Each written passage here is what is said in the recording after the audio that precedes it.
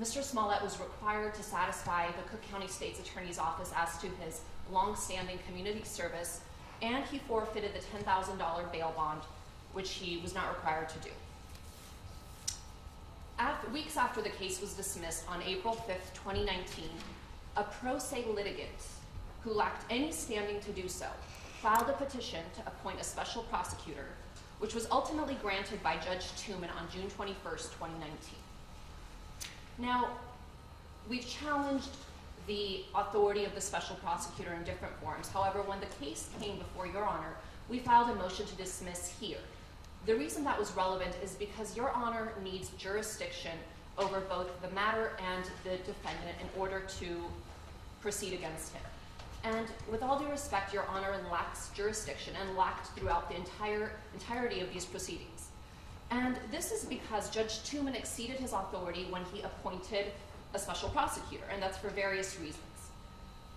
Illinois courts do not possess inherent authority to appoint a special prosecutor in any given case. Rather, the limited authority to appoint a special prosecutor is derived from statute, and it allows the court to appoint a special prosecutor in only 3 discrete situations. The first is when the state's attorney is unable to fulfill her prosecutorial duties.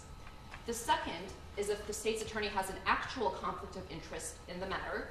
And the third is when the state's attorney files a petition for recusal. Now, Judge Tooman found that the first of these two were not applicable in this case, and he granted the appointment of a special prosecutor on the third scenario. However, there was no petition for recusal filed in this case, and that's an undisputed fact. In fact, when Sheila O'Brien filed her petition for appointment of a special prosecutor, State's Attorney Kim Fox came forward and she expressly and unambiguously stated that she did not intend to formally or legally recuse herself. But the court nonetheless concluded that what she intended was basically an unconditional legal recusal. Now, subsection A-15 of the statute authorizing the appointment of a special prosecutor doesn't contain a provision which says the court can infer or interpret from the state's attorney's actions whether the state's attorney intended to recuse herself. Rather, the provision is explicit that the subsection only applies when the state's attorney files an actual petition for recusal, which Kim Fox did not do in this case. Because the filing of a petition for recusal is an express statutory prerequisite to the appointment of a special prosecutor under subsection A-15, Judge Tooman exceeded his authority and violated the doctrine of separation of powers by usurping the role of the legislature and essentially redrafting the statute authorizing the appointment of a special prosecutor. Now, to compound matters, Sheila O'Brien also didn't have any standing to file the petition, and the court was not authorized to grant the appointment based on her petition. Now, the language in the special prosecutor statute is very clear as to who is allowed to petition the court for the appointment of a special prosecutor. The language is unambiguous and provides that only the court, the state's attorney, or a quote-unquote interested party may petition the court for the appointment of a special prosecutor.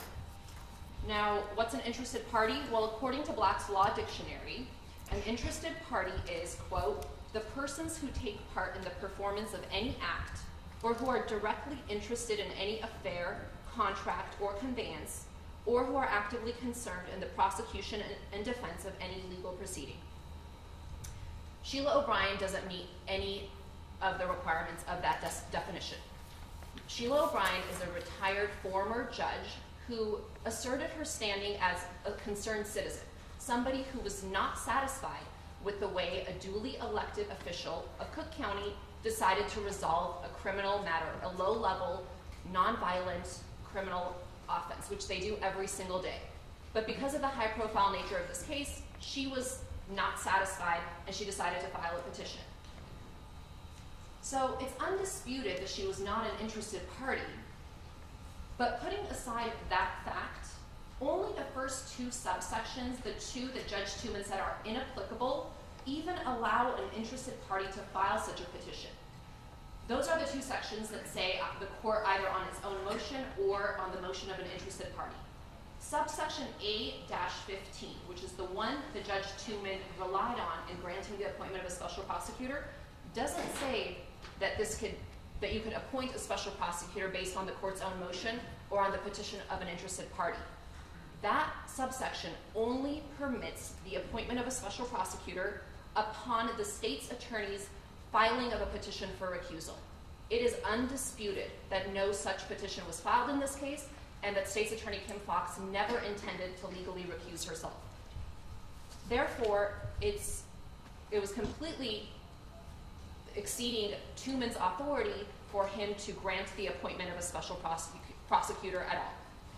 Now, he also misapprehended the law when he ruled that the informal recusal by Kim Foxx rendered the entirety of the proceedings from Mr. Smollett's initial arrest all the way through the dismissal of the charges against him null and void. And none of the cases cited by Judge Tooman in his order actually support the court's conclusion that the proceedings against Mr. Smollett are null and void, that the prior ones were null and void. Rather, those cases, and particularly People v. Woodall, and that's 333 Ill App 3rd 1146, that's a 2002 case, makes clear that even if there had been a defect in the authority to prosecute Mr. Smollett, the only person who could properly challenge the validity of the proceedings would be Mr. Smollett, and he clearly did not do so.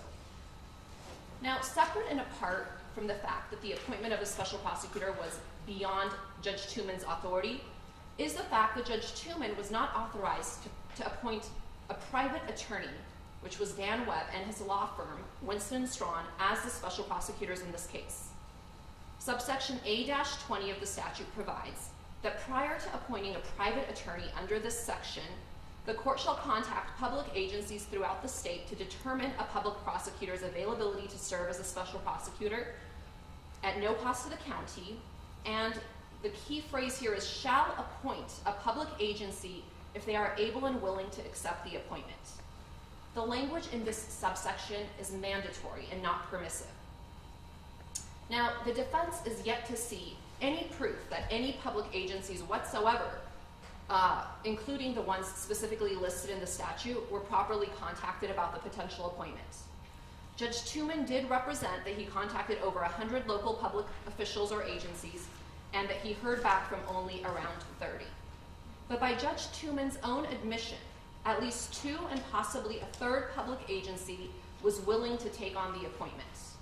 However, without any explanation, Judge Tooman unilaterally decided that none of these 3 public agencies were quote-unquote able to do so, despite their representations to the contrary. The statute is very clear that the court shall appoint a public agency if they are able and willing to accept the appointment. It's only if after all public agencies have been exhausted and all are unable and unwilling to accept the appointment that the court can then appoint a private attorney, such as Dan Webb and his firm.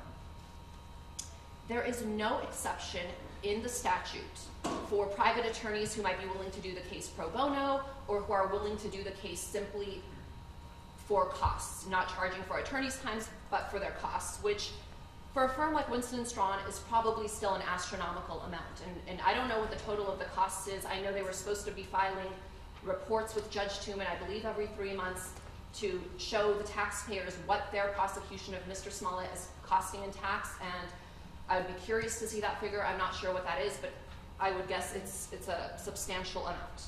But regardless, that is not contained within the statute.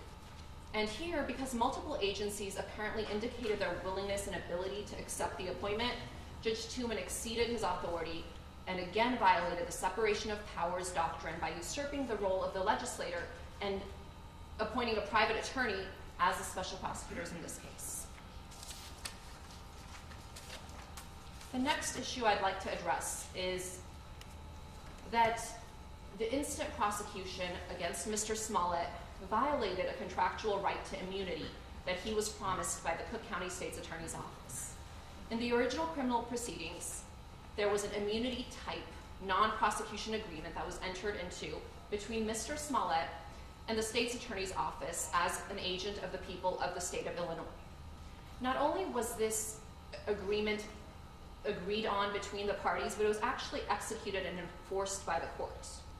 And it's something that's already been executed. This isn't something where they could renege because it's yet to be performed by either side, but this was actually executed by Mr. Smollett. And the state's promise to Mr. Smollett was that after he satisfied them as to his community service, after he forfeited his $10,000 in bail bond, that the state would not further prosecute him in connection with the January 29, 2019 attack on him. And here we are again in another case instituted, it might be by different attorneys, but it's on behalf of the state of Illinois.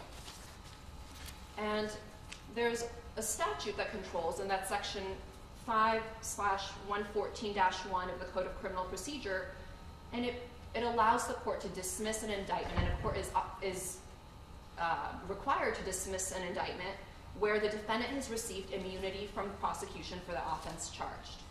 And indeed, Illinois courts have consistently dismissed indictments that violate this section.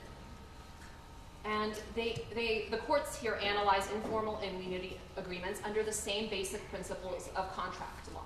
So Mr. Smollett here performed his side, and he was entitled to the benefit of the bargain he made with the state's attorney's office on behalf of the state of Illinois, and that was violated.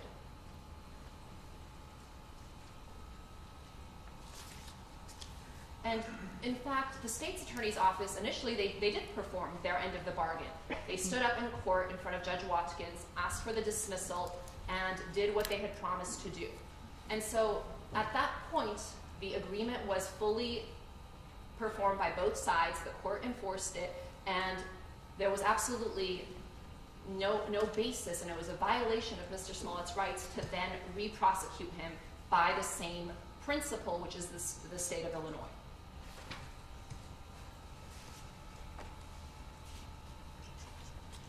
And there's important policy considerations for this, and the Starks Court, which is People v. Starks 106 Ill 2nd 441 1985, that's an Illinois Supreme Court case, and the Supreme Court in that case explained the significant policy considerations for this rule, and I quote, "The prosecution must honor the terms of agreements it makes with defendants. To dispute the validity of this precept would surely result in the total nullification of the bargaining system between the prosecution and the defense. Therefore, this court believes that if the prosecution did make an agreement with the defendant, it must abide by its agreement in this case." And there's one narrow line of exceptions that applies, and that's in an event of a plea agreement. Obviously, there was no such plea agreement in this case, and Mr. Smollett's present case fits squarely within Starks. And his due process rights have been violated as a result of the instant indictment because he was promised not to be hauled back into court, and that's exactly what happened here. And aside from having to face a second prosecution, he faced all of the things that are attendant with that, from the expense and emotional turmoil and everything else that the second prosecution has entailed.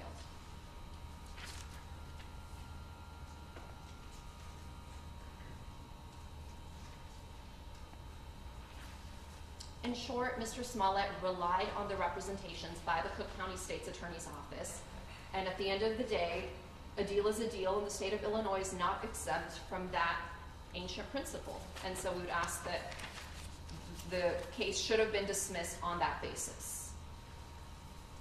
Now, the next issue I'd like to address is the double jeopardy. And we had briefed this before. The court's very familiar with our position on this, but just in brief to highlight a few of our points. The double jeopardy clause does not just prohibit double prosecutions, it also prohibits double punishment. And to punish somebody twice for the same thing is a violation of the Fifth Amendment. And here, Mr. Smollett was clearly punished in the prior criminal proceedings by the imposition of a criminal penalty. Now, certain people may disagree with the severity of that punishment. They may not think that was a just result, but it doesn't take away from the fact that he was criminally punished. And even the Office of the Special Prosecutor, at the outset of the case, when they filed the new indictment, they issued on February 20th, 2020, something called an information release. And in that information release, Dan Webb himself acknowledged that Mr. Smollett had been punished during the prior criminal proceeding. And I quote him when I say that Mr. Webb stated that the only punishment for Mr. Smollett was to perform 15 hours of community service and requiring Mr. Smollett to forfeit his $10,000 bond as restitution to the city of Chicago. Those are Mr. Webb's words, not mine. And he said the only punishment. So he acknowledged that Mr. Smollett had been punished. But again, he wasn't satisfied with that punishment. And that's exactly what the double jeopardy clause is meant to prevent, second guessing of one prosecutor's discretion by another prosecutor. And that's exactly what happened in this case. There was absolutely no rational, non-punitive reason for Mr. Smollett's $10,000 bond forfeiture other than to serve as punishment. Upon the dismissal of the case, his bond normally would have been returned to him, less any bail costs, which would not exceed $100. However, despite Mr. Smollett's full compliance with all bail conditions, the forfeiture of his bond was required as a condition of the dismissal of charges against him. Therefore, this was obviously intended to punish him and serve deterrent purposes. And finally, the fact that he was not convicted of any crimes in the initial prosecution doesn't affect the analysis. In a case decided over 140 years ago, the United States Supreme Court explained, and I quote, "The compromise pleaded must operate for the protection of the distiller, in that case, against subsequent proceedings as fully as a former conviction or acquittal. He has been punished in the amount paid upon the settlement for the offense with which he was charged, and that should end the present action, according to the principle on which a former acquittal or conviction may be invoked to protect against a second punishment for the same offense. To hold otherwise would be to sacrifice a great principle to the mere form of procedure and to render settlements with the government delusive and useless. And for those reasons, the indictment against Mr. Smollett should have been dismissed for violation of the double jeopardy clause." And so, again, here we are at following a trial, and we should have never been here to begin with. There were various critical errors that permeated these proceedings, and the charges against Mr. Smollett and the second indictment should have been dismissed at the outset. Respectfully, Your Honor does not have jurisdiction over this matter, and we believe it was legal error to proceed. Now, the second category of errors I'm going to discuss are trial-related errors. And these errors began from the outset of the trial, beginning with jury selection, and they went all the way through closing arguments and even jury deliberations. And again, I'm not going to go through all 13 of the errors that we outlined in our papers, but I will highlight some of the critical ones that violated Mr. Smollett's constitutional rights. I think everyone can agree that this was one of the most high-profile cases in recent history. There was an immense amount of prejudicial pretrial publicity and an overwhelming presumption of Mr. Smollett's guilt long before a single piece of evidence was ever presented in a court of law. And this was in part due to a national press campaign by the former police superintendent, Eddie Johnson. And he went on national television on various networks, and he made blatantly false allegations of what the evidence in this case was. And there were three in particular, and these issues were never raised at trial because that's just not what the evidence was. Eddie Johnson went on TV and he said Mr. Smollett did all of this because he was dissatisfied with his salary on Empire. That was completely a false assertion. That there was zero evidence of that whatsoever. But he went out there and said that and put that in the potential jury pool. He also said that Mr. Smollett had sent himself the letter. Mr. Smollett fully cooperated. He gave his DNA, he gave his fingerprints to the FBI, not to CPD, but he did that to the FBI, and there was no connection between him and the letter. That didn't prevent Eddie Johnson from going out there well before this case ever got to trial and tainting the jury pool with that false assertion.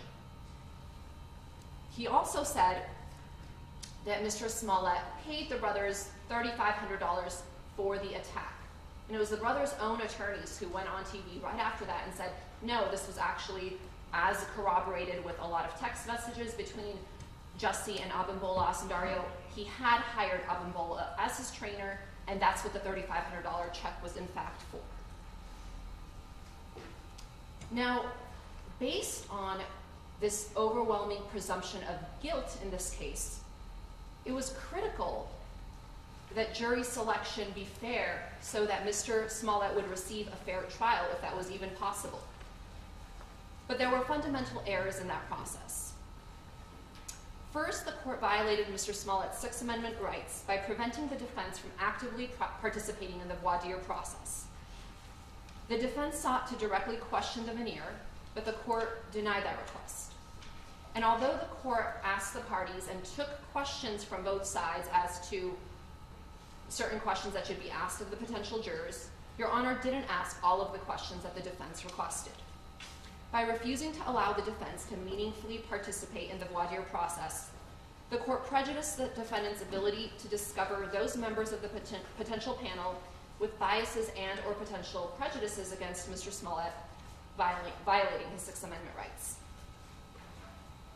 Although the court repeatedly stated that you didn't want to treat this case any different than other cases, this was an abuse of discretion in this case because of the prejudicial pretrial publicity, which could not be ignored.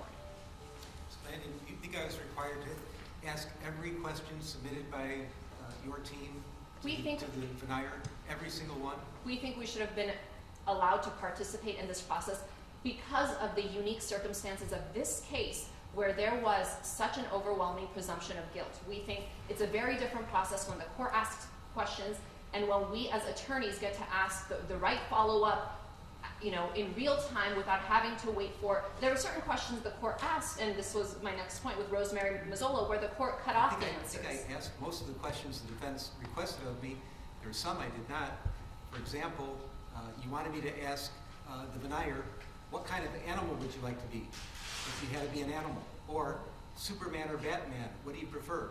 Did you really think I was supposed to ask a veneer when I'm choosing a jury in a criminal case, those kind of questions? We identified certain questions in our motion that we think, I believe there were 4 questions that we thought were critical, not the ones Your Honor just mentioned, but there were important. That was part of the pool of questions I received from you. Right, but there were important questions that were not asked, and the more significant factor is we should have been allowed to question the veneer in this case. Again, I'm not saying in every case. I respect that Your Honor doesn't do that in a lot of other cases. However, this case is obviously unique. Mr. Smollett, unfortunately for him, has not been treated like anyone else charged with Class 4 felonies. He's been disadvantaged at every turn, and his jury selection. I pick a jury in this case the same way I pick a jury in a murder case.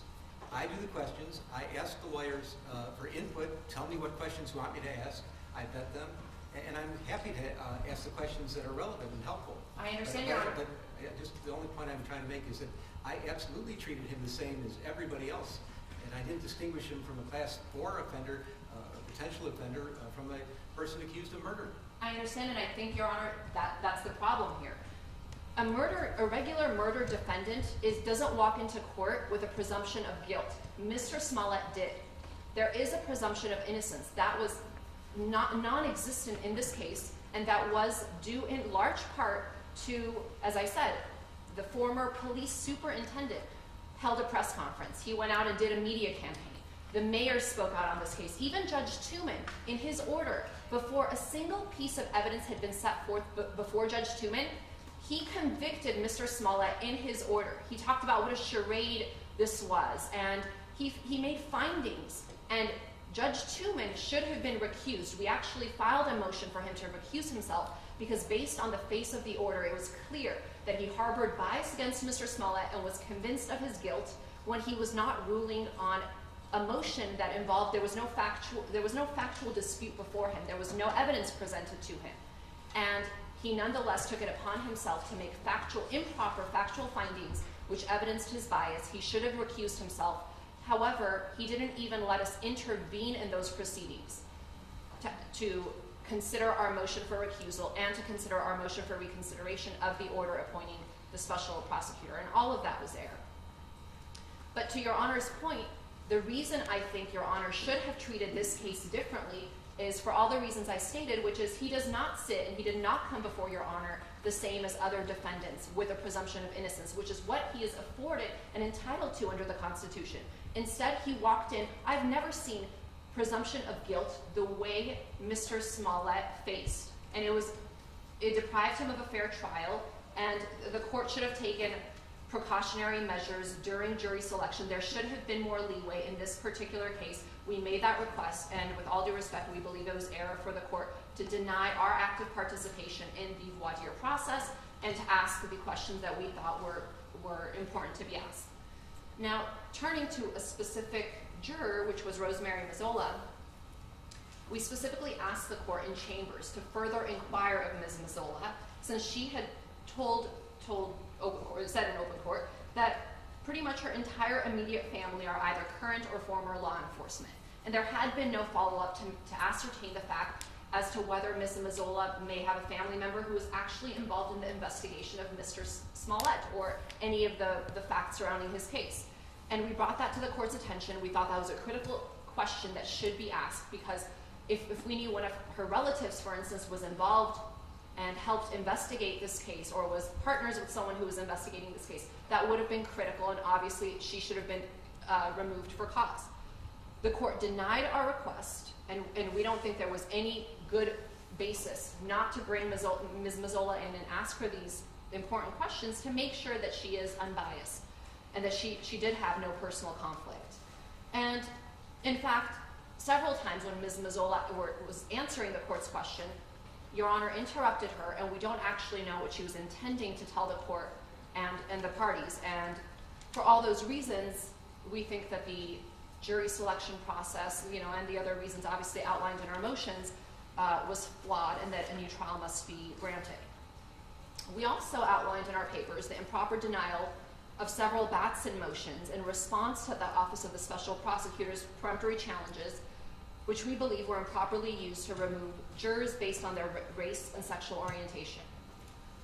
Now, I'm not going to detail each of the peremptory challenges that we've outlined in our papers, but in short, anybody looking at this jury can tell that it was not a jury of Mr. Smollett's peers in Chicago. And we think that these significant issues during jury selection deprived Mr. Smollett of his constitutional right to a fair trial, and the remedy is to grant him a new trial. I'm next going to address the issue of prosecutorial misconduct. And this relates to an independent eyewitness, Anthony Moore, who was working as a loss prevention officer for the Sheraton on the night Mr. Smollett was attacked. Now, Mr. Moore does not know Mr. Smollett personally. He was a completely independent witness that police on their own interviewed multiple times. And Mr. Moore spoke to the detectives on at least 3 occasions, including on February 2nd, 2019, and on February 27, 2019 at Area Station. On each of these occasions, Mr. Moore unequivocally told police that around 2 a.m. as he was doing his rounds at the Sheraton, he saw 2 men running towards him from the area where the attack occurred. He said he flashed his flashlight on the first man's face, and he saw a white male wearing a ski mask. Mr. Moore could not see the second man's face. And Mr. Moore was entirely consistent with his repeated descriptions, and he never expressed any doubt as to what he saw. In fact, when asked to view a photo lineup at the station with only black men included, Mr. Moore told officers that the man couldn't be in the lineup because the man he saw was white. This description of a white male wearing a ski mask was exactly what Mr. Smollett had seen and described to officers. Mr. Moore was a key defense witness, as his testimony provided at the very least reasonable doubt that Mr. Smollett was truthful in his account of what he saw that night. Now, a year later, on January 29th, 2020, prosecutors from the Office of the Special Prosecutor met with Mr. Moore for a lengthy period of time, and they chose not to video record this interview. At trial, Mr. Moore testified that at this meeting, they showed him the CPD's evidence against Mr. Smollett, including surveillance footage and pictures of the Ascendario brothers, who they said were Mr. Smollett's attackers. Mr. Moore testified at trial that he felt, quote unquote, pressured and threatened to say he saw something he didn't see. And exhausted after hours of telling prosecutors something they did not want to hear, he eventually signed a statement saying he could have been mistaken when he saw a white man, because maybe when he flashed the flashlight on his face, it was the reflection from the light that made him think that the individual was white. There was absolutely no reason for the Office of the Special Prosecutor to try to taint an independent eyewitness's clear memory of an event by showing him their version of the evidence and trying to scare him that he would be committing perjury if he testified consistent with his own independent memory of what he saw. This form of intimidation constitutes egregious prosecutorial misconduct and violates Mr. Smollett's fundamental right to present witnesses in his defense. By having Mr. Moore change his statement in writing, not only did the Office of the Special Prosecutor try to disqualify Mr. Moore as an exculpatory defense witness, they actually tried to obtain false incriminating evidence against Mr. Smollett. Although Mr. Moore, on the stand, tried to explain the reasons he gave the written statement stating he could have been mistaken about the skin color of the man he saw, the prosecutorial misconduct inevitably discredited Mr. Moore. And this flagrant misconduct constitutes reversible error. Now, the OSP's argument on this issue is really, it's the adage, the best defense is a good offense. They claim in their papers that the defense engaged in gamesmanship and, quote, manufactured prosecutorial misconduct. More outrageously, they claim that Mr. Moore committed perjury when he told the truth. This is belied by the undisputed record, which is that Mr. Moore gave police consistent accounts of what he saw, which is a white man wearing a ski mask, on multiple occasions close in time to the incident. Now, although the Office of the Special Prosecutor presumes that the defense was aware of this prosecutorial misconduct prior to trial, that's simply a false assumption on their part. While Mr. Moore had been identified as a potential defense witness from the start based on his exculpatory statements to police, we only interviewed Mr. Moore for the first time on Friday, December 3rd, just days before he gave his testimony that Monday. And there was no statement to provide to them pursuant to Rule 413D. We had him on our witness list as a potential witness. As Your Honor knows, the defense never knows until well into the trial whether you're even putting on a defense case. We knew he had always consistently said he saw a white male, so that's why he was on our witness list. And the decision was made mid-trial that we did want to, in fact, pursue calling him as a defense witness, and we spoke to him briefly. We interviewed him to see why he changed his statement, because it had been very clear that he consistently said one thing, and then a year later, after meeting with the special prosecutors, changed his story a little bit. He was careful in how he did it. He didn't say, I'm wrong, but he said, I may have been mistaken, because again, he wanted to be truthful. And the special prosecutors now say, oh, this was perjury, and the defense suborned perjury. Nothing is farther from the truth, and if the OSP actually believed that, they would have cross-examined him on what happened actually during these meetings. Not only would they have cross-examined him, they could have put up a witness to impeach him who was present during that meeting to say, actually, that's not what happened. They didn't do either of those things. And of course, they could have charged him with perjury, but they won't do that because he was not lying and he was telling the truth. One way or another, this was an egregious violation brought by the special prosecutor's office. They should have been disqualified when we made the request, and a motion for a new trial is required on that basis. And unfortunately, this isn't limited to Mr. Moore.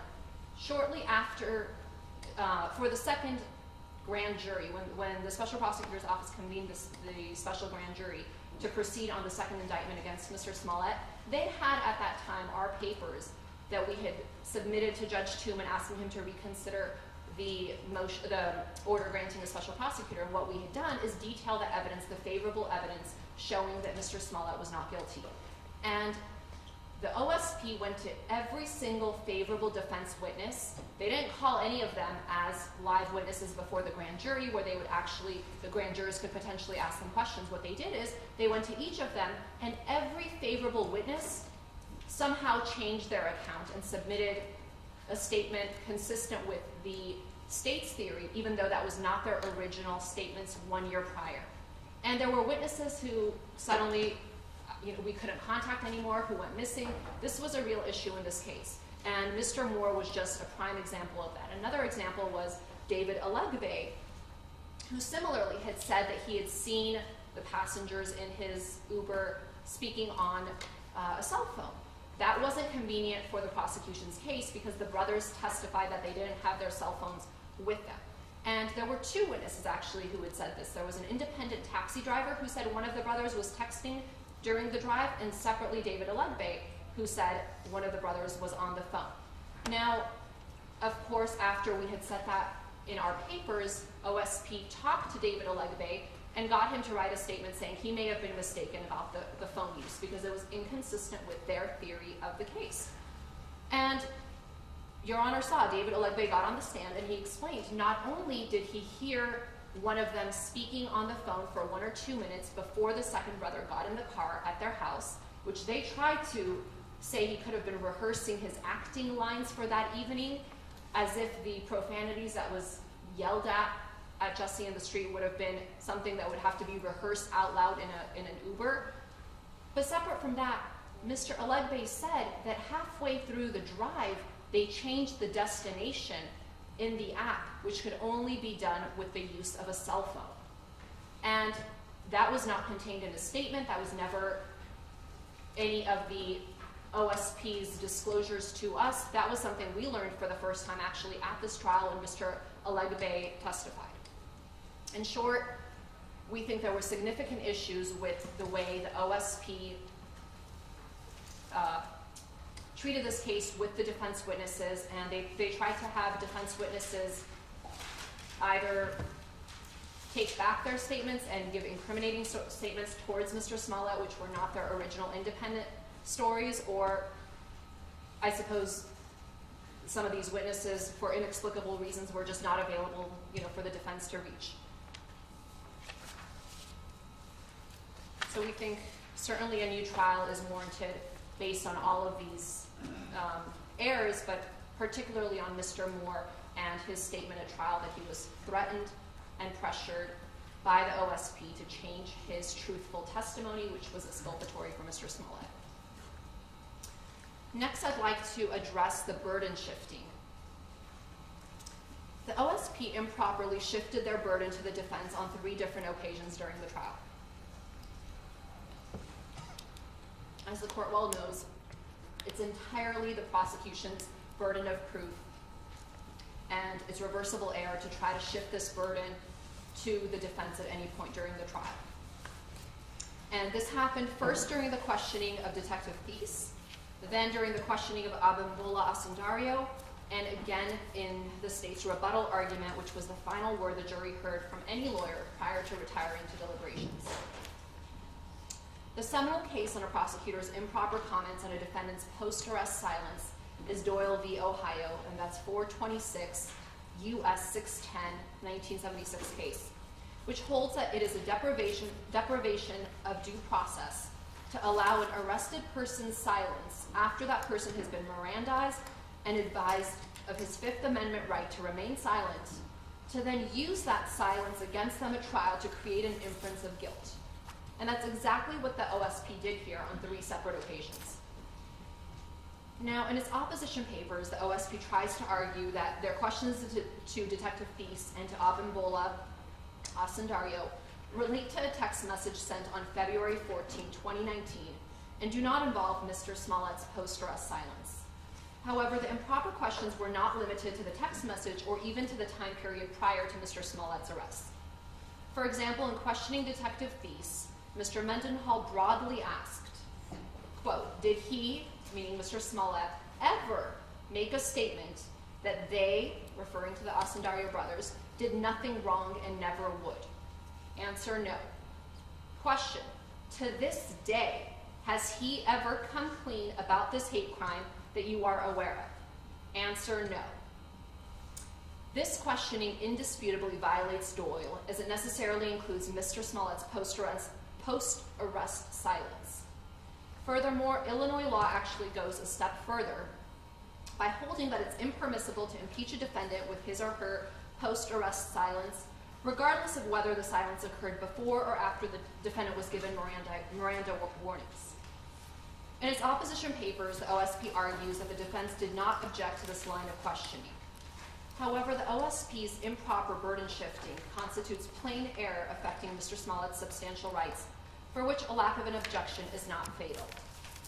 Similarly, during the direct examination of Abimbola Osundario, Dan Webb asked him whether Mr. Smollett ever made a statement to the public where he admitted that the hate crime was a hoax. The defense did object to this question, and the court sustained the objection. Similar to Mr. Mendenhall's questions, which were not limited to the text message or even to the time period prior to Mr. Smollett's arrest, Mr. Webb's question is equally problematic. Now, the OSP argues in its opposition papers that the word statements to the public somehow makes Doyle inapplicable. This argument is frankly ridiculous, as any public statements by Mr. Smollett would have been used against him if he testified at trial, the same as if he had made those statements to police. Here, this entire case hinged on the credibility of Mr. Smollett and of the Osundario brothers. By improperly commenting on Mr. Smollett's failure to tell the police or the public that the Osundario brothers did nothing wrong, or to quote-unquote come clean, the OSP violated Mr. Smollett's due process rights and his Fifth Amendment right to remain silent by improperly trying to shift the burden of proof to him. The OSP engaged in further burden shifting during its rebuttal argument, which was particularly prejudicial because it was the last time the jurors heard from any lawyer in this case. During rebuttal, Mr. Mendenhall stated, quote, "Mr. Uche gave you no evidence of any video that was missing."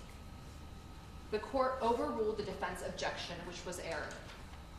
In its opposition papers, the OSP tries to minimize this error by arguing that this was simply a single comment and that it was provoked because defense counsel had argued to the jury that there was a lot of missing data. But that's the prerogative of the defense to argue. Again, it's the state's burden. They put on a lot of surveillance video and they suggested to the jury that they had a complete account from the beginning of the night to the end of the night, and the jury had to be told that these were pieced together, but there was a lot of missing footage. It was proper for the defense to do that. However, it was not proper for the prosecution to put that burden on the defense and ask for the defense to produce the missing surveillance footage, which is simply, again, not our burden to do.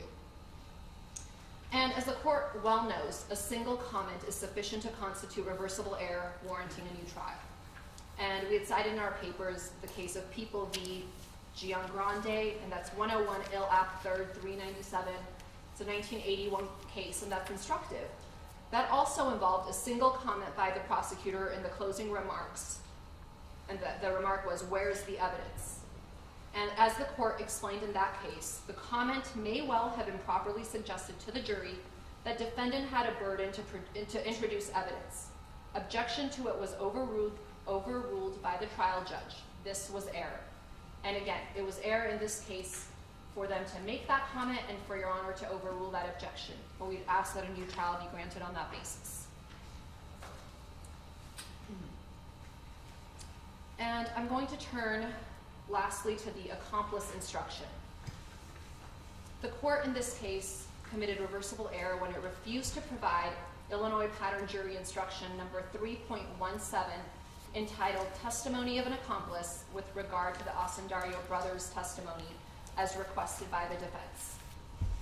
Pattern Instruction 3.17 provides, quote, "When a witness says he was involved in the commission of a crime with the defendant, the testimony of that witness is subject to suspicion and should be considered by you with caution.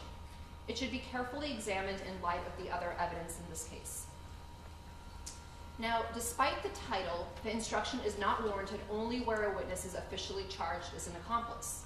Rather, Illinois courts have held that the defendant is entitled to have Instruction 3.17 given to the jury if the witness, rather than the defendant, could have been the person responsible for the crime, or if the witness admits being present at the scene of the crime and could have been indicted either as a principal or under a theory of accountability, but denies involvement. Here, both of those circumstances are present, which required giving the accomplice witness jury instruction. The Osundario brothers were initially arrested because the CPD had not only probable cause, but substantial evidence that they were the perpetrators who attacked Mr. Smollett on January 29, 2019. And since then, in statements to the CPD and sworn statements to the grand jury and at trial, the Osundario brothers admitted to doing everything Mr. Smollett told CPD they did. Confront him on the street, yell racial and homophobic slurs at him, punch him, kick him, pour bleach on him, and put a rope around his neck.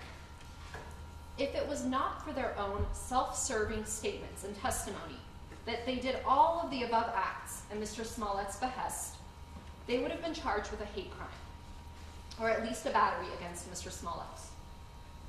Because the Osundario brothers could have been the persons responsible for the attack on Mr. Smollett, pattern instruction 3.17 should have been given to the jury.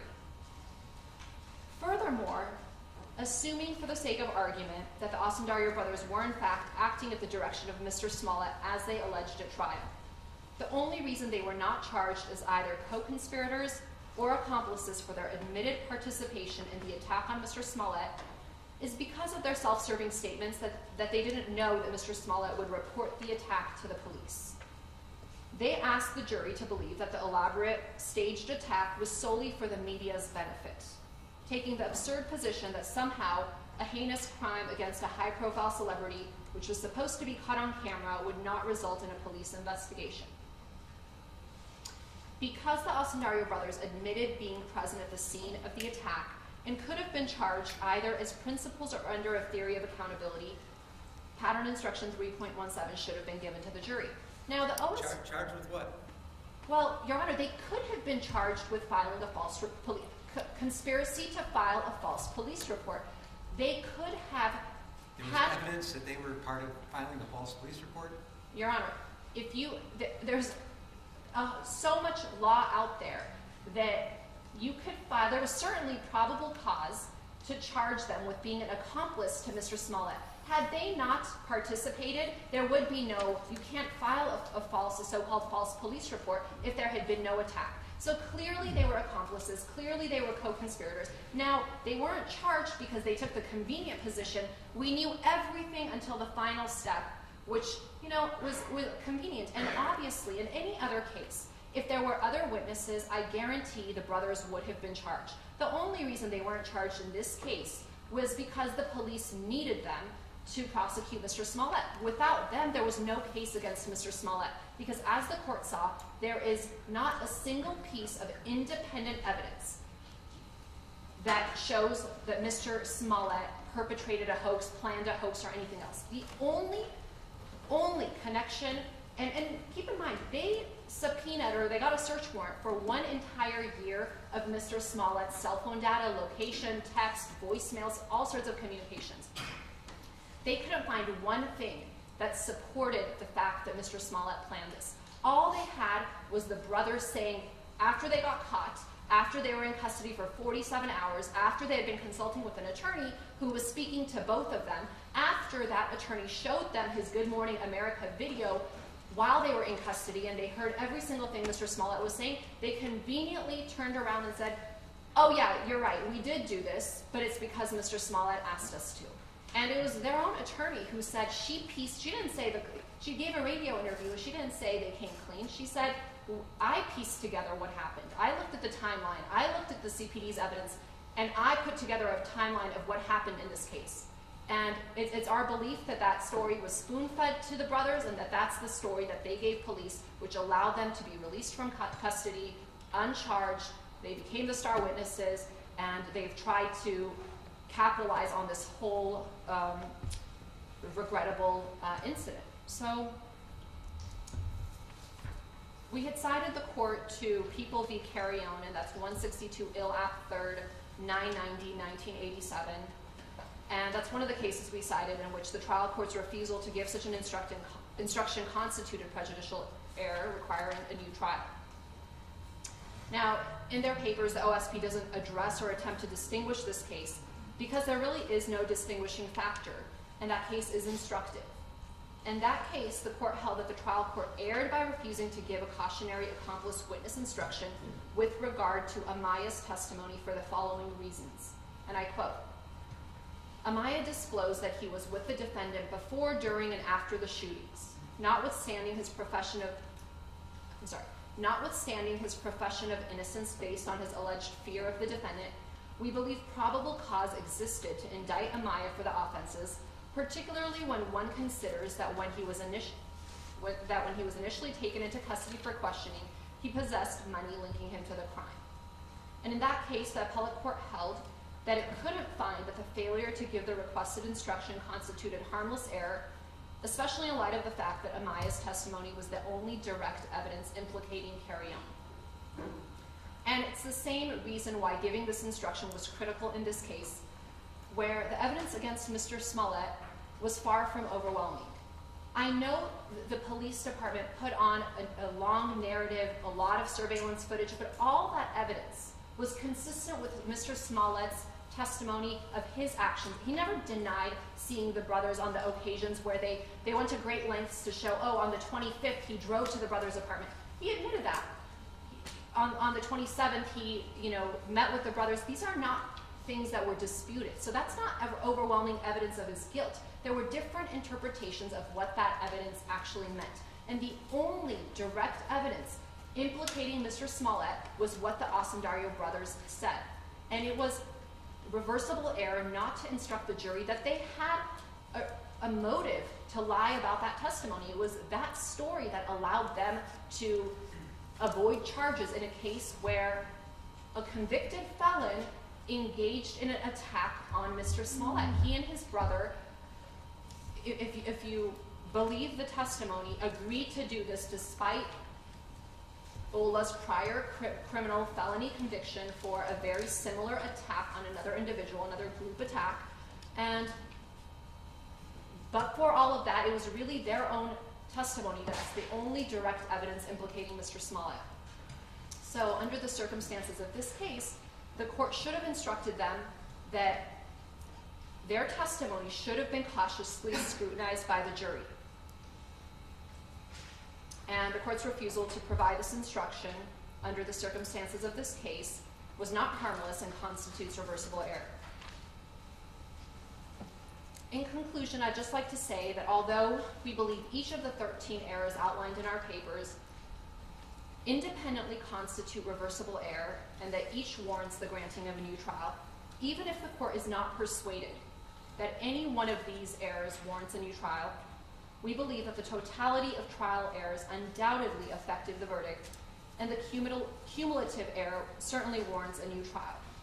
And there's ample authority supporting the grant of a new trial in such cases, and I'll just cite the court to People v. Lettrich, and that's 413 Ill 172. It's a 1952 case where the Illinois Supreme Court reversed the defendant's murder conviction and death sentence.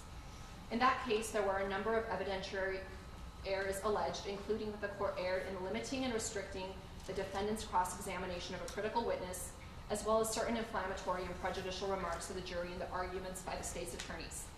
In reversing the conviction and sentence, the Illinois Supreme Court stated that the totality of these errors compel us to the conclusion that this defendant has not had the fair and impartial trial, which is the inherent right of every person accused of a crime.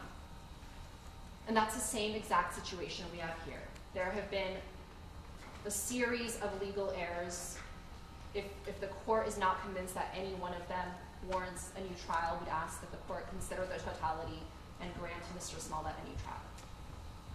Thank you, counsel. Government wish to make a response to the post-trial motion of the defense? We do, Your Honor. Mr. Weaver, you may address the court.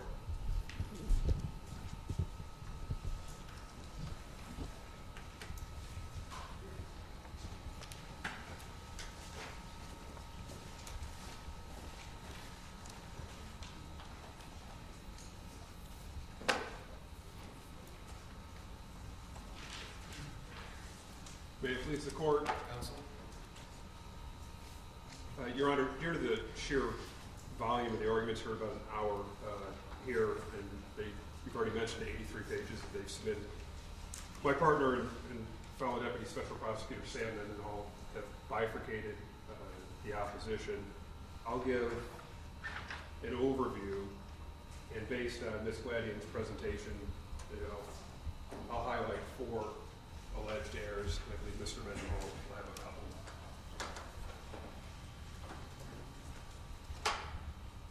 To begin, I'll just start with a blanket statement that for everything prior to November 29,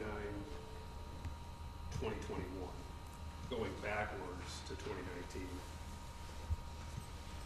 for the alleged errors that they've incorporated by reference in their papers and the preamble to Ms. Gladian's presentation, we universally disagree that there is any error in those prior rulings, and we too, in our opposition and here today, will incorporate by reference our prior responses, briefs, colloquies with the court, arguments presented over the last couple of years on all those issues. And I will not retread them, but the record is clear for the issues that have been presented to Judge Tooman, for which we have been involved, for the issues that have been presented to this court, for which we have been involved, and for the issues that have been presented to the Illinois Supreme Court, for which we've been involved, are all incorporated by reference. At each stage, no matter the court or the judge that have heard it, each one of those prior rulings were proper, required by the law, and none need be nor should be revisited. And since Ms. Gladian brought it up, it probably is a good reminder that my firm of Winston & Strawn and the partnership did take this case pro bono. And our firm did, and Mr. Webb in particular, did shoulder that burden that was called for by the appointment of the special prosecutor. And we did so the entirety of the attorney time free of charge. Not a dime. Limited expenses in the normal court. Judge Tooman's order did allow, and these are things such as court reporter fees, transcript fees, copying fees, those same fees that would exist for the Cook County State's Attorney's Office are expenses for which have been submitted to the county for reimbursement. They are minor compared to the amount of free service that our firm of Winston & Strawn has given to this county and to the citizens and to the judicial system. Mr. Webb's appointment in particular as a special prosecutor was stemmed from Judge Tooman's 2019 June order in order to restore the public's confidence into the integrity of the criminal justice system, was answered by our firm, was answered by Mr. Webb, and you might just recall the 2 directives that required. The first directive to determine whether Mr. Smollett should be further prosecuted. That's what we're here for today. But it shouldn't be forgotten, and I don't believe is, but it's worth remembering that the second directive, whether any person or office involved in the initial Mr. Smollett case engaged in any wrongdoing, our office also did that. And you heard Ms. Gladian talk about certain of those things in our argument, but the OSP did complete a thorough investigation, did have a grand jury seated, did prepare a detailed and comprehensive report as it relates into the Cook County State's Attorney's Office, as it relates to the investigation in the Chicago Police Department, and did so for a total cost of attorney times for $0.00.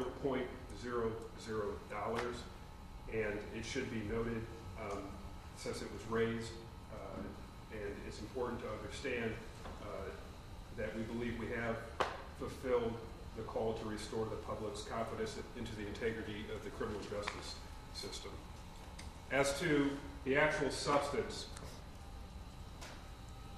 of Ms. Gladian's presentation, and as it relates to the 13, what I'll call macro level alleged errors, although they list a myriad of alleged sub-errors as well. The evidence presented at trial, Your Honor, overwhelmingly established Mr. Smollett's guilt beyond a reasonable doubt. And that's reflected in the jurors' unanimous guilty verdict. And nevertheless, Mr. Smollett asked this court for extraordinary relief to overturn the jury's verdict that found him guilty of 5 serious felonies of making false police reports. And in doing so, he raises a variety of alleged procedural, alleged evidentiary errors, both pre-trial and during the trial itself, committed by anyone and everyone involved in this case, except, of course, Mr. Smollett himself or his lawyers. And just a few examples. He's blamed the prosecutors. He's blamed Your Honor specifically. He's blamed your courtroom staff. These are in his papers. He's blamed the Cook County sheriffs in this courtroom. He's blamed the entire Cook County judicial system. He's blamed the Illinois Supreme Court. He's blamed COVID-19. He's blamed the media. He's blamed, quote, political figures. He's blamed witnesses at trial. And he's even blamed the jury itself. Page after page after page of finger pointing and scapegoating. But once that bluster and hyperbole, Your Honor, is excised from that motion, and the examination of the real underlying record is undertaken, it clearly reveals that each of the alleged errors is 1, meritless, 2, it is riddled with distortions of the actual record, and 3, frequent misapplication of controlling Illinois law. But most important, none of those alleged supposed errors remotely would rise to the level of 1, requiring overturning the juror's unanimous verdict, nor 2, the issuance of a new trial. As it relates to the alleged errors where Mr. Smollett seeks a judgment notwithstanding the verdict, here's what you didn't hear. You did not hear what the law actually says and what you'll have to weigh today. So I'm going to give it to you. Illinois law mandates that a judgment of acquittal is only appropriate when, quote, a trial court concludes, after viewing all the evidence in the light most favorable to the state, that no reasonable juror could find that the state had not met its burden of proving the defendant guilty beyond a reasonable doubt. And, quote, a motion for judgment notwithstanding the verdict should be granted in instances only where the state's evidence, when viewed in the light most favorable to the state, is insufficient to support a finding or verdict of guilty. Here, Mr. Smollett has not met and cannot meet the incredibly high standard for overturning the jury's verdict, and when viewed in the light most favorable to the state, that's the OSP in this instance, the evidence presented during the almost 2-week trial overwhelmingly,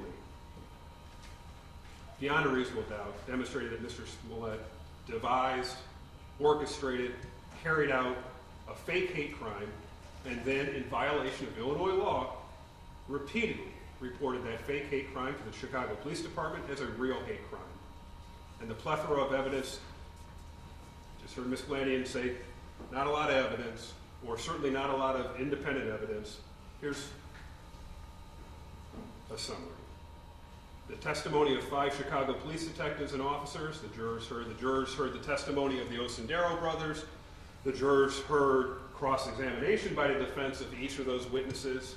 The jurors received into evidence over 40 exhibits, including phone records, text messages, social media evidence, video surveillance, GPS evidence, receipts, and a $3,500 check written by Mr. Smollett to the younger Osendero brother. They heard the testimony of the defendant's 6 witnesses, and they heard Mr. Smollett himself. Hours and hours and hours worth of the defendant's own testimony.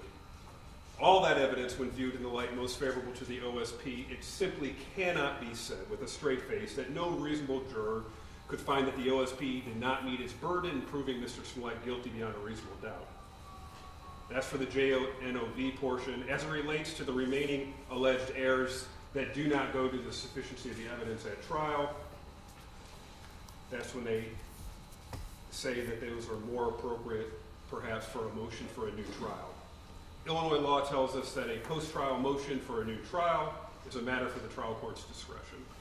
Because none of the alleged trial errors you've heard or seen in their papers have any merit, this court should exercise its discretion and deny Mr. Smollett's alternative relief for a new trial. As it relates to the 4 errors I alluded to, Your Honor, that I just to give a counter narrative to, since they were raised. 3 were raised, that's on the voir dire issue, the Batson issue, the accomplice instruction, and then I think it's also important to briefly touch upon one written about but not discussed here, which is the concept of the violation of his public trial rights. I'll just go in the order. Alleged error as it relates to the voir dire. The court's voir dire process was plainly consistent with Illinois law and consistent with Rule 431. Notably, defense counsel didn't raise any objection at trial as it relates to the actual conduction. The rules language, as the court deems appropriate in Rule 431, makes clear that the decision as to whether to allow direct questioning is entirely within this court's discretion.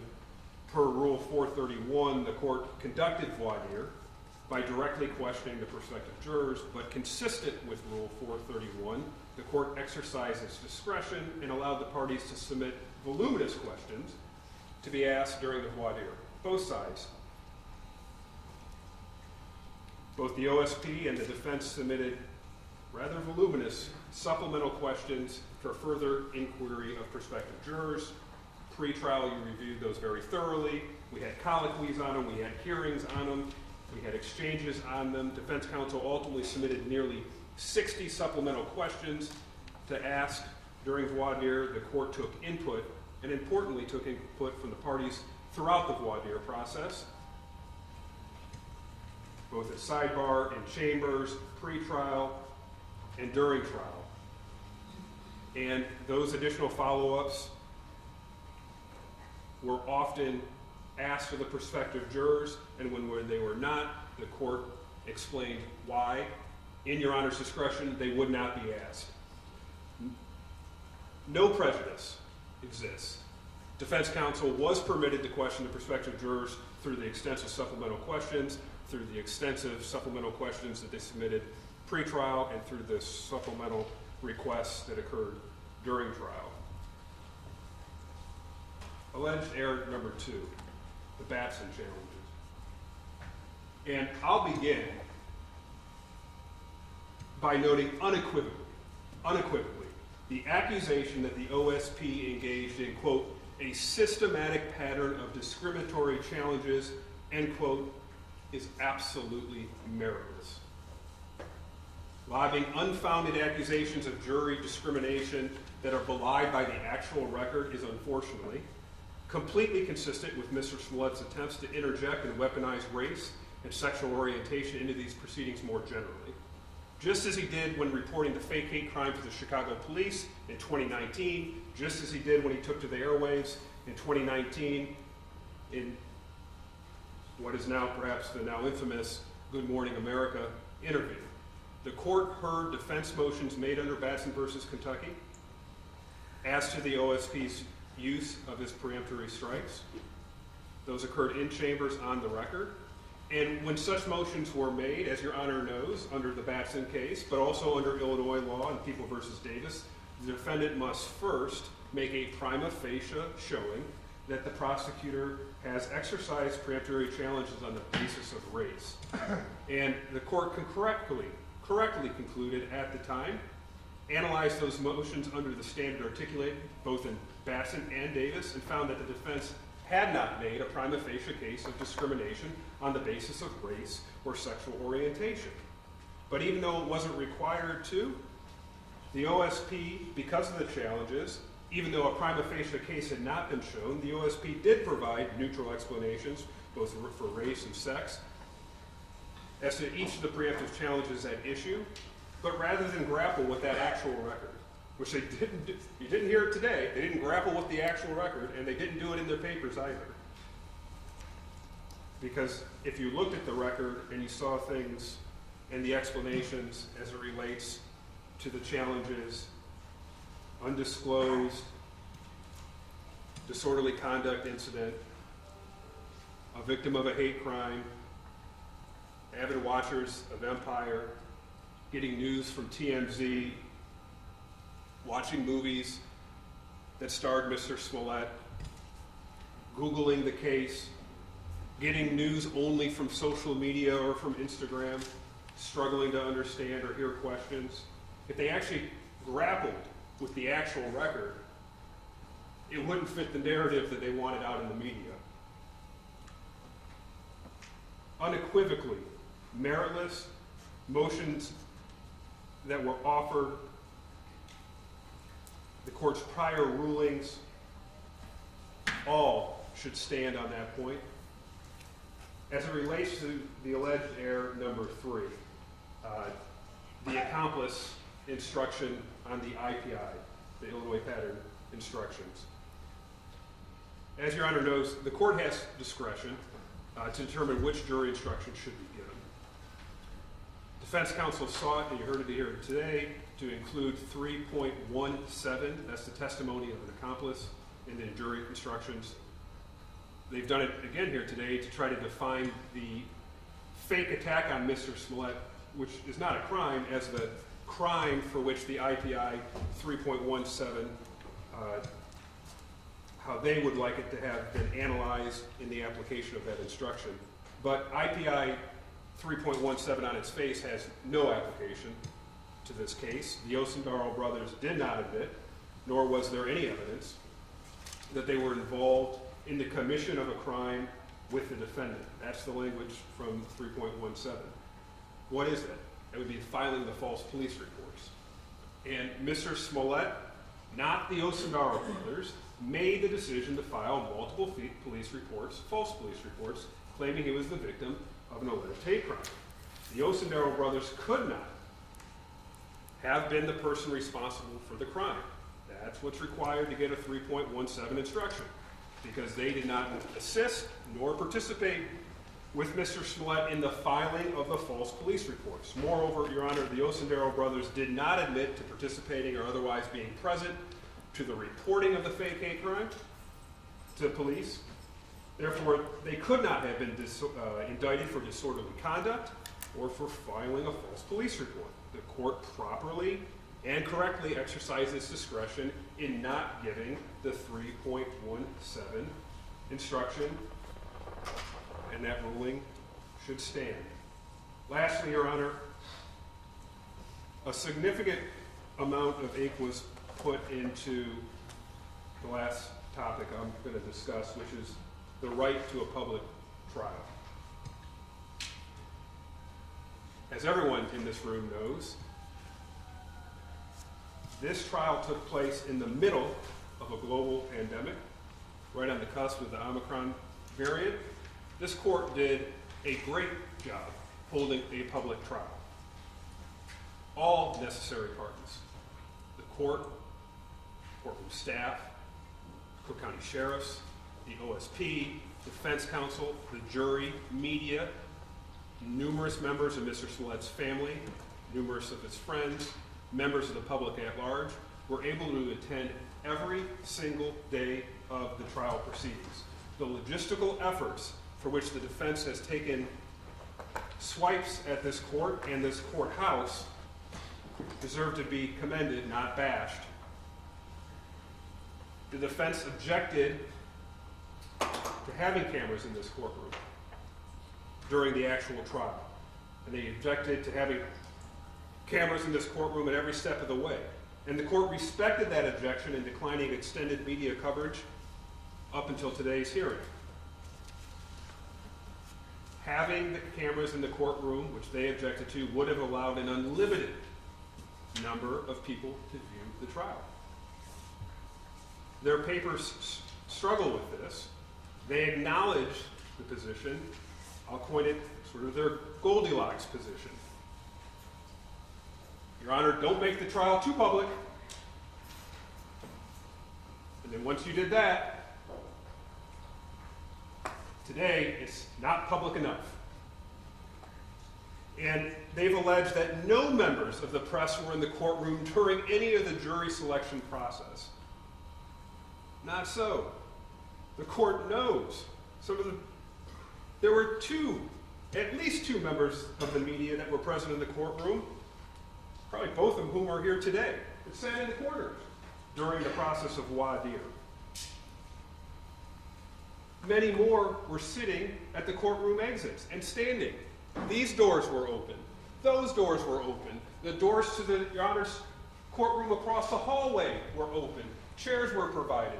And while the sheriffs did a great job trying to get people into seats, there were a lot more people that weren't in seats. And for anyone that actually sat in here, which you did, I did, they did, knows there's a lot of people peeking in and out during the voir dire process. The concept that Your Honor closed the courtroom just belies reality. Your Honor kept the courtroom open. Members of the press were here. They were able to keep account of what was occurring. In fact, were accounting as to what was occurring. It doesn't remotely come close to any violation. The Radford case, which we cite, demonstrates that the course use of the entire courtroom for the veneer, but not for the remaining portion, doesn't call into the question the confidence of the public integrity or impartiality of the court system. Mr. Smollett knows he had family present. They sat right there. They had strategy huddles. They passed numerous notes to his lawyers. They held prayer sessions. You allowed his entire defense team, his PR team, his friends. You never took a head count on them. You were gracious in understanding that the defendant's right to a fair trial had to be weighed against a global pandemic, and it was commendable. You did not err, and you certainly did not violate Mr. Smollett's Sixth Amendment right, and he certainly doesn't deserve a new trial. Generally, but certainly for that specifically. With that, Your Honor, if you have any questions, I'd like to turn it over to Mr. Mendenhall. Mr. Mendenhall?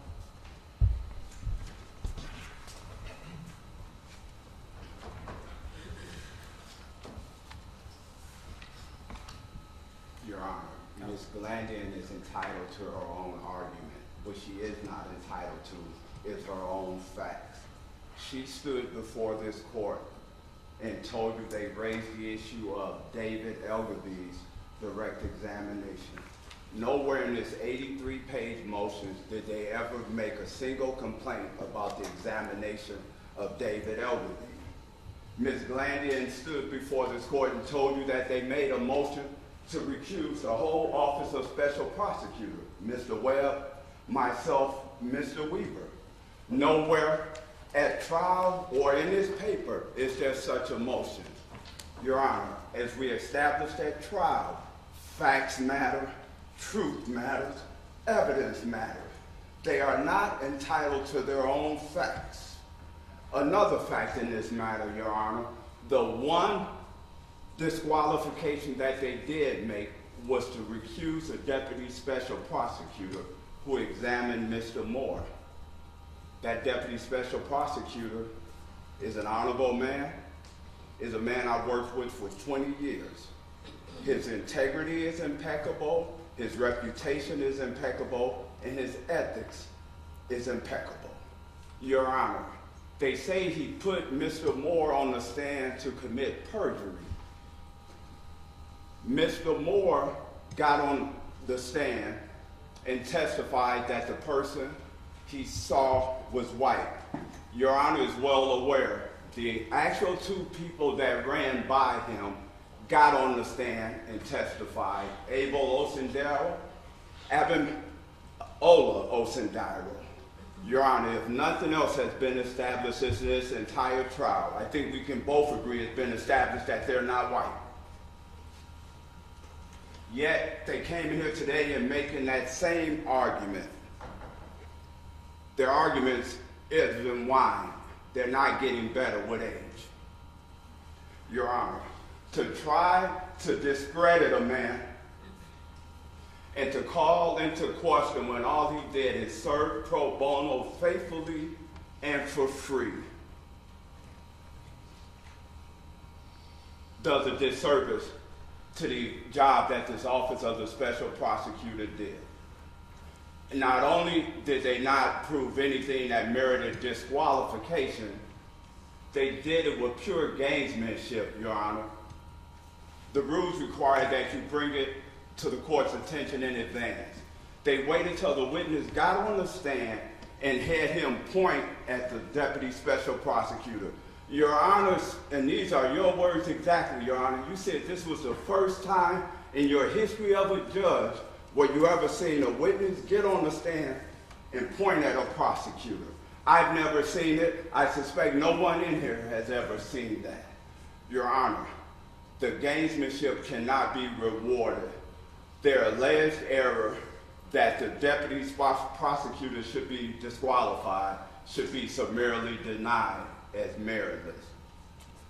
Second point of error, Ms. Glandian raised. She said that the Office of the Special Prosecutor commented on Mr. Smollett's post-arrest silence and post-Miranda silence. We did no such thing.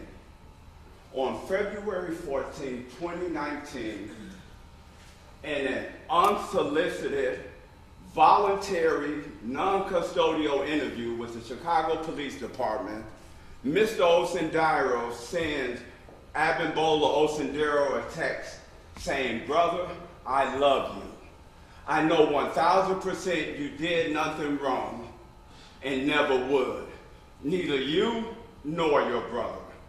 I love you, I stand with you, and I'm going to make a statement making sure everybody knows you did nothing wrong."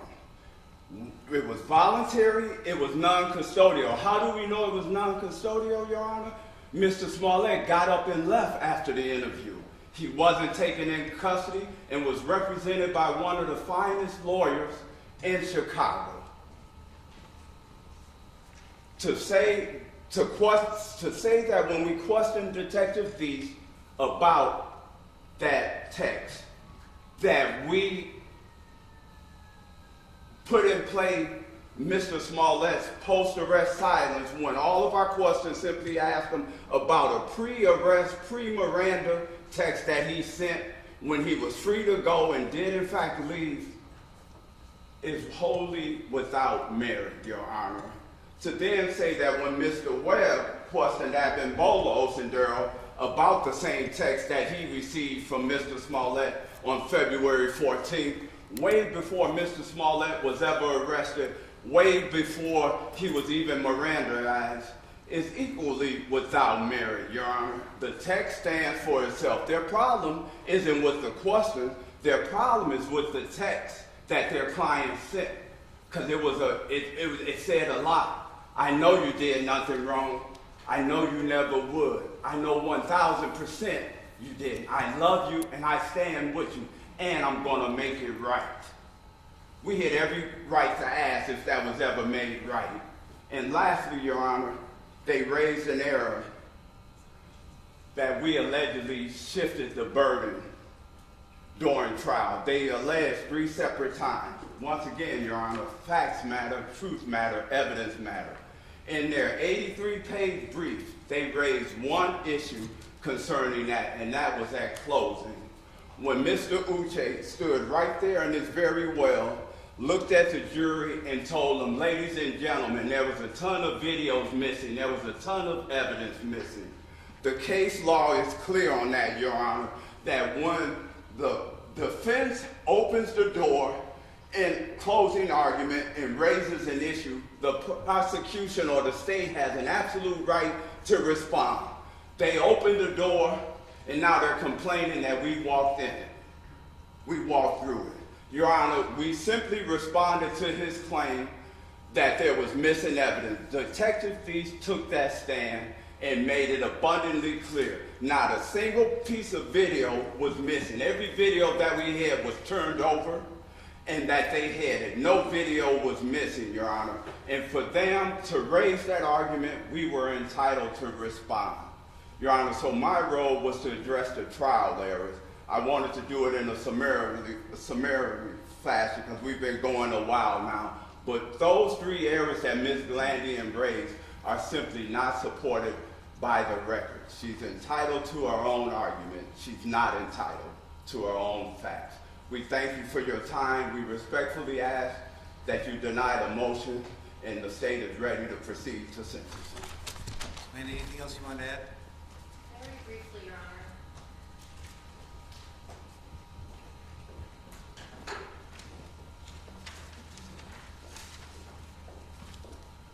Honor, Mr. Mendenhall began talking about the second prong of their appointment by Judge Tooman, which was to see if there was any wrongdoing in the dismissal of the charges against Mr. Smollett in the initial indictment. Now, I know there was some public outcry after the sudden dismissal of the charges. However, the OSP did a thorough investigation, and the one thing they did not find was any misconduct on the part of Mr. Smollett, anybody surrounding him, or his team in the dismissal of the charges against him. And that's critical because that impacts the fact that the agreement should have been honored. Now, whatever may or may not have gone on at the state's attorney's office, whatever the inner workings are, has nothing to do with the expectation that Mr. Smollett had when he entered into an agreement. He performed his part.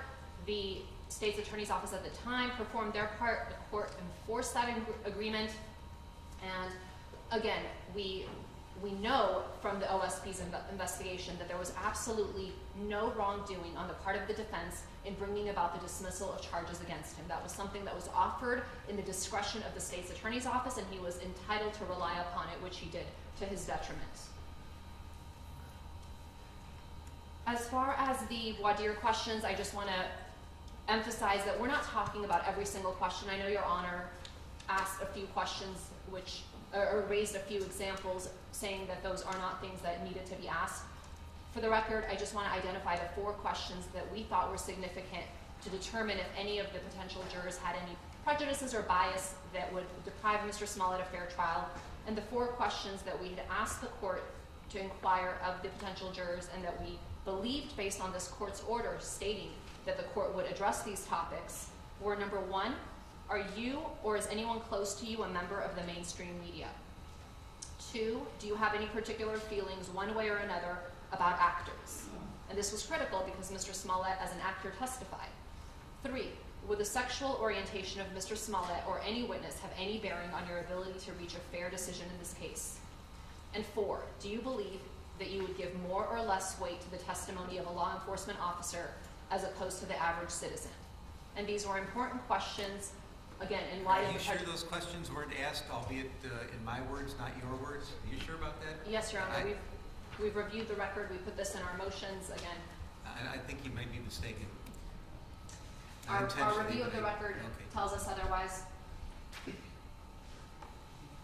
Now, as far as the accomplice instruction, Mr. Weber said that the Osundario brothers could not have been charged with filing a false report because they weren't present when Mr. Smollett reported the attack to police. That is completely absurd. It's like saying somebody can't be charged as an accomplice to murder or a co-conspirator in a murder if they're not physically standing there when someone shoots the gun. It's a silly argument. The Osundario brothers absolutely could have been charged as an accomplice or a co-conspirator. There was probable cause. Despite their denial, they could have been charged. People in courtrooms all across the country are charged every single day with less evidence for conspiracy-based crimes or as an accomplice. They absolutely could have been charged in this case. The CPD and the state's attorney's office made a decision not to charge them because they wanted their testimony against Mr. Smollett, but that doesn't mean they couldn't have been charged, and it doesn't mean that the instruction should not have been given because they do satisfy the requirements necessary requiring that instruction to be given. And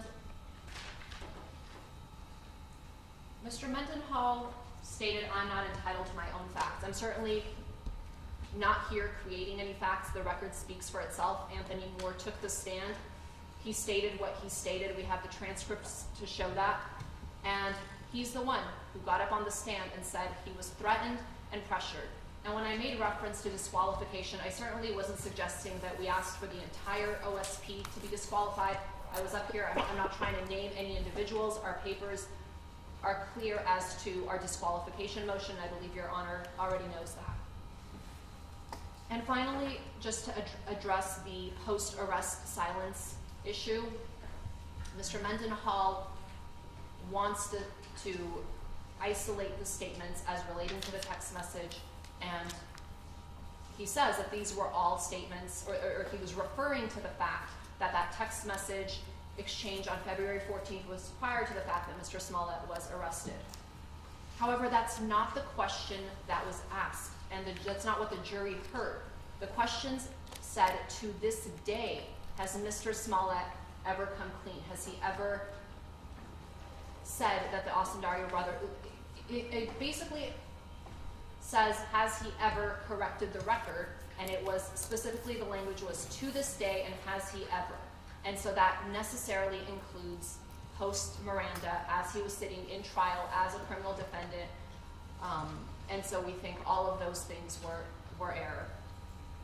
And as far as the burden shifting, Mr. Mendenhall says there was no missing video.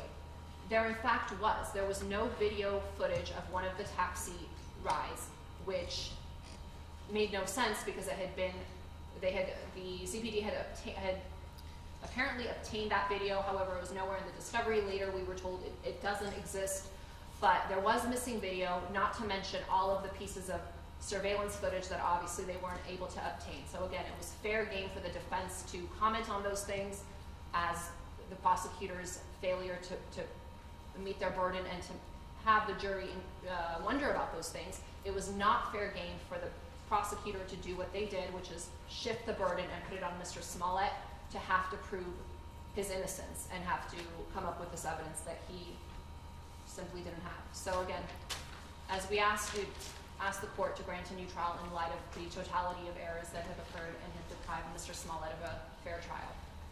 Thank you. Everybody done? Nothing further. Okay.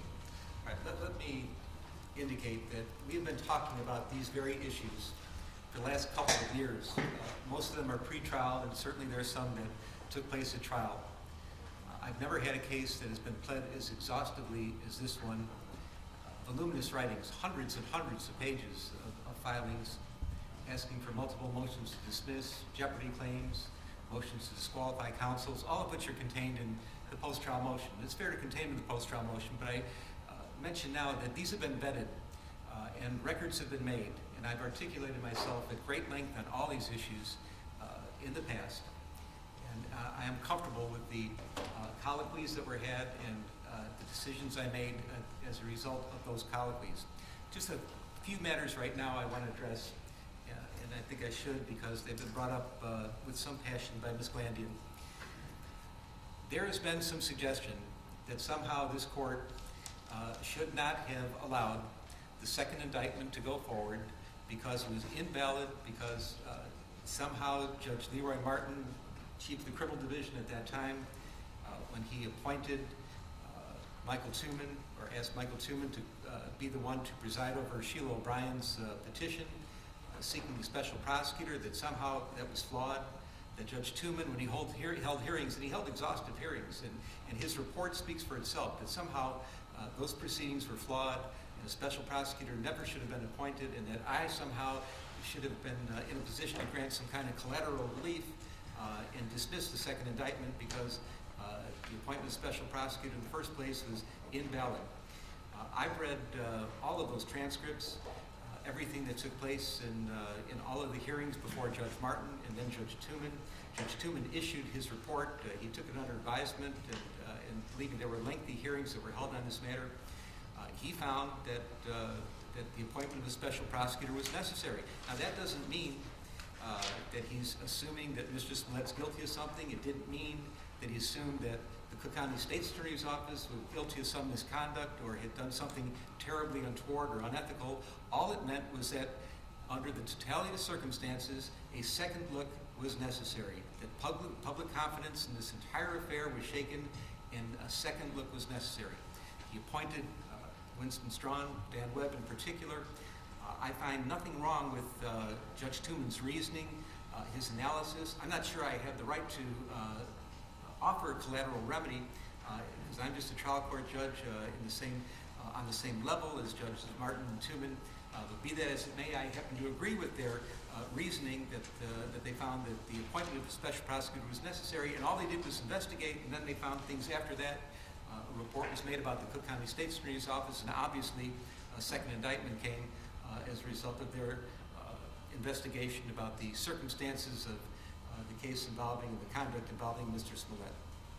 All right, that's that. As to a public trial, we were in COVID.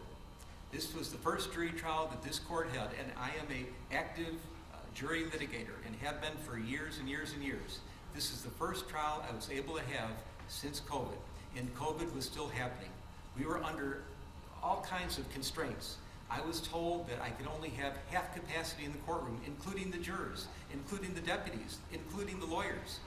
I had multiple lawyers on each side. I think the defense team is 6 lawyers. The prosecution with their staff has even more. I asked the parties, how many seats do you need in the courtroom? The defense came to me at first and they said, we need 42 seats in the courtroom. That's 42 out of 57, including the jurors. I had media requests. The defense told me specifically, I asked them, do you want cameras in the courtroom? Shall this be televised? The defense said, no, we would not like it televised. The prosecution said, we don't take any position, whatever Your Honor decides is fine. But I deferred to the defense. I understood that this is a delicate matter and preferred not to have it on television. So I agreed. There shall be no television. I did the best I could to have a public trial. We did things that we don't normally do. We kept the doors open. We had seats outside the doors that were open. We had seats set aside for the media because I knew that the media would be making this as public as possible. We did have people coming to the courtroom, and ultimately, and there was no limit on the amount of people that were here as family and supporters of Mr. Smollett. So I am confident that I did all I could to give a public trial that the Constitution requires. We were under severe limitations based on the COVID virus. Last thing I want to talk about is the Accomplice Instruction. There's been a lot of talk about this, and I did take this seriously at the time when it was brought up. We have to remember why we are here. Mr. Smollett was indicted for filing a false police report, felony disorderly conduct. Everything about what happened between he and the brothers, the plan that the jury found happened, the scheme to meet on the street and pretend to beat him up and call him names and do the things that they did, none of that's a crime. There was, because Mr. Smollett was consenting to it, not only consenting to it, he had orchestrated it, according to the evidence. There's nothing you could find the brothers guilty of. They didn't commit any crime. The only crime that was at play in this entire scenario was the false police report. When the police were called, the brothers were no longer there. They weren't consulted. They were out of the picture. The problem that Mr. Smollett has are what he said to the police and what the jury found that he said to the police, and that it was patently false. That was the problem. And the brothers had nothing to do with that.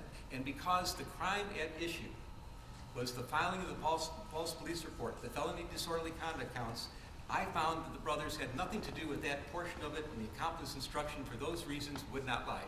And so I just want to put that to rest. And we talked about that at length previously, and I know Ms. Glandian is serious about it, and that's fine, but I see no problem with that.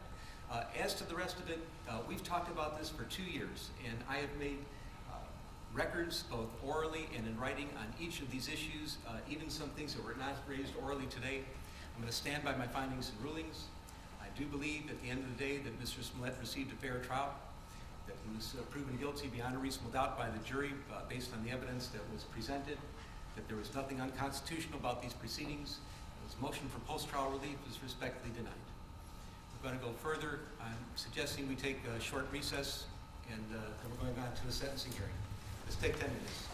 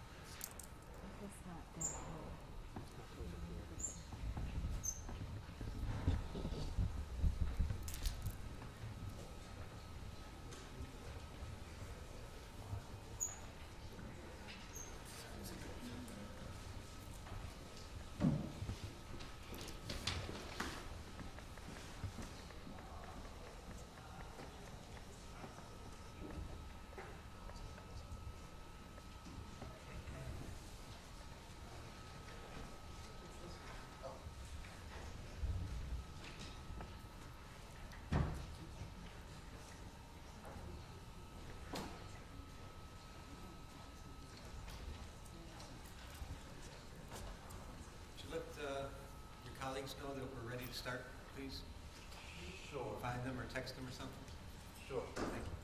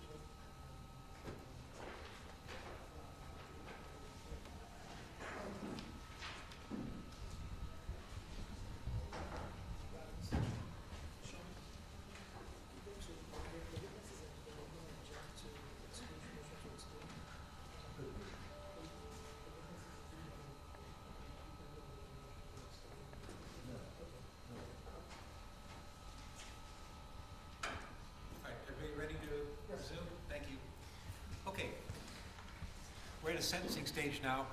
Pre-sentence investigation is ordered and it's been received. Does either side have any corrections they wish to make to the pre-sentence investigation? Your Honor, on behalf of the state, no. Sorry? Any corrections or amendments? No corrections, Judge. All right. Then we'll proceed on further. I will inquire of the government, do you wish to present evidence in aggravation, either witnesses or documentary evidence? The answer is yes, Your Honor. Sure. You may do so. Mr. Mendenhall will be presenting the witness statement. Your Honor, I have a victim impact statement that I would like to, I've been asked to present on behalf of the City of Chicago and Superintendent Brown of the Chicago Police Department. As you correctly pointed out, is of some length, so I tried to condense, and I'm only going to read the relevant portion, but I will point out for the media and for the public watching, the full statement has been filed and made available to the court, as well as defense counsel. So again, Your Honor, the letters on behalf of Stephen Kane, Deputy Corporation Counsel, and David O. Brown, Superintendent, Chicago Police Department. As the jury concluded, Mr. Smollett falsely reported to the Chicago Police Department that he was a victim of a hate crime.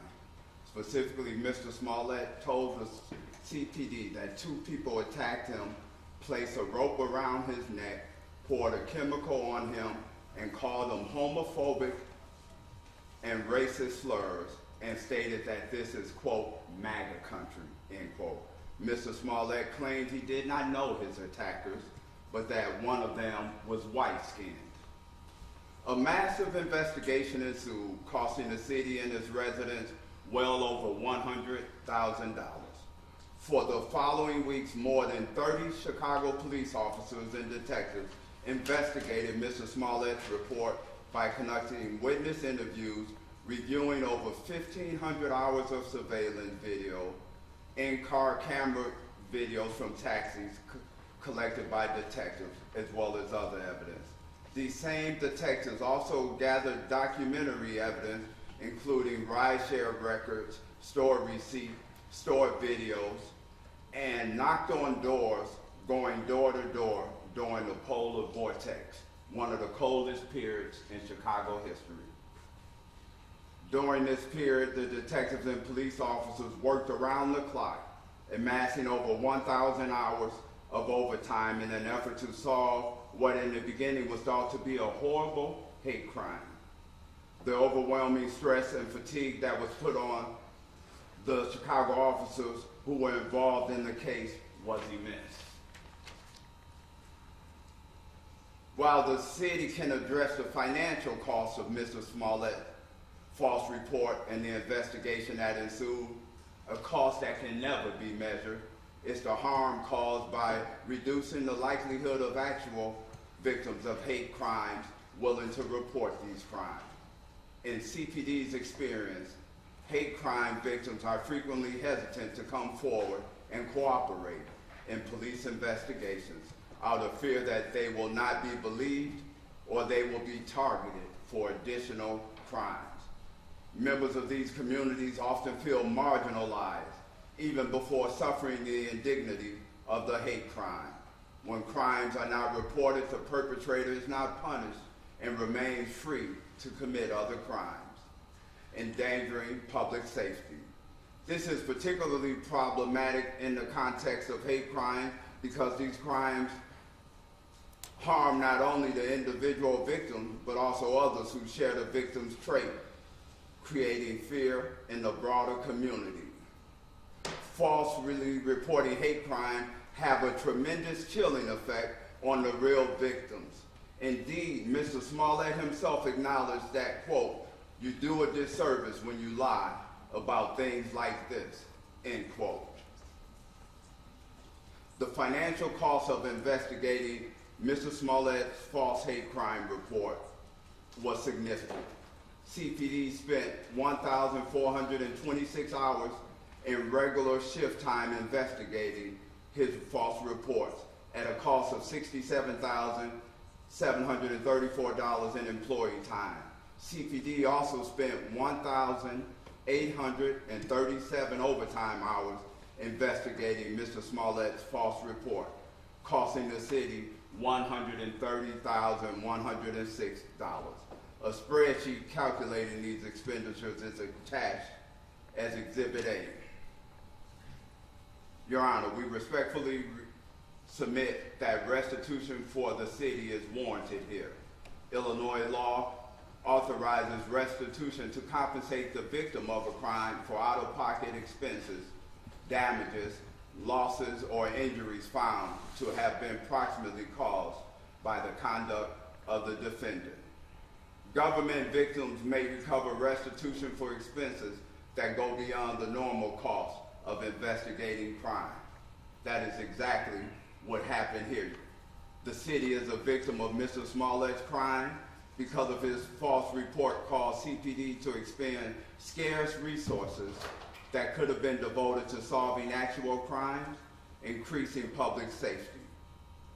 The city is not seeking restitution for the regular salaries of the officers involved, but CPD's overtime expenses that go beyond the normal cost of investigating crimes and are thus recoverable. A restitution award as part of Mr. Smollett's criminal sentence would enable the city to avoid these costs and delays.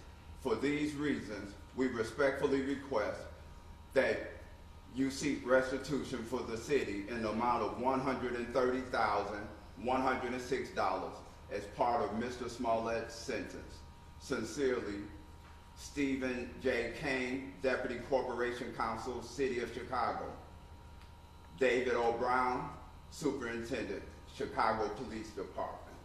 Your Honor, a copy of the full letter has been made a part of the record. Thank you. Received it. Thank you. Does that conclude your evidence in aggravation?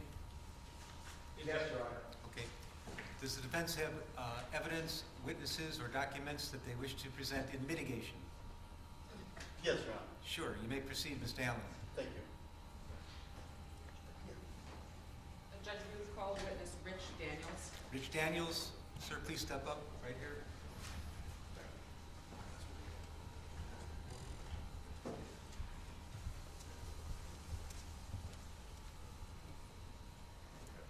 Hi.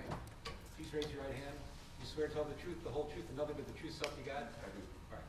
Please have a seat. Try to keep your voice up. You're welcome to take your mask off if you want to. If you Thank prefer you. to keep it on, that's okay too. It's entirely up to you. Thank you. Ms. Waddell, you may impart. Thank you very much, Judge. Sir, in a loud, clear voice, would you please introduce yourself, state your first and last name, and spell your last name? Sure, my name is Richard Daniels. My last name is D-A-N-I-E-L-S. And I'm sorry, what else did you ask? Sorry. Mr. Daniels, how old are you? Oh, really? Yes, sir. I'm 61 years old. All right. And are you familiar with a person by the name of Jussie Smollett? Yes, I am. How are you familiar with him? I met Jussie 8 years ago this month when I was the music director on the television show Empire, for which I was the on-camera music person for all 102 episodes and all 6 seasons. So in what capacity did you know Mr. Smollett while working on Empire? Jussie was the breakout music star on the show, and as the music director for the on-camera work, I worked with him closely, daily, for many years of the show, as helping to support him in terms of his role on the show. All right. Now, in terms of his role in the show musically, how did you help support him in that way? We put musicians on camera around him in the 6 seasons that we did Empire.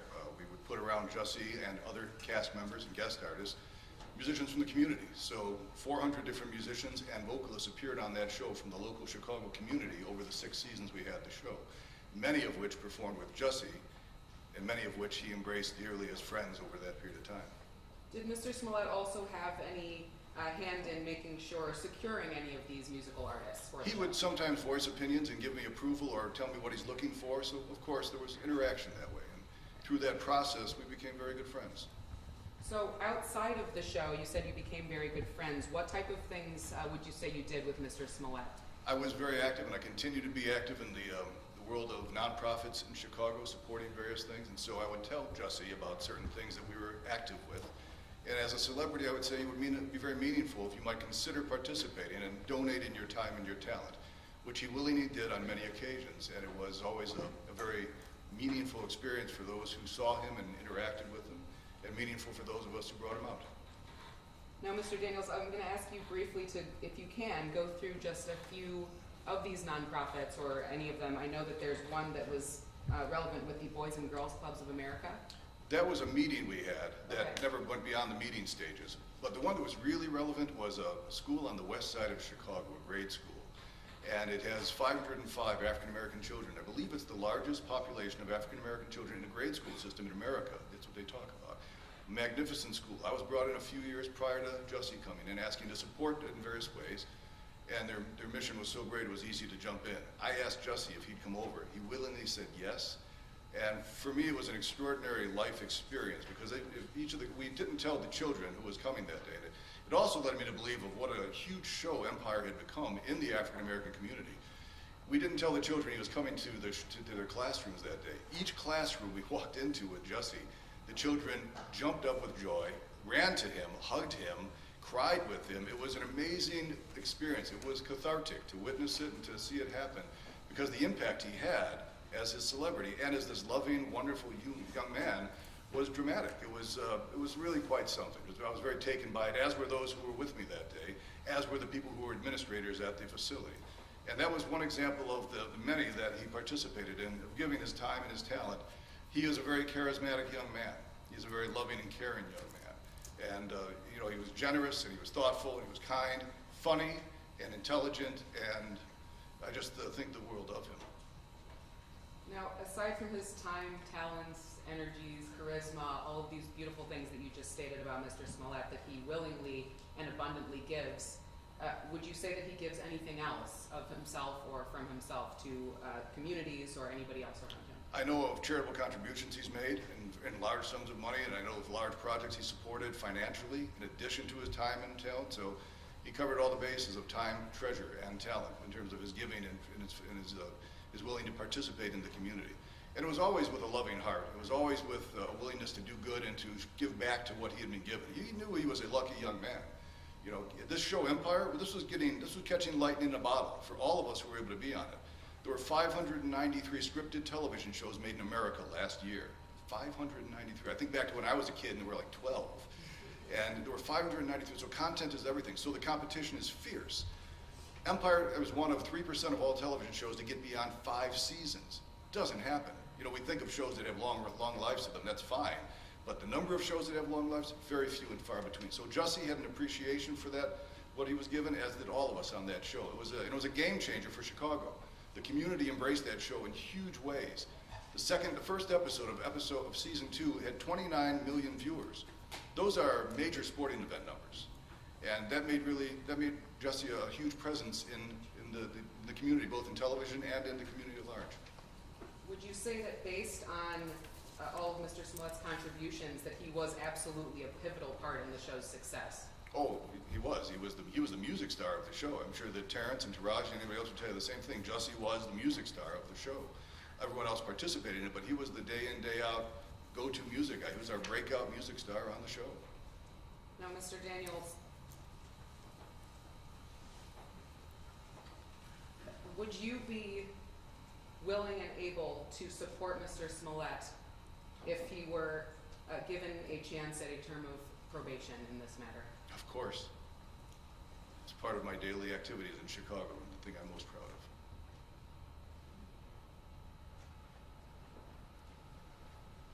You don't believe that there would be any issues that Mr. Smollett would ever exhibit on a period of probation? None that I would have ever seen or ever thought of. You have 1 moment, Jeff. Is it okay to take a sip? Yes, sir.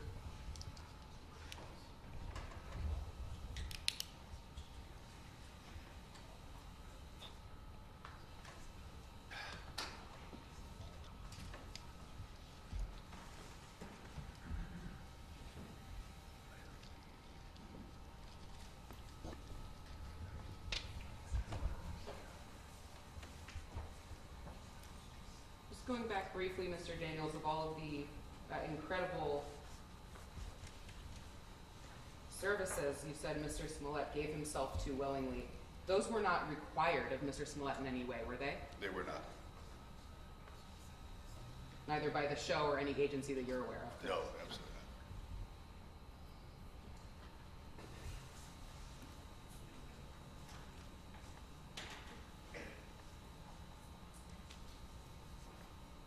So you believe that in addition to any of the, again, services that Mr. Smollett gives willingly of himself, that if he were given a term of either probation or some kind of community service, would you be willing or able to either supervise that or make sure that he would be compliant and continue to give himself to community service and service of others?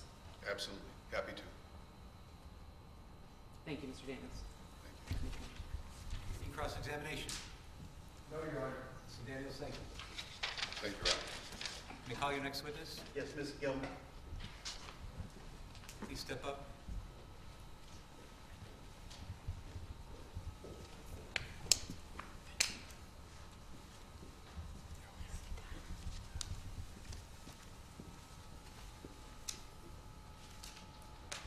Please raise your right hand.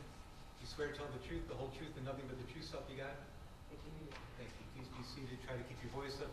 You're welcome to take your mask off if you like. If you want to keep it on, it's entirely up to you. Both masks. Mr. Allen, you may depart. Thank you. Ma'am, please state your name Sharon Gelman, and spell your first and last name for me. SharonGelman. I know my mother would kill me for this question, but I'm not going to have to ask how old are you? 62. And what do you do for work?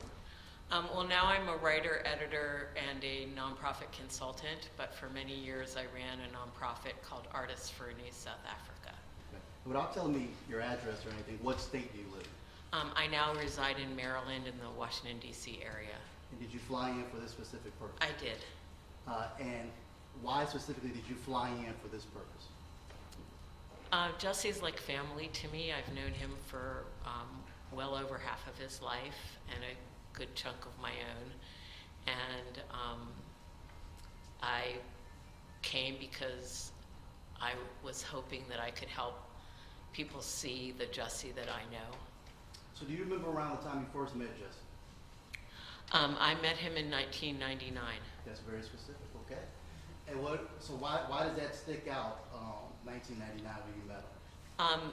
It was we were producing an event. It was the 10th anniversary of my organization's existence, and it was the 5th anniversary of South Africa's new democracy. And we were doing a specific portion of the event. Desmond Tutu was our keynote speaker, and ambassadors, and Sidney Poitier. We were doing a specific portion which was about the role of young people in the struggle against apartheid.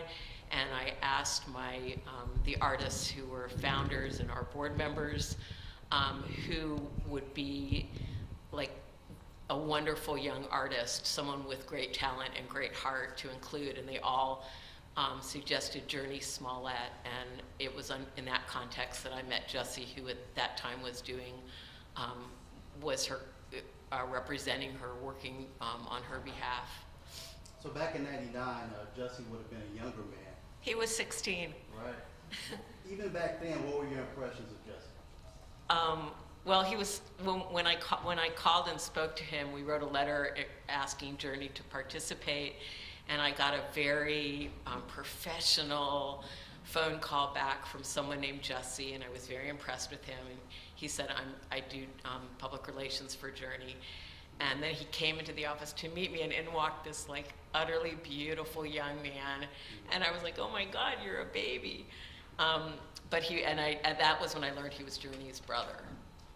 Did you even get the feeling back then in 99 that Jussie understood the significance of the event that he was attending in South Africa? Oh, yeah. Well, first of all, the whole Smollett family is very charitably and politically engaged. And they were, Jussie and Journey were very excited to be involved.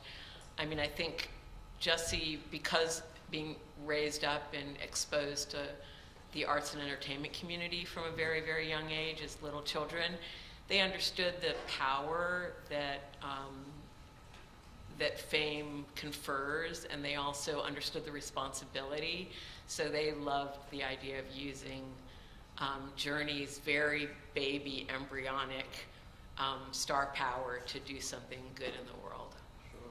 So after 99, did you continue to have a relationship with Jussie? Yes, Journey and Jussie and Jake and Jazz and Janet, the whole J family, would often come in and volunteer. They would stuff envelopes. I mean, they were like a all-service vehicle that, you know, it's like, do you need us on stage? Do you need us sweeping the floor? They would just do all kinds of things. And then, gosh, I think it was around 2006. It might have been late 2005. We needed another staff person. We were a tiny organization, and I hired Jussie then, and he came and worked for me full-time for 4 years in the office. What was Jussie's role after he was hired? Well, he started off as my administrative assistant, and he will forgive me, I hope, by saying that Jussie has many talents. Paperwork is not really one of them. But he was so good with the staff and with our volunteers and with our interns. I mean, we were a tiny organization, and we did big things, and we depended on the largesse, not only of our celebrity members, but also of students and grassroots community folks who came in. And Jussie just was really stellar at making everyone involved, from the highest and mightiest and most world-renowned to, you know, the kids we were working with in the inner city, making them feel special and welcome. And we worked really hard, and he was one of those people who had the rare gift of making hard work fun. So he really played a very, very pivotal role, and I promoted him pretty quickly. He became the coordinator and manager of our charity auctions, and then we produced an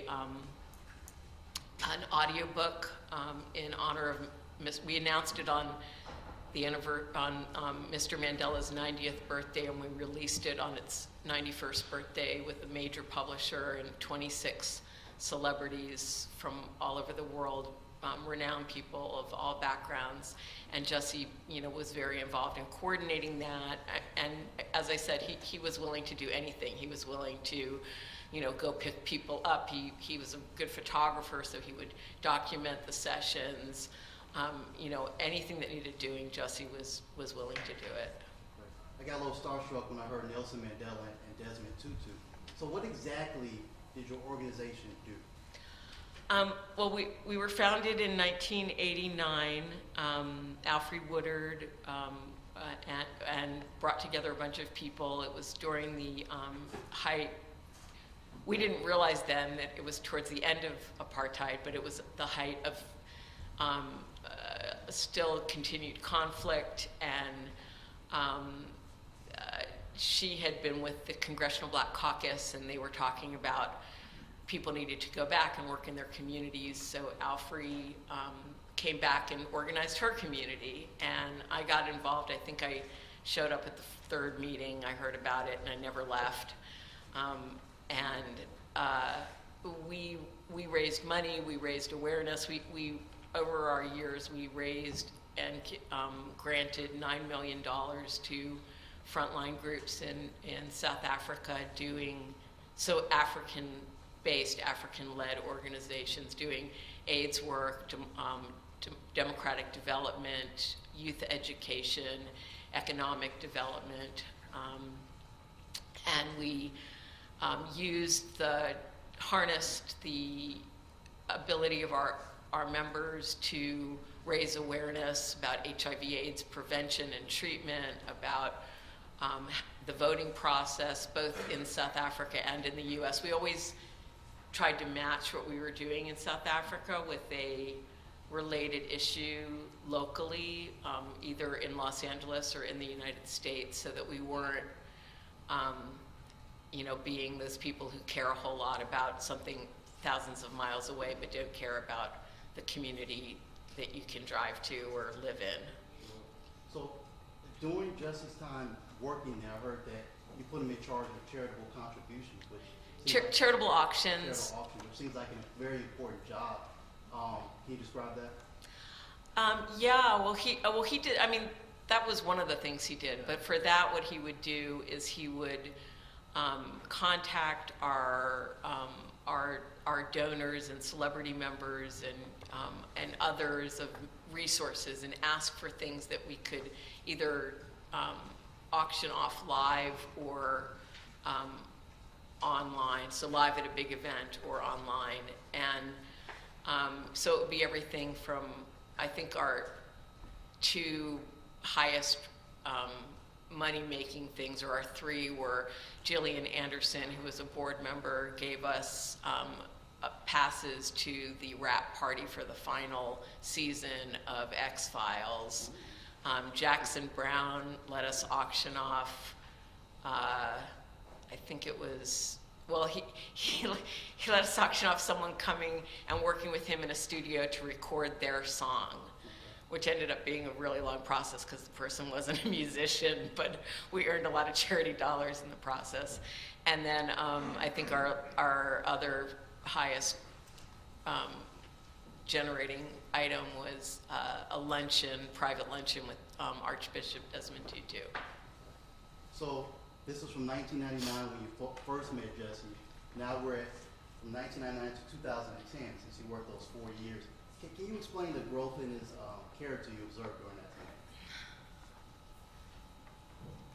Well, Jussie, I mean, obviously he went from being a very young, adolescent to an adult. I mean, I would say his character was the same. He was a very open-hearted, hardworking, pure-hearted person. I mean, he didn't have a car. He rode a bus 1 hour each way to our office, and sometimes I would drive him partway home. And he would always be like, no, I'm fine, I don't mind. It's like he was like, I'm so excited to get up every morning and do something to make the world a better place. I mean, he was like evangelical in that way of really believing in the cause. And he got paid very little. We wanted all of our money to go to the front lines, but nonetheless, he got paid really little. And every time I would sort of apologize to him for that, he would be like, no, I'm so, like, I feel so excited and lucky to be part of this. And we became friends. I mean, I loved all my employees and I believed in them, but Jussie and I also became real friends. So after 2010, you kept in contact with Jussie? Oh, absolutely, regularly. In what way, mostly? Well, sometimes it would be him wanting to figure out a way to make a difference. So he had witnessed all these people, Sam Jackson, Denzel Washington, Sidney Poitier, who could use their position to benefit others. And so that was such a deep part of who Jussie was, and he also understood it from helping those people to do that work. So sometimes he would call. I remember him calling me right when the story broke about the water in Flint, Michigan, and he was literally sobbing on the phone, just going like, I can't believe what's going on, and I really want to make a difference, and here's what I'm sort of thinking of, and would you help me figure out if it's the right way to go? And I want to give money, but I also want to go and bring supplies, but I also just want to show up for people, and I want to, he was always trying to figure out how to do what he could do best. And a lot of what he did in those ways, I mean, he understood the power of standing up for people, and that the TV cameras would follow, and that maybe others would follow his example. But he also did a lot of what he did during that time anonymously and quietly, but he still did the due diligence of figuring out which group is good and how do you figure that out, and I'm going to call people I know and do my research so that my dollars are well spent and are making a real difference. Sure. So Jussie went from taking a bus to your office to becoming a worldwide phenomenon on a TV show. Did you notice any change in his personality when he gained that phenomenal success? Not really. I mean, he was still Jussie. He was funny and sweet, and he was so, like, you know, effervescent about this magical thing that had happened to him. And I think for all of us who worked with him at ANSA, Artists for New South Africa, whether board members or, I mean, we were all so thrilled for him. It was like, you know, we all knew he was talented. We had him perform at a couple of our events once he started performing musically, and we were all fans. And but you know, I mean, he wore it well. He wore his fame responsibly, and he understood sort of the requirements that come with that kind of position if you want to be a good decent person living in the world. So if Jussie was given a period of probation in this case, would you be willing to help supervise to make sure that that probation period goes fantastic? Absolutely. I mean, I call on Jussie. I've called on Jussie to help me on things all in these years after he's worked for me. I mean, most recently, in the middle of all of this, I was helping with an auction for Desmond Tutu's 90th, which ended up being his final birthday before he died. And I called Jussie and asked for his help. And I was like, I'm sorry to do this while you're going through all this. And he's like, no, God, this is like, thank you. This gives me something else to think about.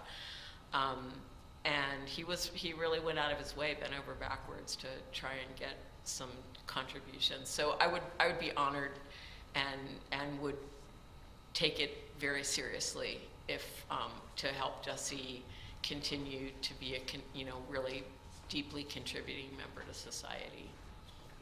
One moment, please. Sure.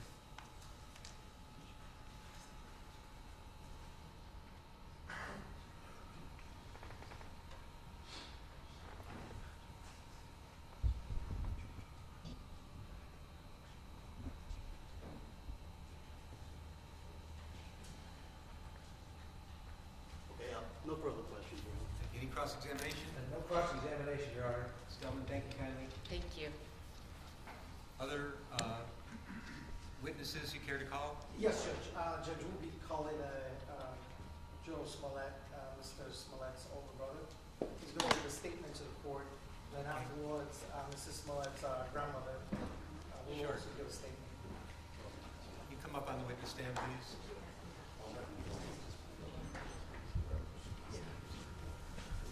Can you go right here?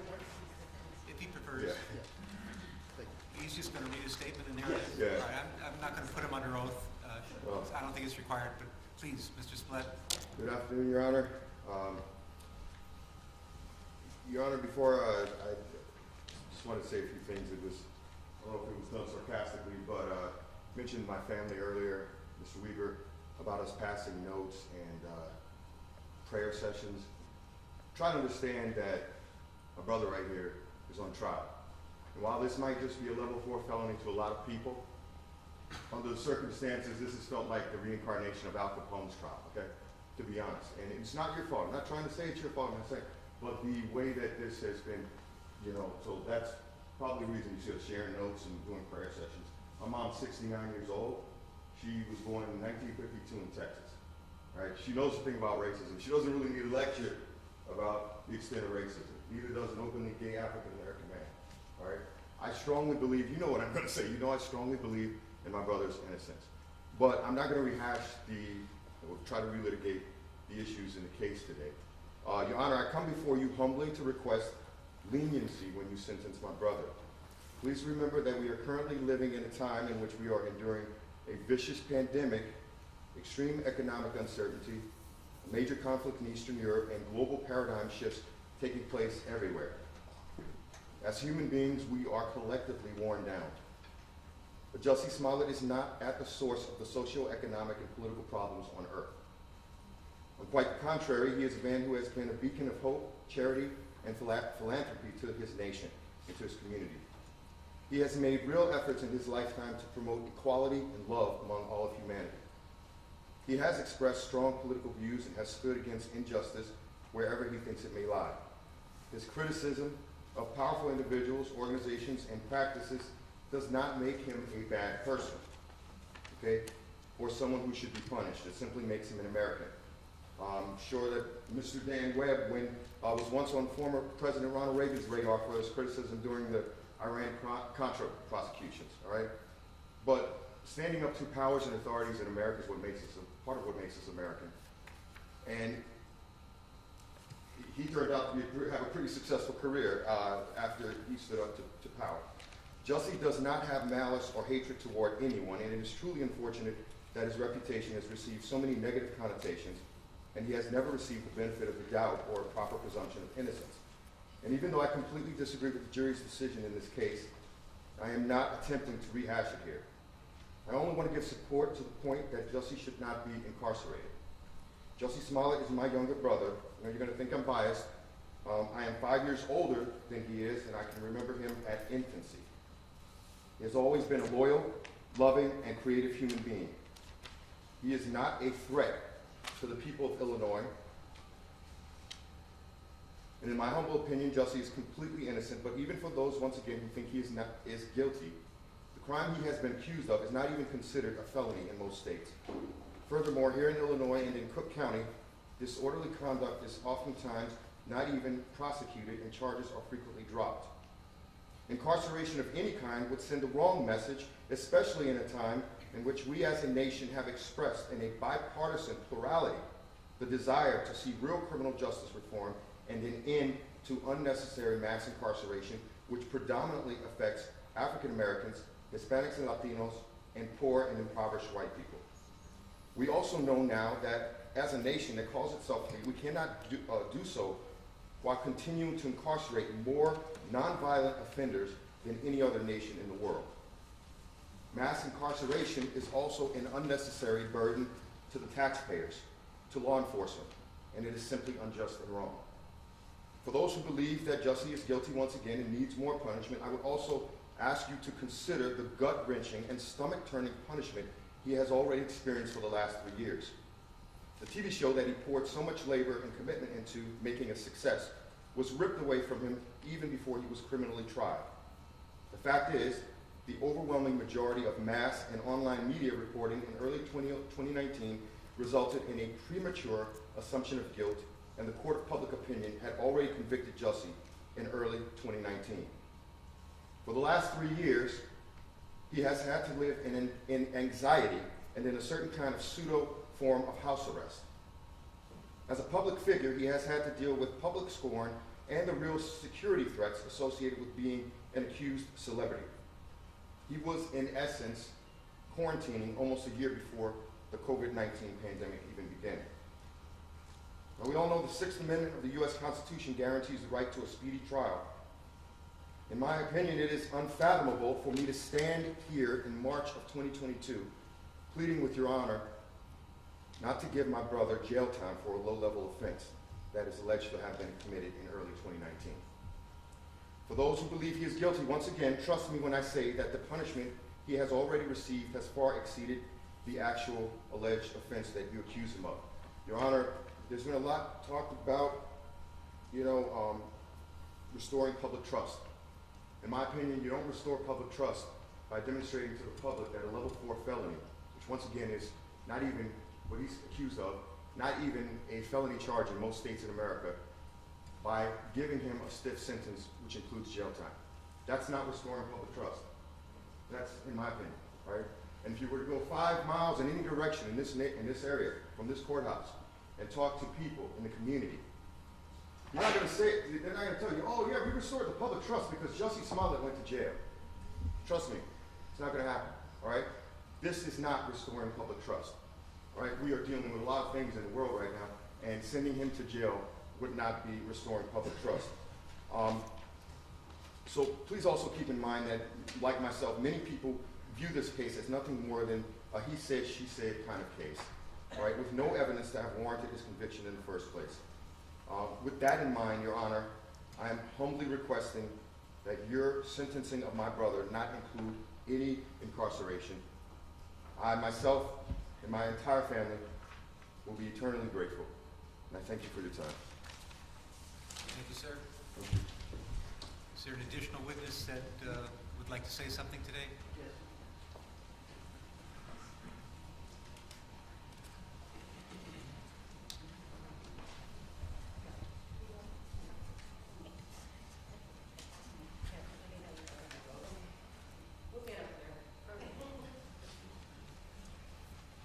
Mr. Allen, how about a chair? Would that be helpful?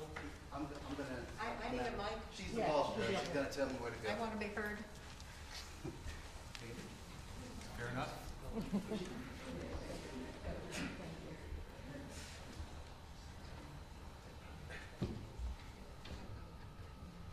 Thank you so much.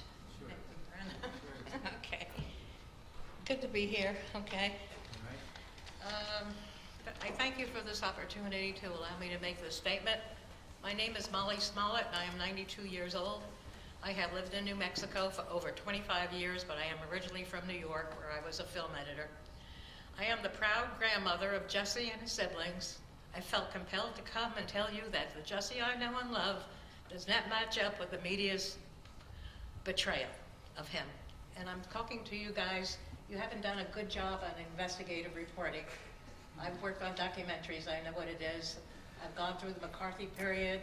I marched with Martin Luther King and March on Washington, and I'm here now. And so you gotta do better. I challenge you to do more investigative reporting. Jussie himself, as you have heard from the testimonials, is a very gentle, kind, and generous young man, and his empathy is infinite, which translates in giving of himself.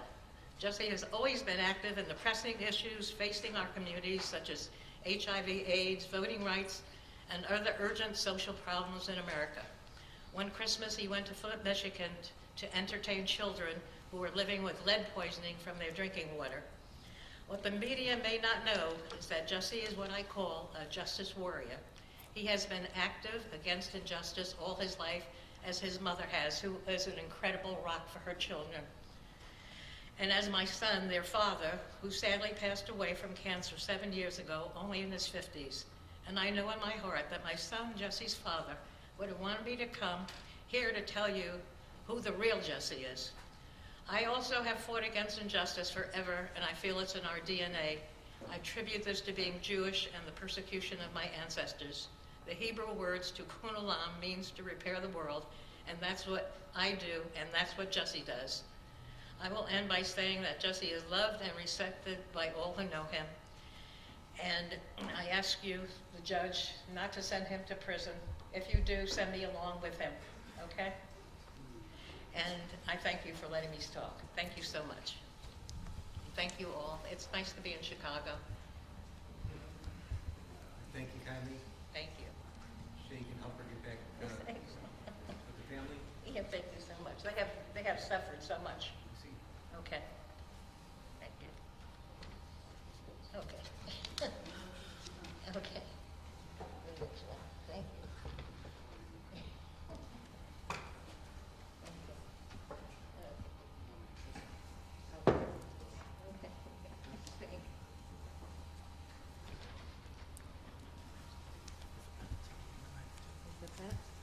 Hi.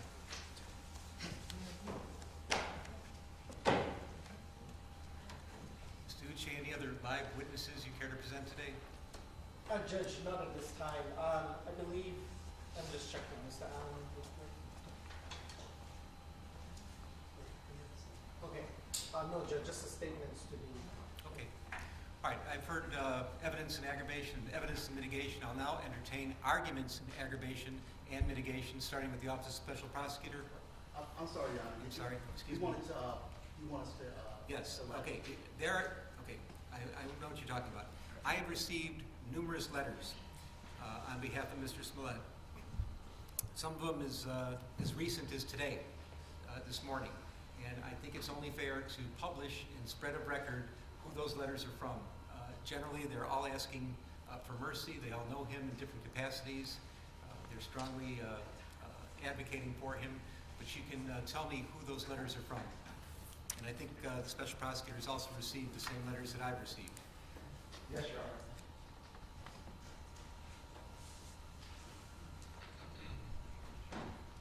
And if you want to paraphrase a little bit from the letters, Mr. Allen, you're welcome to. Sure.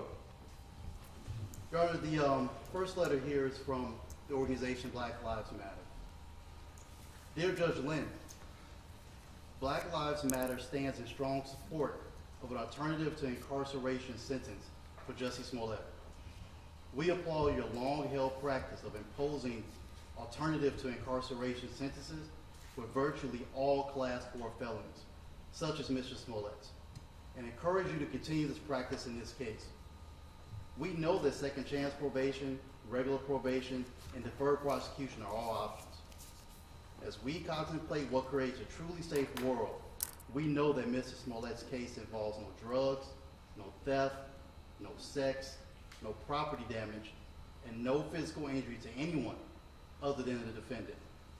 Despite the attention paid to it by the media, at its heart, this case involves a low-level, non-violent offense.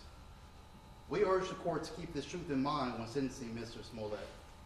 We know that the cost that will be expended to met out a sentence involving jail time will be much better used providing much-needed community service. We first came to know Mr. Smollett long before Black Lives Matter's growth into the largest racial and social justice movement in global history. Mr. Smollett has an extensive history in civil rights advocacy and philanthropy. Mr. Smollett personally donated more than $500,000 to Black organizations and gave $125,000 in proceeds from his music tour to organizations working for Black, LGBTQ+, and women's rights, including Black AIDS Institute, which provides high-quality, direct HIV services to Black people, Flint Kids Fund, which funds programs aimed to address and mitigate the impact of lead poisoning and trauma suffered by many children in Flint, Michigan, the Trayvon Martin Foundation, whose main purpose is to provide emotional and financial support to families who have lost a child to gun violence, and Know Your Rights Camp, whose mission is to advance the liberation and well-being of Black and brown communities through education, self-empowerment, mass mobilization, and the creation of new systems to elevate the next generation of change leaders. In 2018, after learning that Bennett College, an all-women's HBCU, was on the brink of losing its accreditation, Mr. Smollett and his brother helped the institution raise the funds needed to retain accreditation. In fact, although the college needed only $5 million, Mr. Smollett and his brother led a campaign that raised $8 million. Beyond his financial contributions, Mr. Smollett has been a fixture in civil rights organizing. We have marched alongside Jussie in fights for health care, to draw attention and resources to the AIDS epidemic, for women's rights, to protect the sanctity of families, and in peace walks. Our relationship with Jussie goes back to the early years of Black Lives Matter, or at least 2016. And it has continued. Despite his struggles with this case, most recently we sat with Mr. Smollett during the anniversary of Trayvon Martin in February 2022, where he flew to Miami to serve as a loving face in the crowd of support families whose loved ones were stolen by police and or vigilante violence. In short, Mr. Smollett has demonstrated a long-standing commitment to helping others. Incarcerating Mr. Smollett would be solely punitive in nature. Mr. Smollett does not pose a threat to anyone. Thus, we respectfully request that this court impose a sentence that is an alternative to incarceration, and that's sincerely Melina Abdullah, PhD, the director of Black Lives Matter Grassroots. Also have a letter here from Latanya and Samuel L. Jackson. It's very short, so.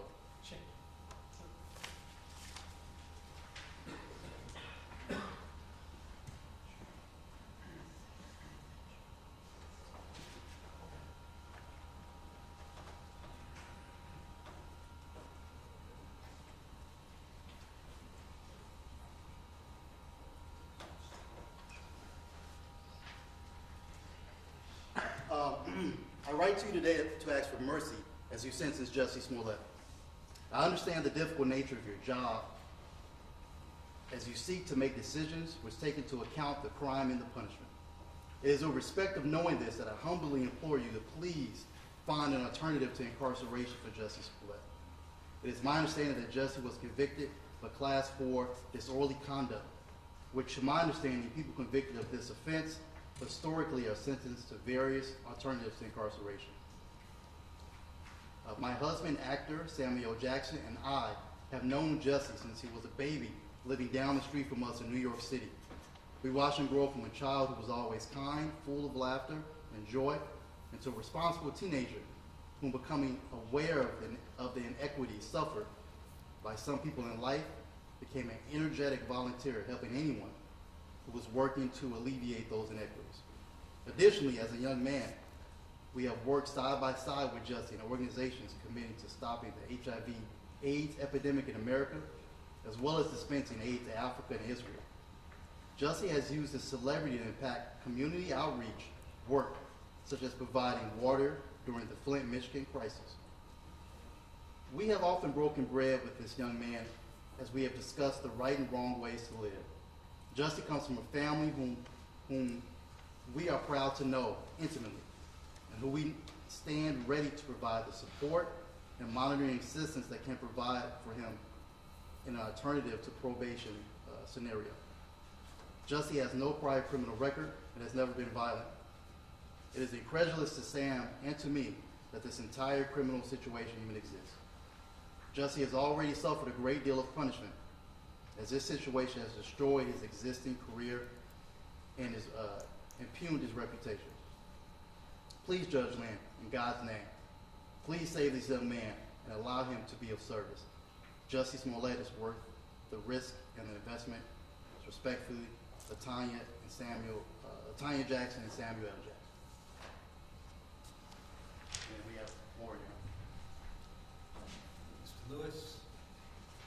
Hey, Judge. Judge, if you'll indulge me for a moment, I'd like to read a letter from the Rainbow Push Coalition that was submitted in support of our client. Dear Judge Lynn, I write as someone who has known Jussie Smollett for over 20 years. I know him to have a strong family background. He is a loving and caring person, and I am familiar with his commitment to community service. It is important to him to use his gifts to support the needs of others. Jussie was raised in a strong and very close-knit family. I urge you to consider several moral issues as you weigh sentencing options. Jussie has no prior felony convictions. He has a history of community service and charitable giving of his time, talent, and treasury. He has sustained a significant loss of income prior to being convicted of any crime. Based on the very public nature of the charges and the trial, Jussie has lost countless career opportunities. I have served as a citizen devoted to having a positive impact on the lives of young men and women in the city of Chicago since 1968. In pursuit of that mission, I have visited the Cook County Jail and several Illinois prisons every year since Operation Breadbasket launched.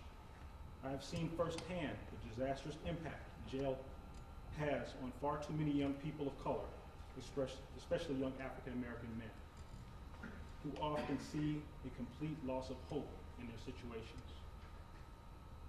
Since this case involves the alleged actions of a very visible public figure, it presents a unique opportunity to send a message to millions of young black and brown men that the system cares for them. This highly publicized Class 4 felony case can be utilized as a positive teaching moment about how the criminal justice system can work to benefit all in our society. I appeal to you in the spirit of righteousness to consider the impact America's criminal justice system has on young black males who struggle every day to survive the streets of urban America. We have an obligation as a society to favor restorative justice rather than retributive justice. Jussie Smollett was convicted of a Class 4 felony, the least severe category of felony in Illinois. A well-established practice in Cook County is to sentence Class 4 disorderly conduct cases to incarceration alternatives. Such alternatives might include second chance probation, regular probation, or deferred prosecution. Additionally, an important consideration in sentencing is the potential for recidivism. Jussie Smollett's lack of felony criminal record, as well as many positive contributions to society, demonstrates that he poses no risk for recidivism. Jussie has a long track record of being deeply engaged and contributing citizen who is committed to helping the most vulnerable in our society, whether persons living with HIV/AIDS and children orphaned by the disease, or children whose health was damaged by the contaminated water in Flint, Michigan. Jussie's commitment to serving the community began as a child. As he found professional success, he continued to donate time and money to charitable causes. Another factor that we urge your honor to consider is that the crime did not involve violence to others. None of the actions charged indicate that Jussie ever posed a threat to public safety. Further, Jussie has already suffered. He has been vilified in the court of public opinion. His professional reputation has been severely damaged. He has suffered loss career opportunities, a loss of income, and there are a number of people who rely on Jussie for financial assistance. Finally, I am deeply concerned about the physical safety and well-being of a well-known, non-violent black gay man with a Jewish heritage who may be incarcerated within the U.S. prison system. For all the foregoing reasons, I believe the only fair and just outcome is to sentence Jussie Smollett to a non-incarceration alternative. We respectfully urge you to do so. Rainbow Push Coalition welcomes the opportunity to serve as a place for Jussie to resume his desire to serve the community. During the first year of COVID, we served more than 4,000 meals each day. We have a program that is designed to meet some of the issues homeless individuals face each and every day in the city while trying to survive. We believe that those who are impacted by the criminal justice system deserve an opportunity to be restored to a meaningful life and lives throughout community engagement and public service. We have worked diligently to transform the lives of young people in our Push Excel programs. I believe that Jussie has much to give to America, and this case is a stumbling block that should not become a setback to his future. We do not want Jussie to become another prison statistic, as he has way too much to offer.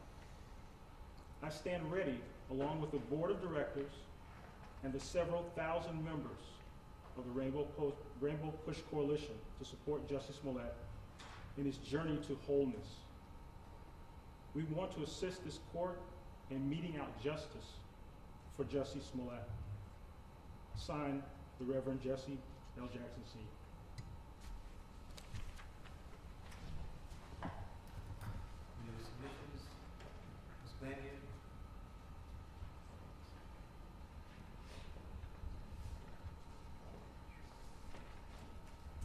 Your Honor, I have a letter from Lauren Caseburg on behalf of the Illinois Innocence Project.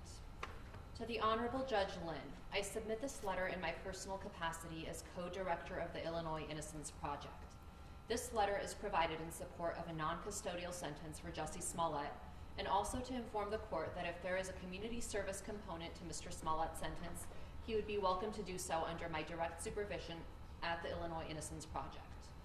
At the outset, I want to be clear that the jury found Mr. Smollett guilty, and I respect the jury's verdict. I write to you today regarding his sentence and urge the court to issue a just and fair sentence to Mr. Smollett. In high-profile cases, there is often a tone surrounding a case that seems to call for the harshest possible punishment because of the attention the case has garnered. I would urge Your Honor to silence out those loud voices and see Mr. Smollett for who he is, as a person before you, a human being. The old adage applies here: justice is the law tempered by mercy. Here, while the law may permit you to sentence Mr. Smollett to prison, incarcerating him would not be just. The relentless media coverage of this case is a unique punishment in and of itself for Mr. Smollett. He will carry the stain of this case for the rest of his life, and spend the rest of his life and career working to rebuild and establish his credibility, his reputation, and good name. That lifetime sentence is something this court should consider as a unique punishment already dealt to Mr. Smollett in the court of public opinion. In fact, cases with media attention provide an opportunity for the court to show the public that justice, fairness, and mercy applies to everyone, no matter who they are. If the system doesn't treat a high-profile defendant justly, then what can be expected for the rest of us?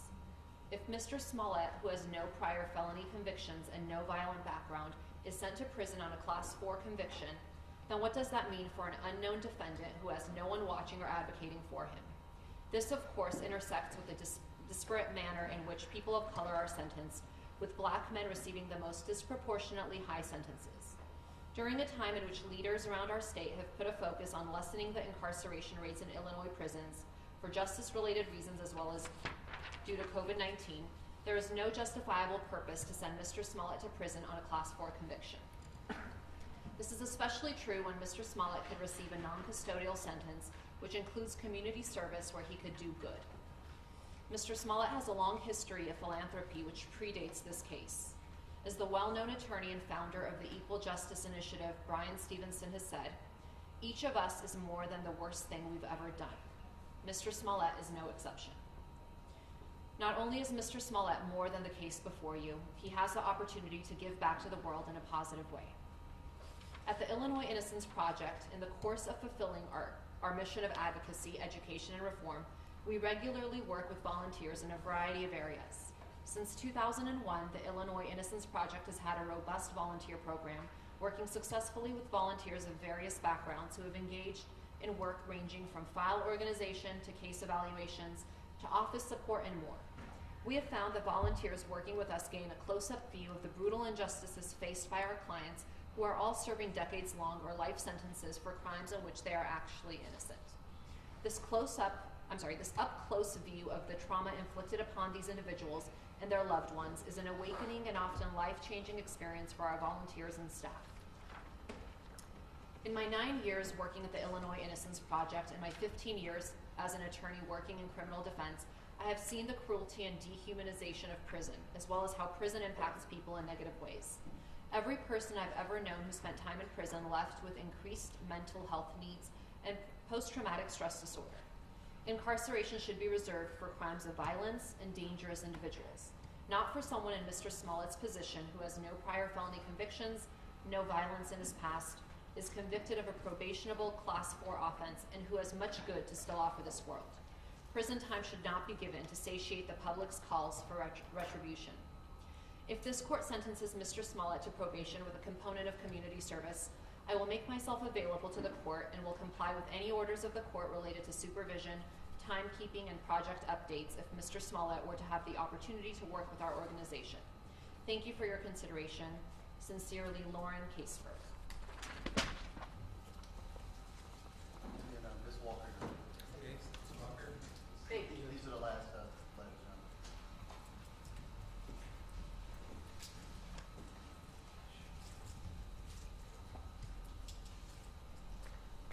So with the court's indulgence, I have 2 letters. The first is from Oscar-nominated winner of 4 Primetime Emmys and 2 Grammys and political activist, Alfre Woodard. Dear Judge Lynn, I hope you and your loved ones are well and are finding a way forward in this time. I am writing to you today as someone who is more than a friend to Jussie Smollett. I am in my 60th decade, and when he was a young teen, as we worked, and we met when he was a young teen, as we worked together to bring shelter, health, and education to South Africa's AIDS orphans. Jussie referred to me as Mama Alfred. It is out of that bond that I make this appeal to you. Jussie was convicted of a Class 4 felony. I know it to be the least severe category of felonies in Illinois. I also have learned it is a well-established practice in your county as well as around the country to sentence Class 4 disorderly conduct cases to alternatives to incarceration, including second chance probation, or deferred prosecution. I respect that an important aspect a trial judge must consider when sentencing someone is the potential for recidivism. Jussie's lack of a felony criminal record, as well as his many years of humanitarian work on behalf of communities in need, is a strong signal that he carries no risk of recidivism.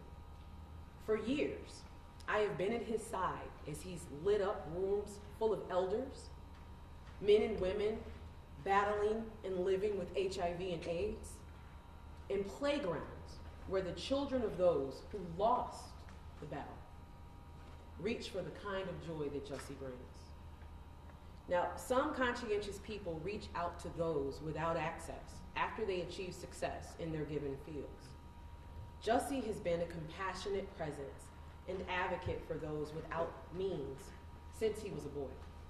His dedicated work as an artist brought him success and allowed him to bring his natural impulse to be of assistance to an even wider field of effectiveness. Jussie has kept his heart, his wallet, and his schedule wide open to those suffering among us. Judge Lynn, I know you and I are meeting, quote unquote, in a situation that would cause some, quote unquote, mamas to lower their eyes. But I must tell you, I am proud of this man, who I have known to be an exceptionally kind human being. It is an honor to write you on his behalf because I get to sit and think on Jussie this afternoon. It brings up wonderful thoughts. My dear friend Jussie Smollett has been convicted of a nonviolent crime. He never has been, and certainly is not now, a public safety risk. He has carried himself with dignity and self-control throughout this process of the last few years. He has delved deeper spiritually in self-realization to come through a vicious public excoriation that would have crushed or inflamed lesser men. The punishing has been relentless and has left nothing to be taken away. He has already paid a professional and personal price that few in real power have even for crimes against the health and safety of millions. Through it all, Jussie has stood like the good man I know him to be. Bottom line, if he is incarcerated, I fear for his safety. I fear for his safety. Judge Lynn, I've heard you characterized as a fair man. It is your fairness and your discernment that my hope is relying upon in this matter. You hold the keys to the freedom and the future of a great giver, Jussie Smollett, to keep his commitment of bringing joy and hope to people whose everydays depend on that healing. I beg your leniency. Sincerely, Alfred Woodard. So the last letter is from Derek Johnson, who is the president and chief executive officer of the NAACP. Dear Judge Lynn, I write today in my capacity as president and CEO of the NAACP. Formed in 1909, the NAACP is the oldest and largest civil rights organization in the United States. In this nation, Black people are incarcerated at more than 5 times the rate of whites and frequently receive disparate sentencing. In Illinois, Black defendants convicted of a felony were more likely than white defendants to be sentenced to prison at a 57% and 39% rate, respectively. A mainstay of our organization continues to be advocacy for fair treatment of persons of color by the criminal justice system. This brings us to the subject of the upcoming sentencing of Jussie Smollett.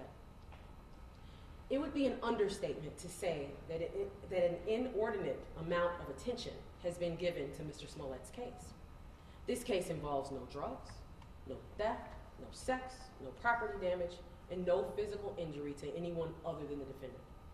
Despite the attention paid to it by the media, at its heart, this case involves a low-level, nonviolent offense.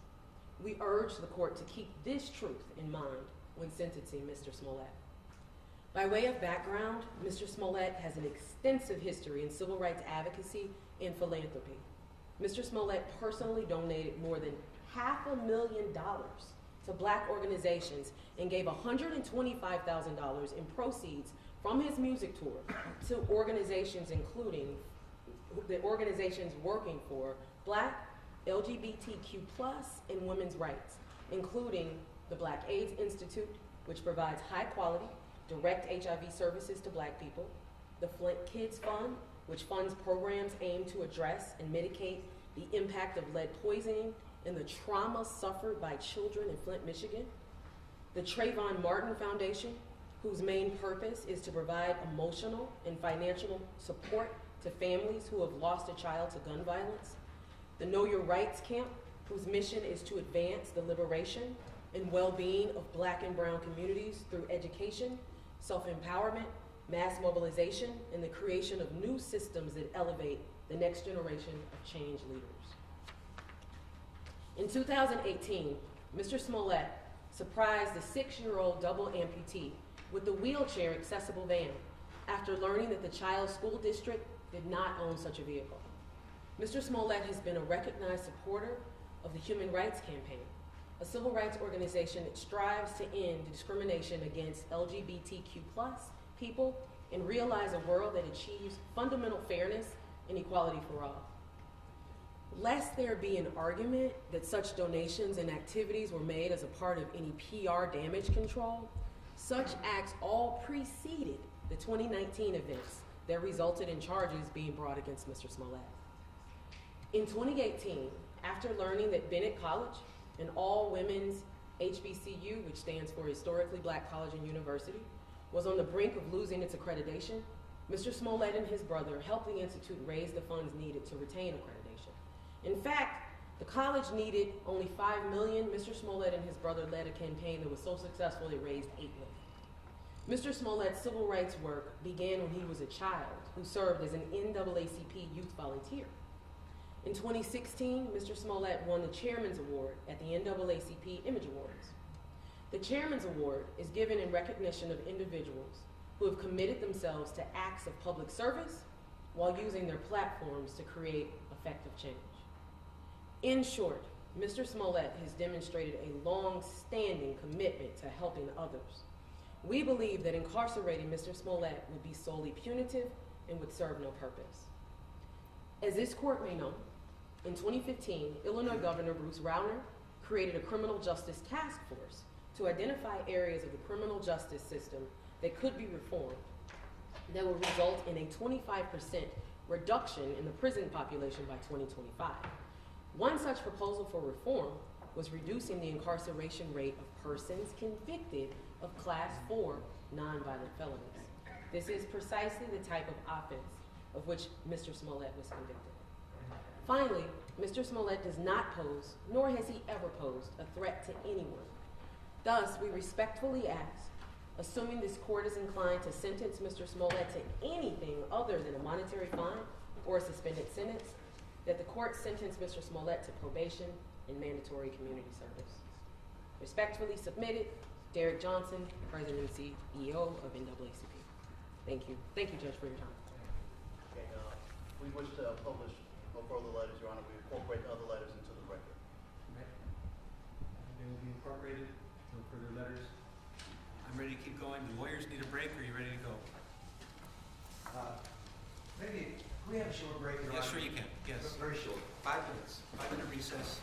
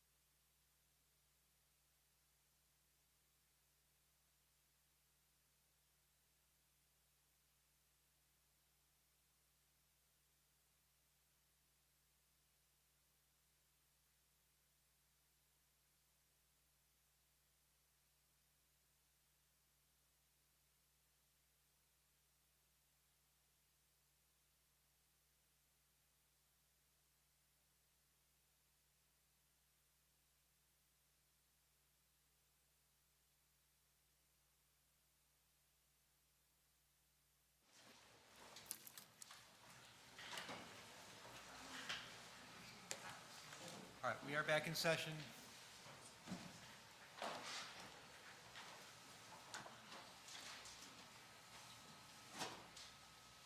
I'm guessing Ms. Duce wants to be here.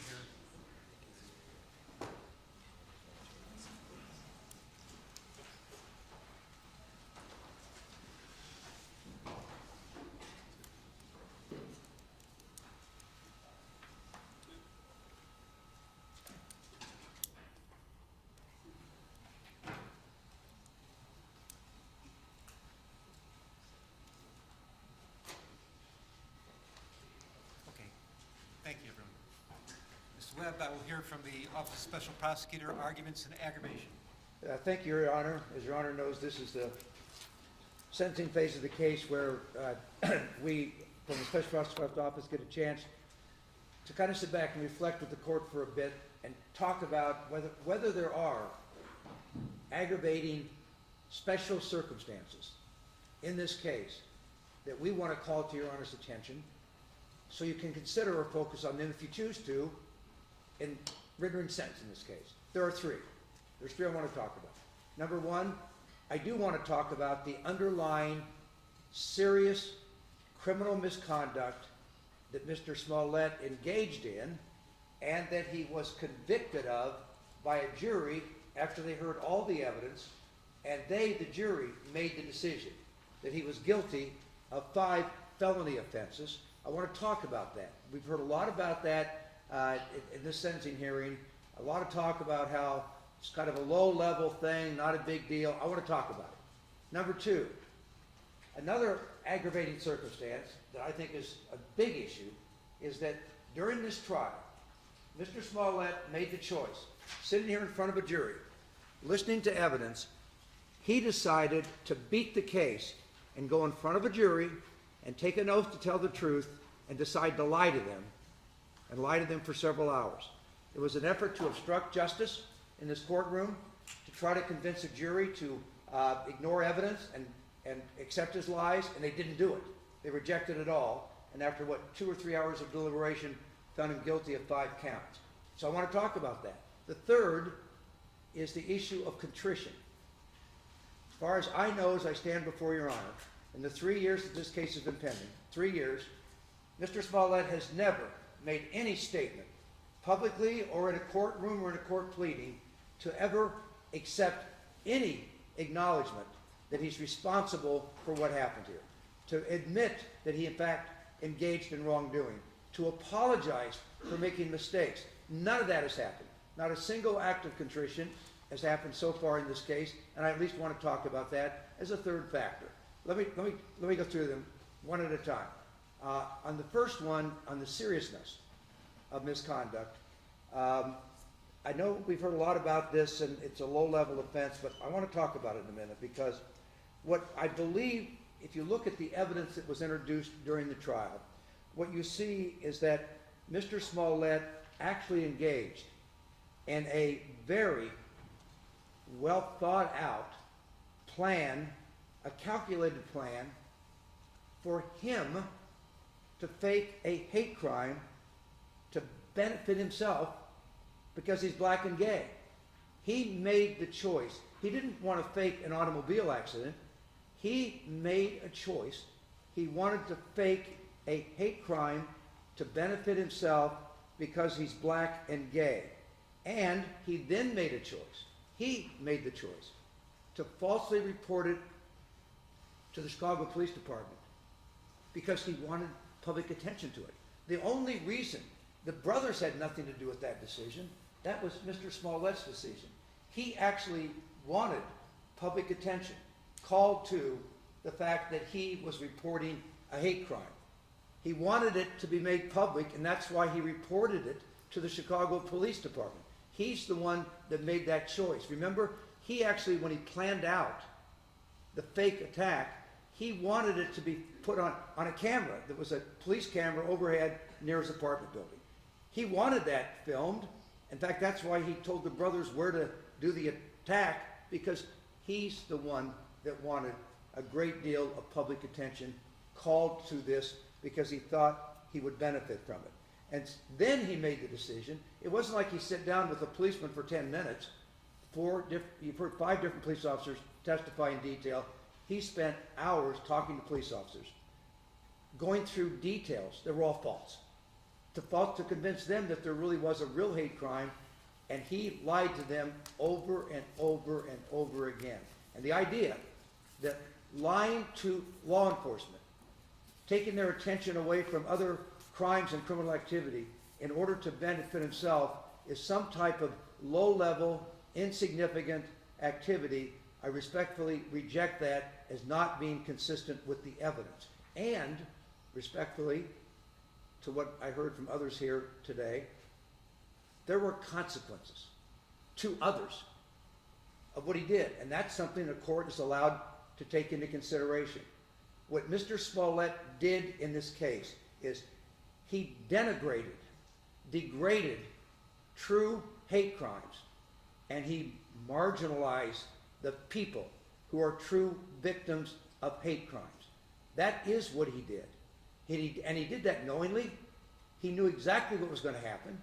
He didn't know he was going to get caught, but by what he did here, he's the one that made a choice that resulted in true hate crimes being denigrated, degraded, and true victims being marginalized. We know, in fact, it's in the Chicago Police Department report, that the hate crime victims of hate crimes are frequently minorities, whether it's based on race, religion, or sexual orientation.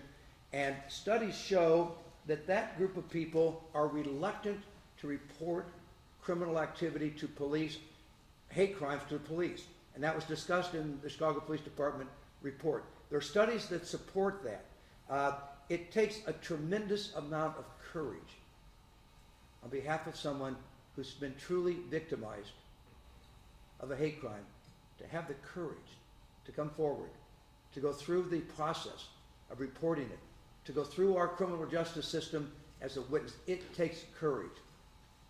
And what Mr. Smollett did in this case clearly would have a marginalized, discouraging influence. It hurt the effort to have people come forward and report hate crimes.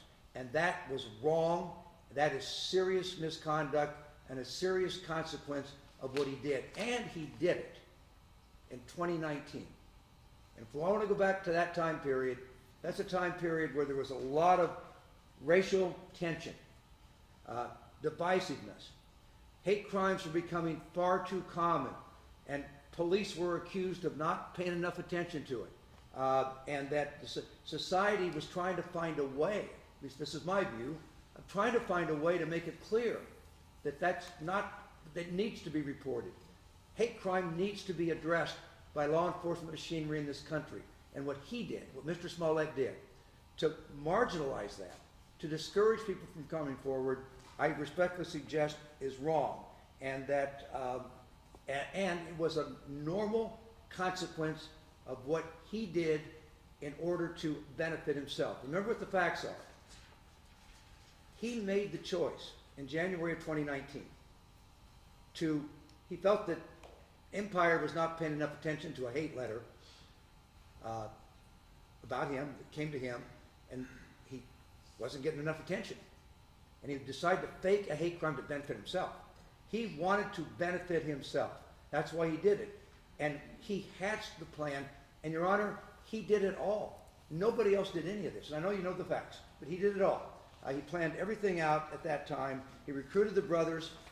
He went forward with this plan, and even to the point of trying to work out where they would actually do a dry run so that the brothers would know exactly where to do the attack at. All of that. He told them what to buy, what derogatory, homophobic, racial slurs to utter, to try to pretend as if there's whites involved by yelling out mega country. He owned every bit of the plan, and he worked hard on it. He planned it out, and he executed on it, and he owns that for doing that. And so, yes, it is serious misconduct on his part, and it had broad ramifications. And the true victims are, of course, number one, the true hate crime victims that are not going to report these crimes. They are the true victims. The police department, though, is a victim, and I'm going to talk about that, because sometimes the Chicago Police Department gets criticized for not doing things the way maybe people think it should be done. I'm not here to defend the Chicago Police Department, but I'm telling you, in this case, this Chicago Police Department shined. When this, and then we hear in this courtroom, the police department paid too much attention to it. They shouldn't have they shouldn't have spent so many hours investigating this misconduct, and they argued last night in a filing with Your Honor, they argued, well, we shouldn't have to pay restitution for all that because the police department spent too much time on it. My Lord, I wonder what would have happened if the Chicago Police Department took this hate crime, which on its face, by the way, is a heinous, serious, awful hate crime. Awful. Ropes, lynchings, gasoline. It clearly called out for a thorough investigation, and that's what happened. And we put 5 police officers on the stand. They testified in great detail to the 4 different occasions when Mr. Smollett lied to them. They described in detail 3,000 police hours, Your Honor, were devoted to this case instead of being devoted maybe to solving homicides or other cases. And therefore, Your Honor, I believe that the effort of the Chicago Police Department here, and when you look at the evidence, the fact that this police department within, I think, 15 days figured out what happened here. I mean, if you remember, what they were able to do in this case, I think was truly amazing, because what they did is that they were able to locate some surveillance tapes of these 2 suspects being dropped off around 1:15 in the morning in the Streeterville area. They traced it all through that area of where the suspects went. They traced that cab back to where the Osendero brothers got into it in the, I think around Wells and North, and they solved the crime. They figured out what happened here. And that the point of that is that, and by the way, they did it, Your Honor, they did that as an incredible effort on their part, when we now know from the evidence at trial, that Smollett, while he was reporting a hate crime, he actually was trying to obstruct the police. He didn't want the police to actually find out who the culprits were, because he was afraid they would turn on him and testify. So he refused to produce his phone. You heard all the evidence. He refused to produce it because there's 50 contacts on there with Abel Osendero that he didn't want them to find. So he just refused to cooperate. Number 2, he refused to let the police look at his Northwestern medical records the day that he reported the crime, because he knew that he wasn't seriously injured, and that would not support his argument about the attack. So he refused to cooperate. And then he wouldn't even do a 3-second DNA swab when he had reported this, and reported that the rope may have the DNA on it of these culprits, but the police wanted to eliminate his DNA, and he wouldn't do it. So while he's reporting this, as far as you considering whether it's a serious crime or not, I respectfully suggest that the fact that he not only planned out to falsely report it, but then to obstruct the police investigation. And yes, the issue about whether it's serious, and I've heard a lot about, well, no one goes to jail. That's not true. Every case, Your Honor, if anyone knows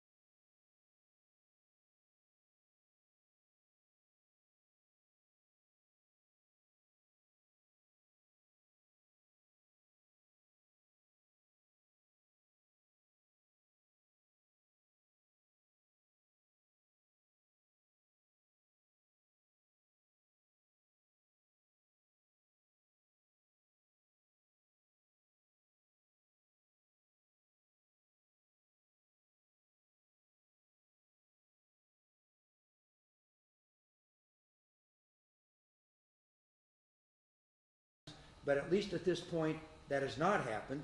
And there's an Illinois Supreme Court opinion called People versus Ward, in which, I'm going to quote, the Supreme Court told sentencing judges, a continued protestation of innocence and a lack of remorse may convey a strong message to the trial judge that the defendant is an unmitigated liar and at continued war with society. That's the quote from the Illinois Supreme Court. So I do think it's at least a factor for Your Honor to consider during the course of your decision-making here. So let's go through the different issues of sentencing and just talk about them briefly. Term of imprisonment, yes. We are recommending to Your Honor that the seriousness of this crime should result in a period of incarceration for all the reasons I've just articulated to you. As you know, that each of the counts, the felony counts, 3 years times 5, he faces 15 years maximum in jail.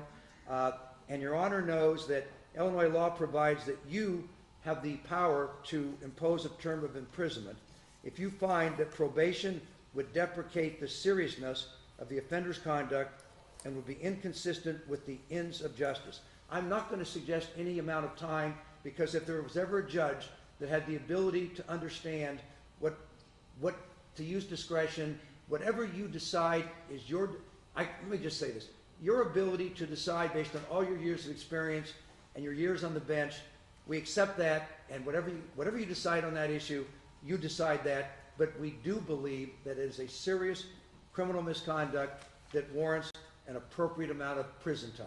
Number 2, restitution.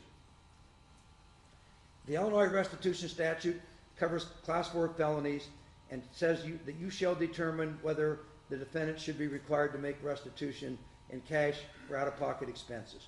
You've heard the evidence.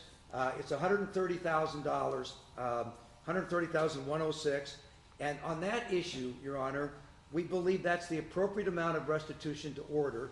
Now, I will say that first Smollett case, which led to a $10,000, it's called a forfeiture in the record, okay? It was some kind of forfeiture to the city of Chicago. It was not restitution.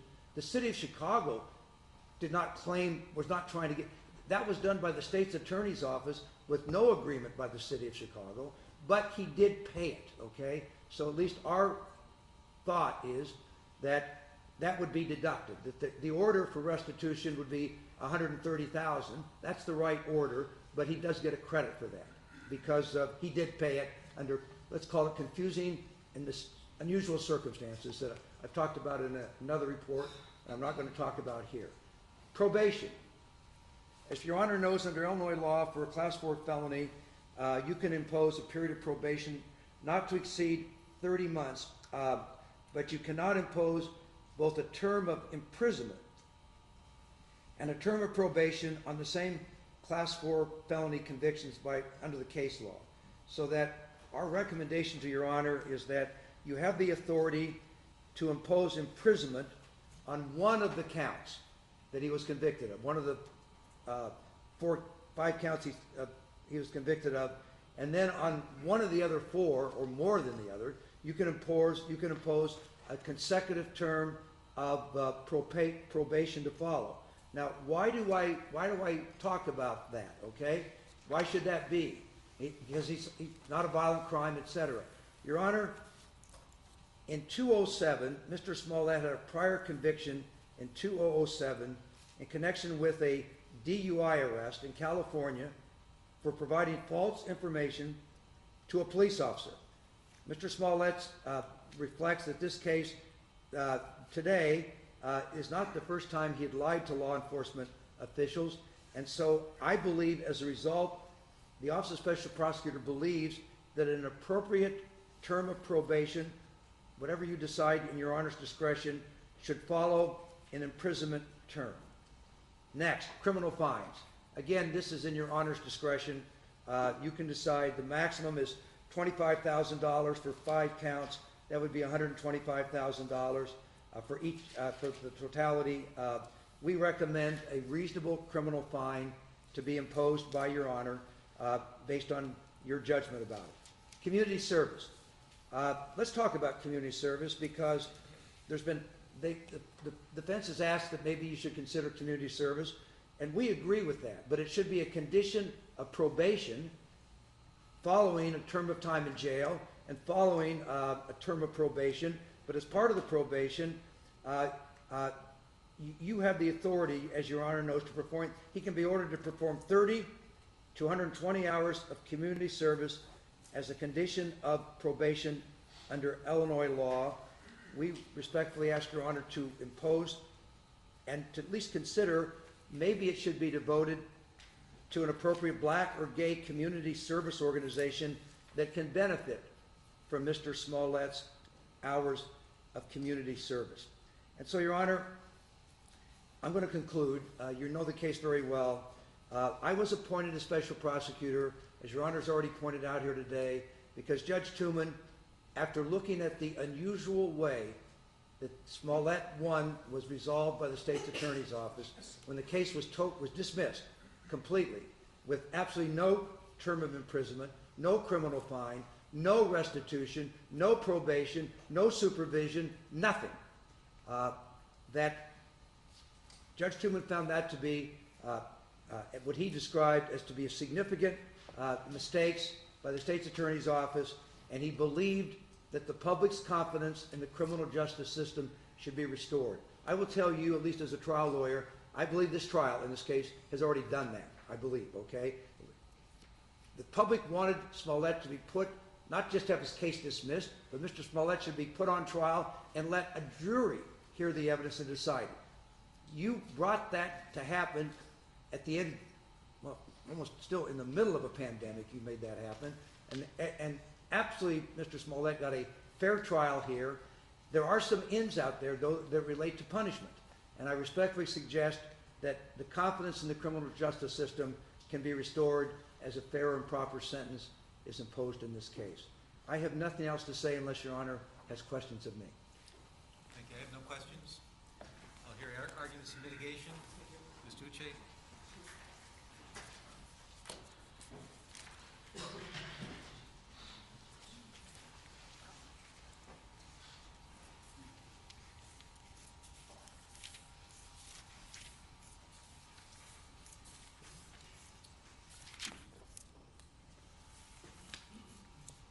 Mr. Webb, Judge Lane, may it please the court.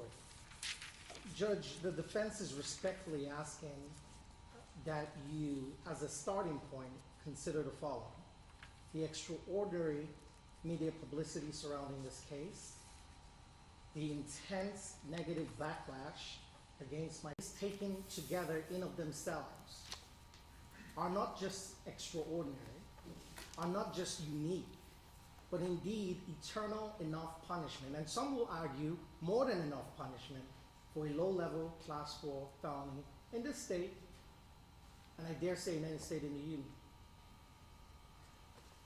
I begin by quoting a judge.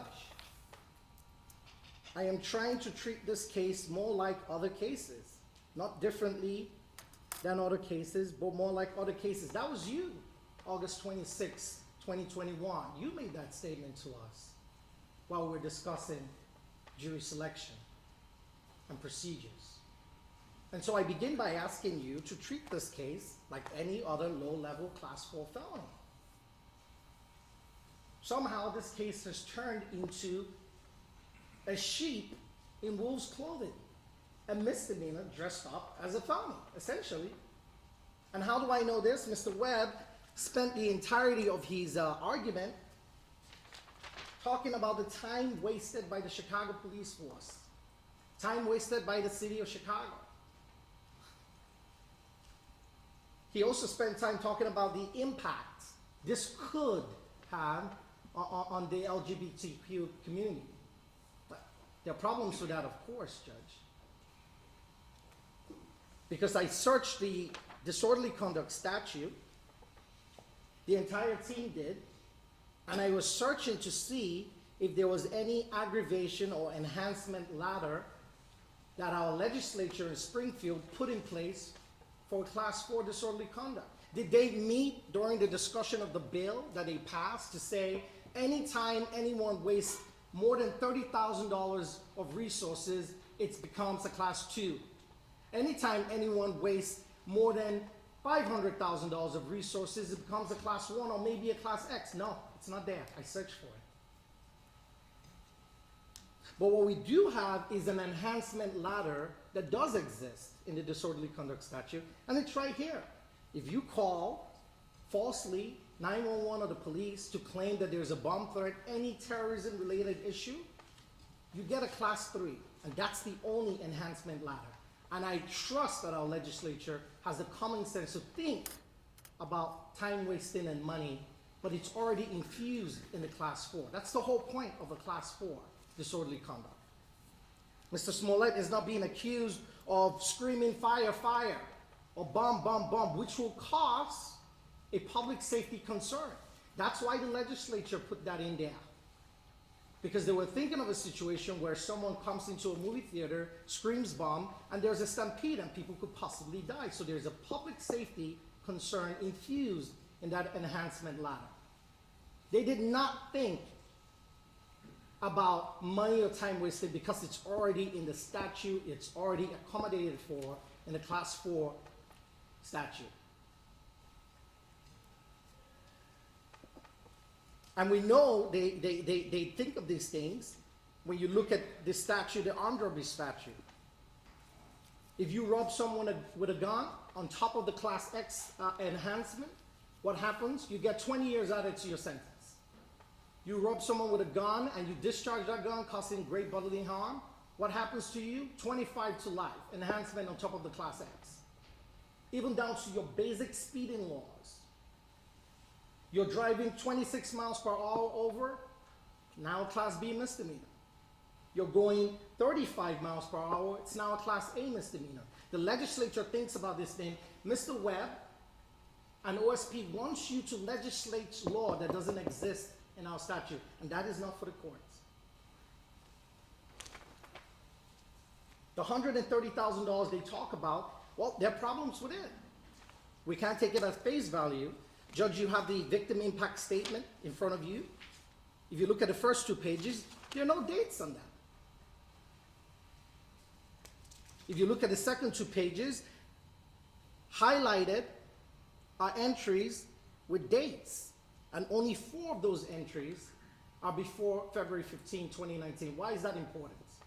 It's important because on February 15, 2019, the Oshundaya brothers, according to testimony, confessed allegedly to this incident. And that was the day detectives let them go and began the investigation on Mr. Smollett.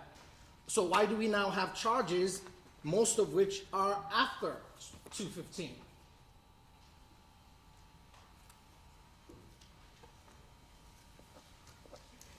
Judge, the second point I'll make is we're asking you to adopt the previous sanctions. Mr. Webb tries to dress it up like a forfeiture, call it what you want. Mr. Smollett was fined $10,000. Black Law's Dictionary, that's a fine. You can't punish a person twice. And I know you've denied the motion, that's fine, but that's not why I'm bringing it up. Because there's an 8th Amendment issue here, cruel and unusual punishment. Punishment that is too severe for the offense. And how do we know this is too severe? Assume, or the jury found him guilty, okay. But Smollett won, to 2019, they made him pay what? $10,000 fine, which has never been returned to him. The sovereign of the state of Illinois, through their agent, the Cook County State's Attorney's Office, said, Mr. Smollett, we're taking your $10,000 bond, we're giving it to the city of Chicago. Bye-bye, he's never seen it. That is a fine. Then they made him do community service, which he cannot undo unless we had a time machine. So those 2 things are punishments that has been meted out to him. Sanctionable steps. And now Mr. Webb has come here to ask you, on top of those 2 things which he cannot undo, nor can anyone, you can deduct it all you want from the fines or the restitution, it's still a fine that occurred. They're now asking you, on top of those 2 things, we want you to give him community service and jail time. He doesn't say how much jail time. And jail time. And by the way, while you're at it, for the restitution that has no dates on the first 2 pages, and the other 2 pages, there are only 4 after 215. We want you to give him that too, 130,000. It's overkill. It's called beating a dead horse. And that is not justice. That's retribution. That's punitive. And that has no place in the judicial system.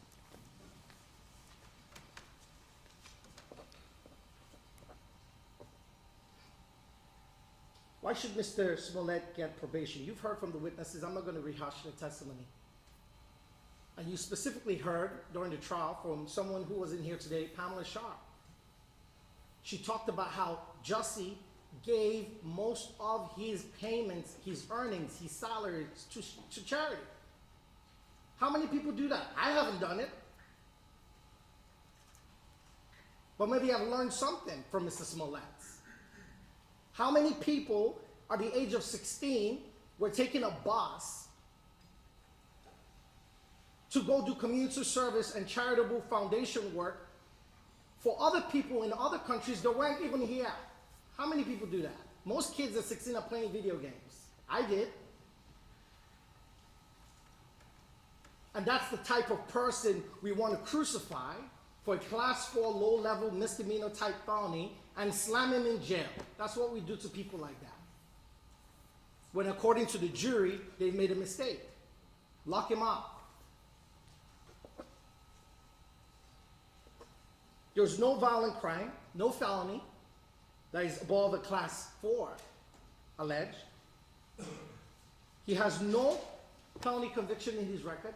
Mr. Webb brings up the DUI, but conveniently left out the fact that it was a misdemeanor. And he was drunk. When people are drunk, they say silly stuff. Let's not forget that. And he was 24 years old. He was a young man.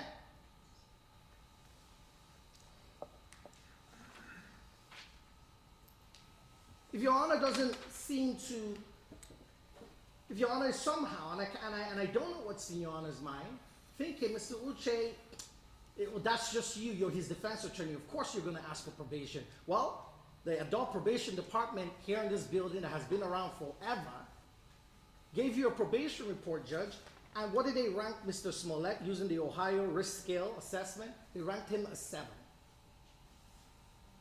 And when you compare that to the scoring system, 0 to 14 is considered low risk. So Mr. Smollett is not just low, but he's low within the low risk standard.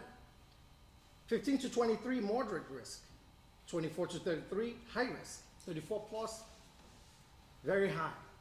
What do they recommend for a low risk individual? Minimal supervision, non-monitoring supervision. That's what they told you. Point 4, there is extraordinary public policy. Mr. Webb got up here and talked about Mr. Smollett's conduct, and that's offensive. He's a black man. He knows. You can't educate him on racism issues.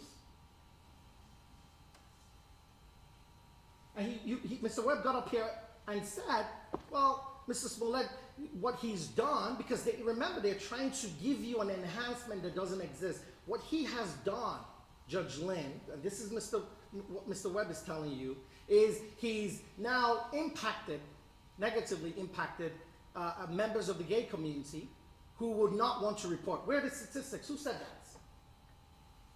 We still haven't gone past the part that his case was dismissed and he paid a fine. And that's some serious constitutional issues. But what we do know, statistically, in an era of partisan tribalism and hyper-aggressive tribalism, political tribalism, there has been bipartisan agreement that there's disparate treatment of black men and minorities in the criminal justice system.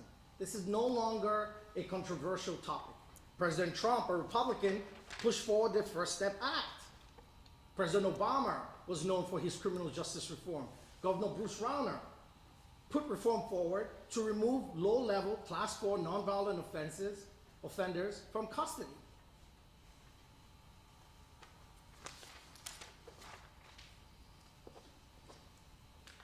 And Your Honor, we have to look at stare decisis, precedents in this courtroom. Your Honor has had multiple class 4s, and I listed them in the what I turned over to you. Some including some level of violence, domestic violence case number 19 CR 0139401. With a prior, he got 2 years probation for class 4. And I'm sure Your Honor has absolutely every reason to have given that. DUI, serious offense, involving public safety, 24 months probation, case number 21 CR 0059101. And I list a bunch of cases, 6 more, class 4 felonies. And I bring this up to say, Your Honor has absolutely always been on the right track. And I do not mean to be condescending. I hope I don't come off as that. But this is an important issue. You heard from Tamara when she read the NAACP letter, the Black Lives Matter letter, and the Innocence Project letter. And they all say that there's disparate treatment of black men in the criminal justice system. They get punished harder and harsher for low-level offenses compared to white counterparts. That's a fact.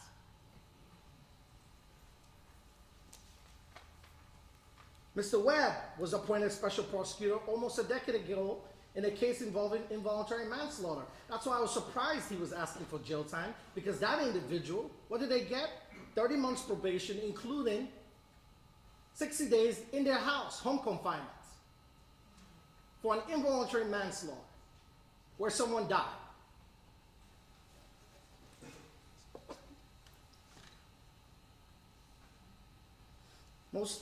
And I showed the statistics, Judge, I put it in the filing that I made.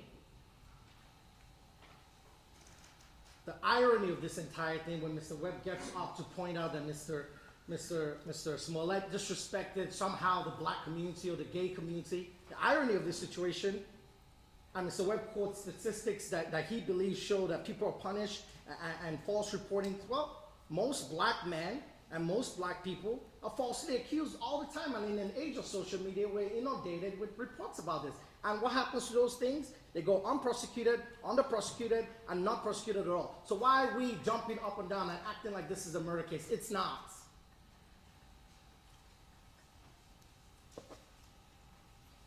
Even one of Mr. Smollett's jurors gets the big picture. This unknown juror spoke to the Chicago Sun-Times a day after the verdict. What did they say in quotes? "We didn't know what the penalty will be. Are we sending this guy to jail?" she said. The juror said she hopes Smollett gets probation. They were the ones that sat down through the evidence, and even her gets the picture, or he, whoever this juror is. They get it.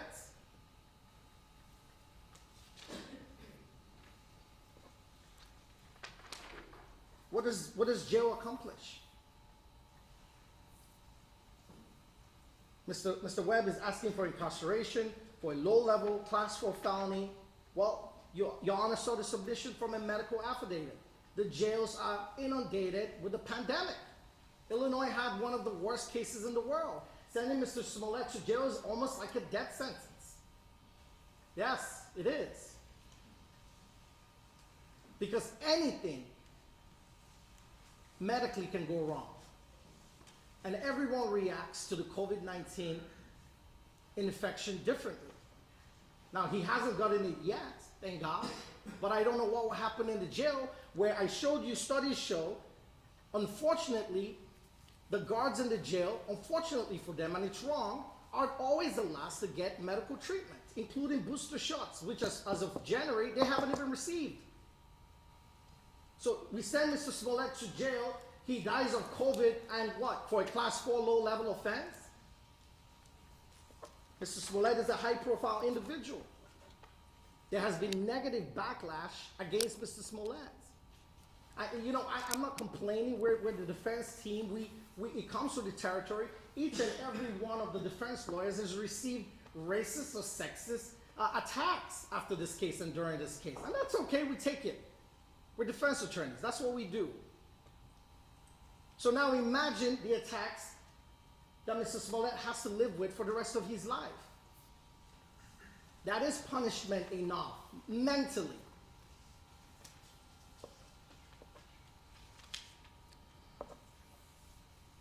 The last point I'll make is public policy. There's public policy against retribution. Politics has no place in a courtroom. The courtroom is a graveyard for politics. And they can get up here and say the pride of Chicago was offended. That's fine. And time and money was wasted. And I heard Mr. Webb state to this court something I couldn't really decipher during the trial, that Mr. Webb did it for himself. The problem with that is we've all heard testimony from multiple people who say that Mr. Smollett does things for the community. And moreover, let's not forget, everyone testified unimpeached on their side, or on our side too, in terms of this particular issue. Mr. Webb, in terms of deciding or trying to figure out what drove Mr. Smollett to do this, started off by saying he wanted more money, then it became attention, then it became because of the letter he received. They haven't even up until now stuck to one issue. So I push back on that theory that Mr. Webb states to this court that Mr. Smollett did this because he was somehow benefiting himself. There was never a clear picture coming out of that, for that.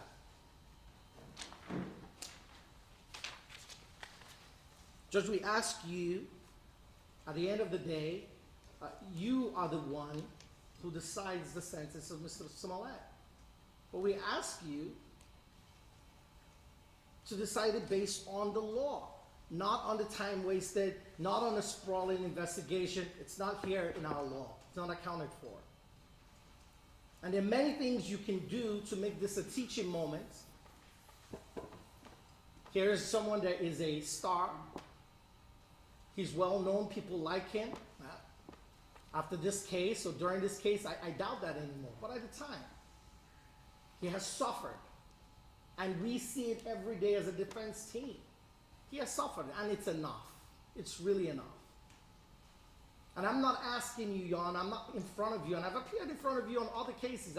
I'm not here telling you, Judge Lynn, give him a break, let him just walk out and forget about this. I haven't asked for that. I haven't told you to dismiss this case right now in this argument.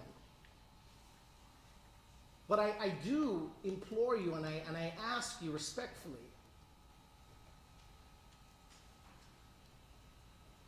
to focus on the law and to tamper justice with mercy.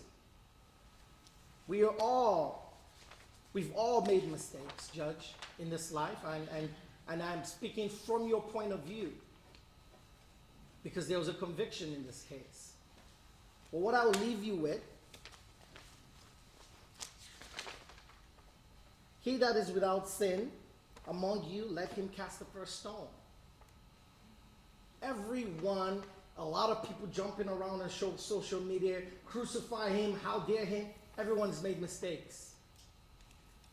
And so, Judge, I'll be asking you to follow your precedents and follow, some of the recommendations. A lot of organizations offering to supervise Mr. Smollett. And that's really the way it should be. People are watching this case. Minorities, black people. I've gotten so many letters. A letter Mr. Allen and I got yesterday from a lady complaining, how is a police officer who shoots a young man 16 times getting out of jail for 3 years, and someone might be suggesting incarceration for Mr. Smollett? That's a letter we got. So people are watching because people think in the black community that there is a double standard, and there is. But Your Honor has been one of the few people in the United States in terms of dispensing justice that has stuck to the letter of the law and has treated Class 4 felonies the way they ought to be treated. And so, Judge, with that, I submit my client to your hands, and I ask you for mercy at this time, and I ask you not to allow a political stoking to influence your decision, which I know you will never, and I ask you to focus on the law and the fact that there is no enhancement ladder for time wasting and resource wasted. And so, Judge, one more thing I would say, Mr. Webb talked about the restitution. Now, Your Honor has the power to give restitution, and we concede that point at this time. But, Judge, what I would remind you is, if Mr. Smollett has to pay that amount or any amount Your Honor deems fit, he's lost nearly everything. He's had a very negative, significant impact on his career and his finances. So I would just ask that if Your Honor is going to give him that restitution order, you give him some time to pay. And I was shocked Mr. Webb was asking for incarceration, because for a second I wrote out my notes thinking he was going to ask for some sort of suspended jail time, which will in a way be a middle ground. I disagree with it.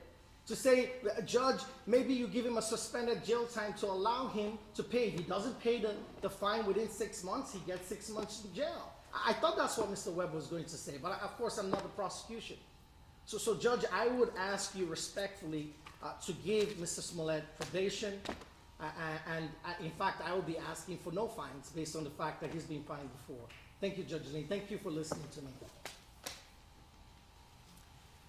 Mr. Smollett, you're about to be sentenced in this criminal case. Is there anything at all you'd like to say to anyone? Want a break? Yes. We'll take a break. 5-minute recess.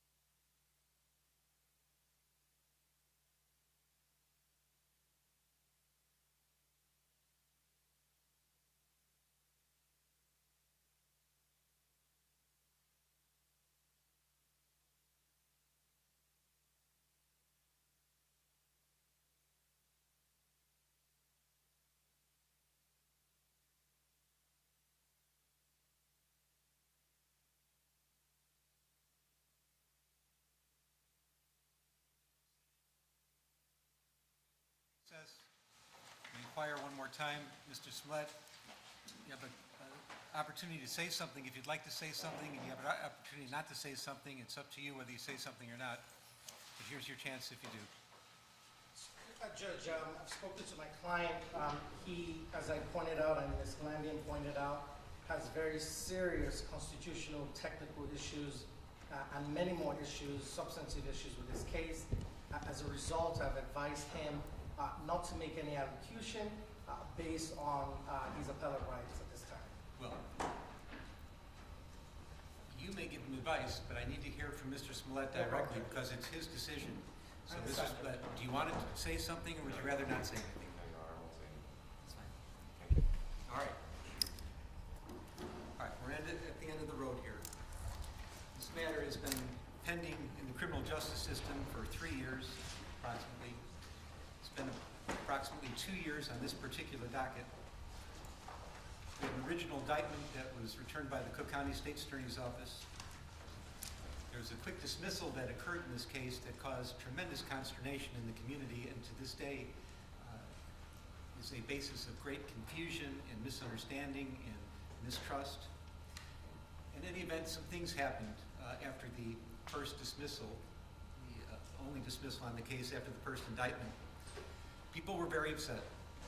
One person came forward in particular, and that person, of course, is Sheila O'Brien. Sheila O'Brien is a former retired appellate court justice in the state of Illinois. She came to court as a common citizen without credentials, just by herself, and she said she had a grievance and she wanted her grievance heard, and she thought that with the handling of the case by the State's Attorney's Office of Cook County was so upsetting, and she was losing sleep, and she explained in her petition all the reasons that she thought that a special prosecutor had to be appointed, not to necessarily indict or do anything in particular, but just to look at this and give it a fresh look because something appeared to be wrong. The case ultimately got assigned to Judge Michael Tooman. And I can say that among his peers, among his fellow judges, Michael Tooman is considered cream of the crop. He's a long-standing veteran judge, been a judge longer than I've been a judge. He sat in this building for many years. He sat on the appellate court of Illinois. He's the current head of the juvenile justice system. He has been a long-standing judge who has a reputation for knowledge, integrity, honesty, and always knowing what the right thing to do is. He took this matter under advisement, and the hearings were conducted. And after all these hearings were conducted, and he listened to both sides, he heard from the State's Attorney of Cook County, he heard from Ms. O'Brien, he recognized that there was confusion in the public, there was concern that confidence in the criminal justice system locally here was at risk and may have been damaged, and that the case required a second look. And Michael Tooman, in his wisdom, sought out the proper, what he thought to be the right person to address this, and he identified Dan Webb and the Winston Strong law firm as the people that might be able to take on the task. Dan Webb and Winston Strong agreed to take on the task, and as I already indicated, they did this pro bono, which means they did it for free. I don't know that at the time they signed up for this, that they had any idea that it was going to be as work-intensive as this case has become. This case took several years, and we were slowed down by COVID a little bit, but the amount of pretrial motions that were filed were exhaustive. I have never, other than death penalty cases, which I used to preside over, seen anything like the extent of filing of pretrial motions. And I'm not faulting the defense for filing many motions. I will just say that this case received as much attention and was gone over every little bit of it by a fine-tooth comb as thoroughly as any case I've ever seen before. The stacks of pleadings are high. I've got stacks on my desk that are unprecedented. And we had to wade through all of them, and it took a long time to do that. And there was a tremendous amount of attorney manpower and billable hours that were lost by the Winston Strong firm. And they did it selflessly. They did it because they thought they needed to do the right thing. All I can say as a member of the judiciary, thank you, because that was very, very extraordinary. And I have no idea what the amount of billable hours are, and I can only imagine, but I think it is huge and truly significant. In the event, what happened here is that after Mr. Webb and his team reviewed the case. They had several assignments, one of which was to look into the conduct of the State's Attorney's Office, and they returned a report to Judge Tooman about that, their findings about that, another about the Chicago Police Department and their handling the case. They did that. But what's relevant here, of course, is that they went to another grand jury, and they returned a second indictment. And the second indictment, ultimately by random, got assigned to this particular court. And we came here. We've been here for a couple of years now. Well, the pretrial motions have been resolved. A trial by jury was held. The defendant was found guilty of 5 to 6 counts of felony disorderly conduct, class 4 offenses. Our post-trial motions have now been resolved. The pre-sentence investigation has been completed, and we're at the final step of proceedings on the trial court level of the criminal case, and that's sentencing. Let me talk first about the sentencing range, because I think there may be some misunderstanding, at least how the court assesses the sentencing range. This is a class 4 felony. This is the lowest class felony in the state of Illinois. I will note that legislatures throughout the country, in Illinois in particular, have constantly cut into judicial discretion and forced us to have mandatory sentencings under different circumstances. We have to do this and we have to do that, and try to have some kind of cookie cutter justice. But that does not exist in this case for me. I am left unfettered. Under Illinois law, the range of sentence in this case is as follows. Mr. Smollett is looking at a probationary term of up to 30 months. He can receive time in the county jail as a condition of probation of up to 180 days. He can be ordered to perform community service, ordered to participate in behavioral classes, ordered to pay restitution, ordered to pay a fine. He's also subject to a penitentiary sentence of what I find to be 1 to 3 years. Now there's talk about, well, what about 5 counts? Shouldn't he be at least eligible for a 15-year sentence? There are ways to analyze Illinois law and say that in a case where there are 5 counts, that consecutive sentences might be required or might be at least considered. I don't believe that I could ever make the findings that are necessary in Illinois law, and I'm not going to have a long dissertation about it, but I don't think those findings would apply. I don't think Illinois law, for the facts I have before me, would allow for consecutive sentences. So as far as I'm concerned, the penitentiary sentence, should there be one, would be 1 to 3 years. I'm mindful that there's acute public interest in this case. We have television cameras. They want to be here, and they are here. People are watching. People seem to care passionately for varieties of reasons about this case, and the reasons are many. And let me be clear that the sentence that I put down today and render down to Mr. Smollett is not in any way, shape, or form to assuage any public sentiment in any form at all. I'm listening to things that were brought to me in court today, people that have participated in the aggravation and mitigation portions of the presentation today, but this is not for the public. The sentence that's going to be rendered today is going to be strictly for Mr. Smollett. It's going to be fashioned for him. And when a judge sentences somebody, and I've been doing this for quite a while now, you have to look at both the crime that was committed and the person that committed it. How did the person get here? Who is this person? What is the crime? You put them together, you look at the sentencing range, and you try to find something that is just and fits and makes sense and that is right. And that's what we're going to do.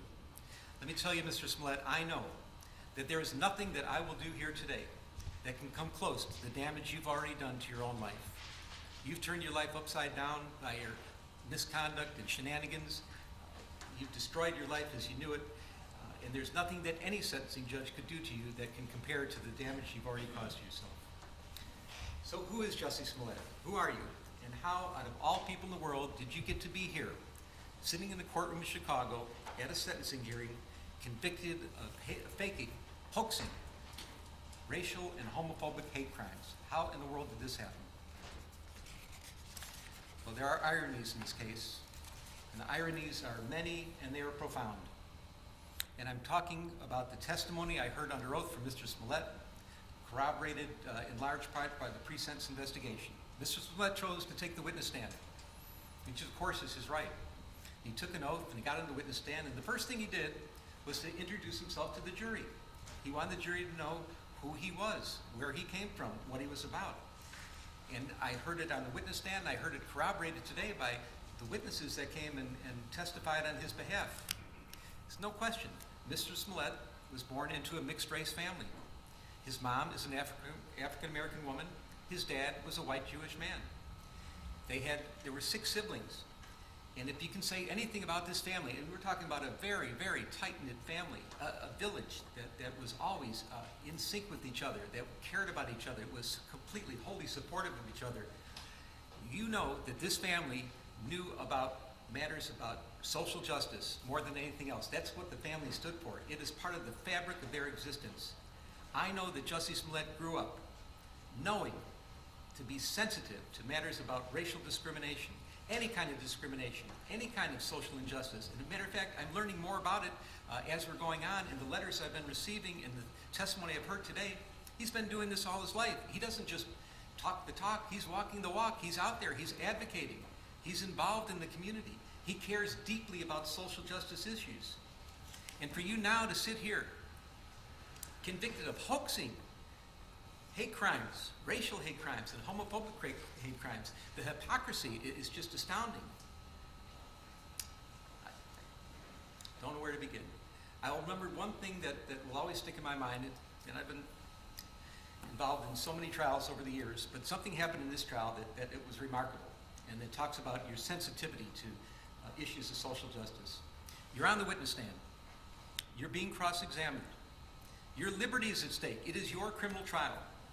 Mr. Webb is winding through some things on cross-examination, and he's going through some social media communications, and whether it was Instagram or chat or text, a little quibbling about that, that doesn't matter. But Mr. Webb found a line that he wanted to confront you with. He said, "Didn't you say," and he used a word starting with the letter N, "meet me at this place at this time," and I'm paraphrasing.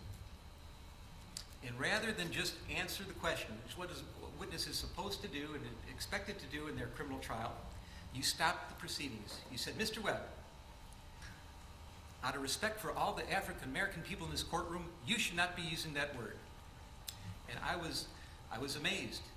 But it showed, and I'm not talking about the parrying and the gamesmanship that may go on between a prosecutor and a witness on the stand. That's not why I'm telling this, recalling this event.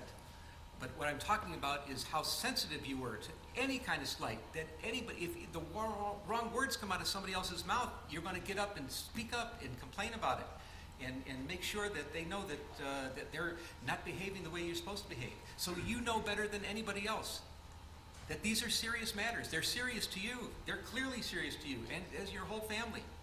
And for you to be here now, convicted of these hate crimes, it's just astonishing. Faking hate crimes. So why did this happen? That's a good question. I think that's the question on everybody's mind. There's some conjecture you did it for the money. Frankly, I do not believe that you did it for the money. You were making, the evidence showed, close to $2 million a year when this happened. I don't think money motivated you at all. But the only thing I can find is that you really craved the attention, and you wanted to get the attention, and you were so invested in issues of social justice, and you knew that this was a sore spot for everybody in this country. You knew this was a country that was slowly trying to heal past injustices and current injustices and trying to make a better future for each other, and it was a hard road, and you took some scabs off some healing wounds and you ripped them apart for one reason. You wanted to make yourself more famous, and for a while it worked. Everybody was talking about you. The lights are on you. You were actually throwing a national pity party for yourself. And why would you do such a thing? Why would you, I understand, you crave the attention so much, but why would you betray something like social justice issues, which you care so much about? And the only thing I can conclude is that, and I acknowledge, there are wonderful sides to you. There are very giving and charitable and loving sides to you, but you have another side of you that is profoundly arrogant and selfish and narcissistic. That's the only thing that can be concluded. And that bad side of you came out during the course of all these events. Let me talk about hate crimes for a minute. I've been a criminal judge for many years, and I've heard many victims of crimes testify in front of me. And any victim of a crime, no matter what the crime is, they are demoralized by what happens to them. It doesn't matter if you're injured unjustifiably, if somebody hurts you and it maybe cripples you or damages you in some fashion that's going to be long-standing injuries. If your property is stolen, your vehicles are stolen, people go into your homes, your possessions are stolen, people do all kinds of terrible things. It is a demoralizing experience, and sometimes it's the worst experience that anybody can ever go through in their entire life. And then if it turns out that the motivation for the criminal to do something bad to you was because they hate you because of your race, because of your ethnicity, because of your gender, your sexual orientation, your religion, your age, your disability. If that was the reason for it, it is exponentially worse. There is nothing worse than to be a victim of a hate crime. It is the worst thing that can happen, especially in our country with all our history and all that we're going through now to try to get around some of these issues. Hate crimes are the absolute worst. And I believe that you did damage to real hate crimes, to hate crime victims. There are people that are actual, genuine victims of hate crimes that you did damage to. These are people that have a difficult time coming forward. They may be mistrustful. They may not want to bring it to the attention of the community or first responders. There may be some trepidation. I don't know for sure how much damage there was. I don't know how this is going to impact other people, if they're going to be hesitant to come forward because they're going to think that they're going to be accused of acting like you and doing a stunt like you pulled here. I don't know if first responders are going to be more doubtful and skeptical of people that come forward, real victims of hate crime, because of what you did here. I'm hoping it's not that way. Now I'll show one of the ironies in this case, and I find this pretty profound. I got letters from people that advocate about victims of hate crime their entire lives. They devote their lives to this. I'm talking in particular Derek Johnson, president of the NAACP, Reverend Jesse Jackson. He's an icon here in Chicago. No introductions necessary. They devote their whole lives to addressing issues about social injustice and hate crimes. And they are here today asking me to show you mercy. And I take that seriously. I find it profound. I take it seriously. And I know that they're in a better position than myself to educate the public about that topic, about the damage you've done to real victims of hate crime. And I am confident that because of all the attention that you've garnered here on this case, that they are going to seize the opportunity and they will educate the public and they'll be talking about this and they'll try to mitigate some of the damage that you've caused to real victims of hate crimes, and they're better positioned to do it than I am, and I will defer. But I will acknowledge that you have done some real damage.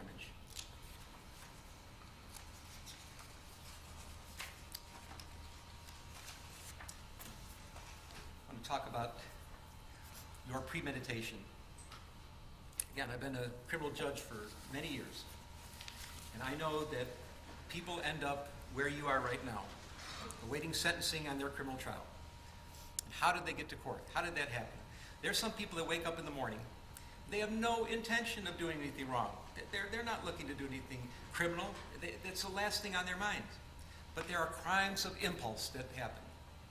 Road rage, a barroom fight, bumping into somebody, words are exchanged that somebody finds insulting, and sometimes weapons are available, and the results can be horrific, and they can be permanent.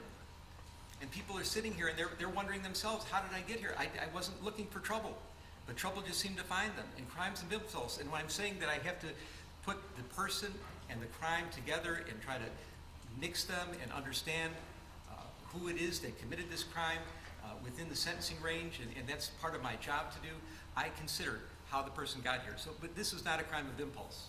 There are also crimes of opportunity. Walking down the street and somebody they left the keys in the car with the motor running, and they take the car. Or they're in the department store and they see someone put the credit card on this side and they go to adjust their baggage on the other side and grab the credit card. Those are crimes of opportunity. They didn't wake up thinking they're going to commit a crime, but something just looked too tempting to them. They use very bad judgment, and then they get in trouble, they get caught, and here they are. But then there are crimes of premeditation.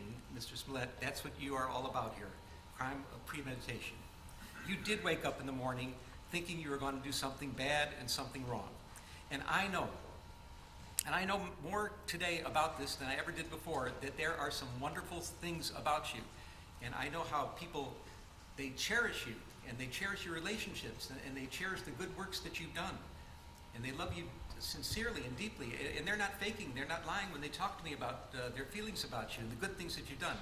But you had that dark side, and this is what happened here. You premeditated this case to an extreme that's amazing. You wrote a script. The script involved words. You're going to encounter me on the street, yell out empire, N-word, F-word. You're going to hit me. You're going to beat me up. You're going to put bleach on me. You're going to put a noose around my neck. It's a script that you wrote. Now, it's not a good script, especially for Streeterville in Chicago. It's questionable, but it's a script that you wrote. You picked out the actors. You chose the Oceandero brothers. And why did you do that? Because you knew them. You trusted them. They idolized you. You're an established actor in a serious television production of Empire. They were kind of hangers-on there. They're trying to get jobs as extras, maybe a little speaking part here and there, but you were mentoring them. You were helping them. They wanted your advice. They would do anything for you. They thought you were one of the greatest people in the world to know, and that you could help them in their careers. They're in great shape. They gave you a little advice about diet and exercise, but they idolized you, and they would have done anything for you. And you chose them because you knew that you could trust them, that they were loyal to you. You paid them in advance by check. Not necessarily a good idea, but it was your idea. It was part of the plan that you would pay them in advance, and the check was out there. The check was shown into evidence. That was part of your premeditation. You chose a date. You chose a time. You chose a location. You had props procured. You gave them a $100 bill and had them get the supplies. What are the supplies in this case? Get masks. Nobody should see you. We're going to say that you're white, but obviously the Oceandero brothers are not white. We're going to cover your faces in masks. We're going to have a red hat because that's going to indicate MAGA country. We're going to get a rope that we're going to use as a noose. We're going to procure some bleach. You're going to have the supplies. And then you had all that together, and then you did rehearsals. You picked them up and you did drive-bys. You drove around and around the block. You picked them up in Lakeview in their neighborhood, and some distance away you went to Streeterville where you were living, and you showed them. You're going here, you're going there, and you're going over the lines. You're going over the script with them so they would memorize the script. You're indicating which brother. You're the one that's going to hit me. You're the one that's going to put the noose around my neck and pour the bleach on me. This was planned. This was premeditated to the extreme. And I find that your extreme premeditation in this case is an aggravating factor today. Let's talk about the incident itself. It's all set up. Oceandero brothers are on board. Your plane is running late. Now you had a chance right then and there to think, okay, I'm really late. I'm 4 hours late. This can't go down. It's freezing in Chicago. We're on the verge of a polar vortex. You might have just thought about it and said, maybe it's not in the cards. Maybe the karma is wrong. I shouldn't be doing this. But no. You double down. You start communicating with the brothers through social media. Now, whether it was by texts or chats or Instagram, public or private, one way or another, you kept in touch with them. And there was some quibbling about the specifics about how you kept in touch with them, but they knew what time you were coming in, and now the time is pushed back to 2 o'clock in the morning in the freezing cold weather.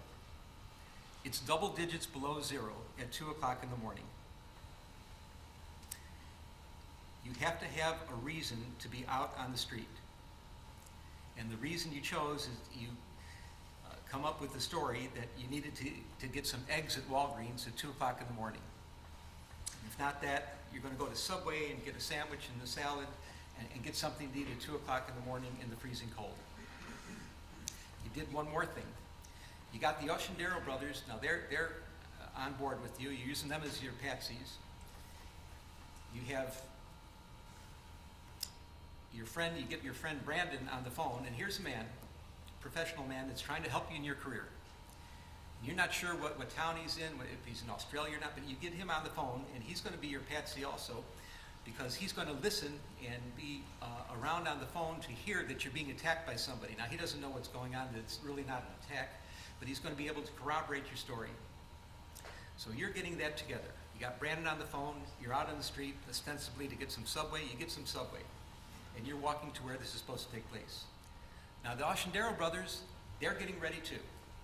And they're doing this because you wanted them to do it on the sneak. No cell phones involved. Make sure nobody sees you get there. And what they think is some kind of clever way of getting there, they have an Uber pick them up from their home in Lakeview. They take the Uber to Old Town. It's a different neighborhood. They get out of the Uber and they get into a cab. Now the cab is supposed to go to Streeterville, but not to the scene where this is supposed to happen, a few blocks away. So nobody actually sees them get out of the cab, and this works out the way you want it to work out. So they get there a little early, they're walking around, they're sitting on a bench for a minute, but at 2 o'clock, the time that you said this is supposed to happen, at the place you said it was supposed to happen, at the moment you said it was supposed to happen, they appear. So you're talking to Brandon on the phone, you have your subway in hand, and they follow the script. Hey, Empire, word with the letter N, word with the letter F. There's a scuffle. They pour bleach on you. Brandon's listening to this. They attempt to put a noose around your neck during the scuffling. You're getting a little abrasion and scrape on your face. A car goes by, and the brothers take off. They leave. They never did get the noose around your neck. So what do? You gather your belongings. You get the cell phone. You're talking to Brandon. Hey, did you get jumped? Yeah, I got jumped. I got mugged. Did you hear what happened? You're trying to make sure that he heard the words that were spoken. You grab your food, and you took the noose that they never did get around your neck, and you put it around your own neck. I repeat, you put the noose around your own neck.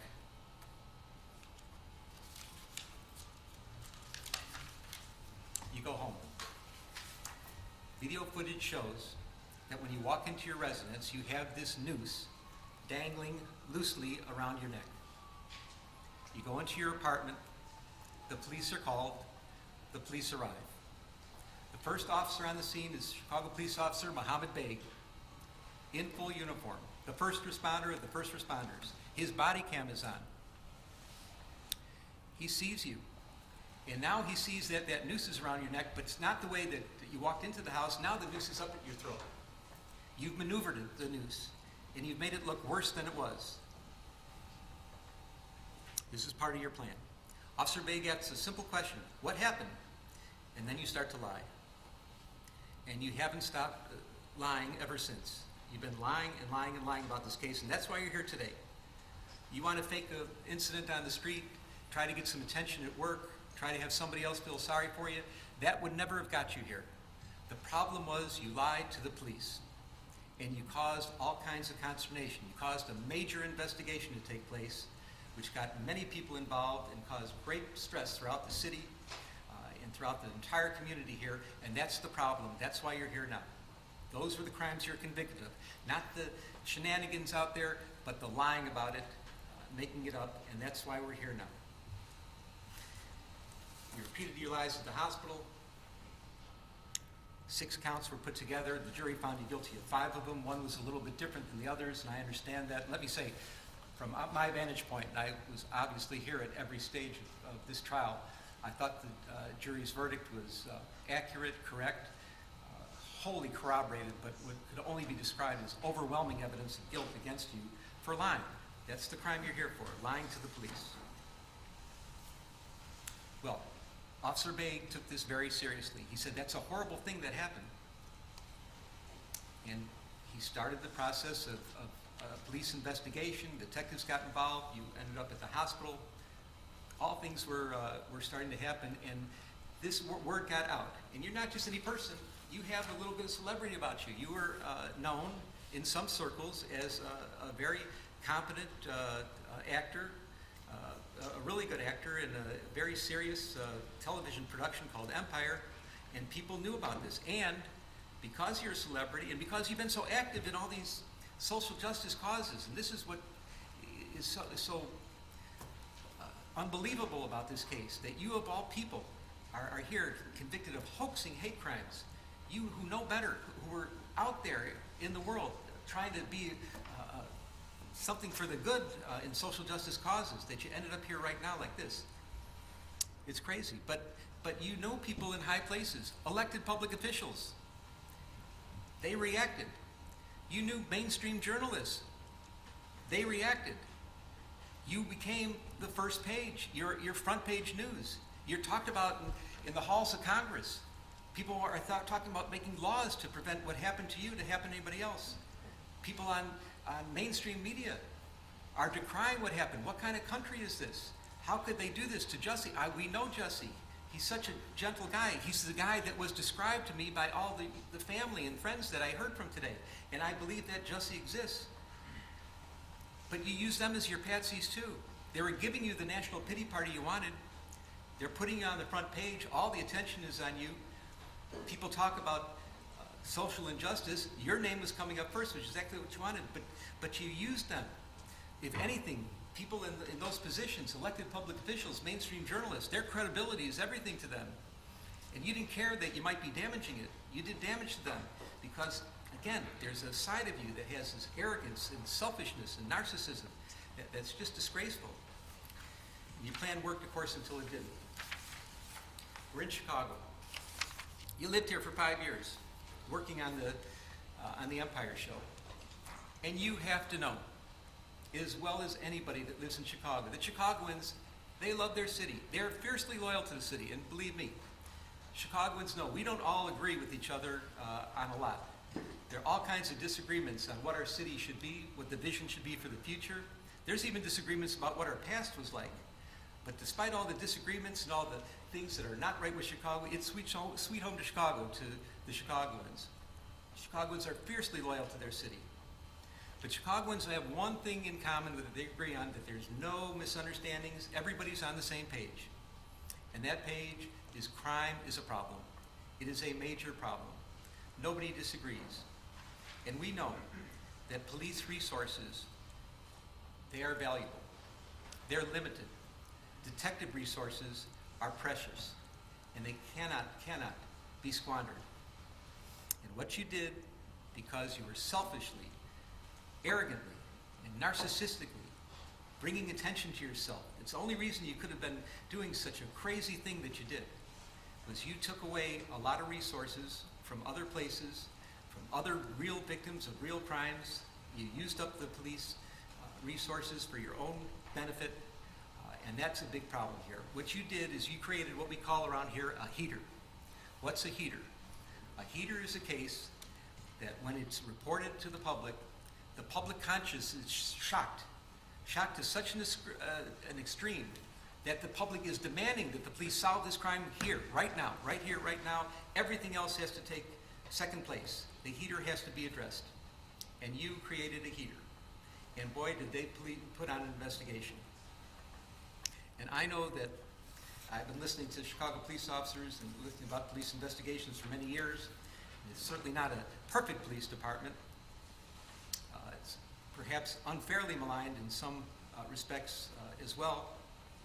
I'll match the homicide detectives here against any in the country for their competence and thoroughness. Not a question about that. But what they did in this case is extraordinary. I have never seen, even in some murder cases, the amount of police work that went into this investigation. You did exactly what you didn't want to happen. They put so many police resources into this. When I say what you didn't want to happen is you never wanted this case solved. You thought that somehow you'd be able to skate by and nobody would ever know what really happened here, and you're going to walk away from this, and it didn't go down like that at all, of course. So they solved the case. And what happened? Turns out that you're not a victim of a hate crime. You're not a victim of a racial hate crime. You're not a victim of a homophobic hate crime. You're just a charlatan pretending to be a victim of a hate crime. And that's shameful, especially from the family you got brought up with your family values. It's so sad. The damage you've done to yourself is way beyond anything else that can happen to you from me or any other judge that would be sentencing you in this criminal case. You are now a permanently convicted felon. Your family who loves you and supports you, I don't even want to use the word forgive because forgive isn't even necessary. They're with you so much. They're so tight-knit, but you have to live with the fact that you really put them through a ringer. You've embarrassed your valuable friends in high places, the elected public officials, people in the media. You've embarrassed them. You have to live with that. I don't know if those relationships can be repaired. You've become toxic in your own workplace. You're career future is uncertain at very best. It was really on a rocket ship to success, and now you've turned yourself into riches to rags, and it's so unfortunate. Your very name has become an adverb for lying, and I cannot imagine what could be worse than that. People talk about situations where somebody's lying and trying to manipulate and maneuver a story, and your name comes up as, oh, pulling a Jussie, something like that. That's awful. You're the butt of jokes. Comedians, mainstream talk show hosts, they make jokes about you. They do sketches about you. I can't imagine anything worse than that. Now, this is all self-inflicted. These are things you did to yourself. This is self-damage. Well, some people may think that what you did is funny, and that there's some room for humor or jokes about it. But I assure you, this court does not. I don't think there is anything funny at all about hoaxing and faking racial hate crimes, hoaxing or faking homophobic hate crimes. I think that is disgraceful. There is nothing funny about it. There's no humor in what you did whatsoever, all because you're selfish, arrogant, narcissistic. At least you have that side in you that came out through this case, and you kept doubling down and doubling down and doubling down. It's not funny. It's not funny at all. And I'm your sentencing judge, and I don't find it funny. So where are we at? We're at the end. You are convicted of a Class 4 felony. It's presumptively probationable, but we have some real serious aggravating factors here. Your premeditation, which I've described. The pain you've caused to real victims of hate crimes, which I have described. The damage you've done to the city of Chicago, I've heard. It's been talked about. I'm mindful of the city's request for restitution, and if I'm going to fashion that, consider that request, I have to fashion the sentence accordingly. And above all, the capper of all cappers, your performance on the witness stand. This could only be described as pure perjury. You got on the witness stand, you didn't have to, you did, you certainly have a right to, but you committed hour upon hour upon hour of pure perjury. And I find all those to be ample factors. If this court were to decide that the things you did, that any kind of probationary sentence would deprecate the seriousness of the offense and you need to go to the penitentiary, the record is clear and it would support it. But I'm looking at everything in its totality. And I agree. It was told to me today, you can't judge everybody by one bad thing they've done in their life. I don't know if it's the only bad thing, but it's the only bad thing that I'm concerned about now. And that you do have quite a record of real community service and quite a record of attaching with people. There is a lot of mitigation in this case as well. And I'm mindful of the pleas of mercy, particularly from people that are in the arena of dealing with social justice issues, that are fighting, seriously fighting, not playing around, not doing games like you were doing, but seriously fighting for matters involving hate crimes of all sorts. And they're asking you for mercy as well.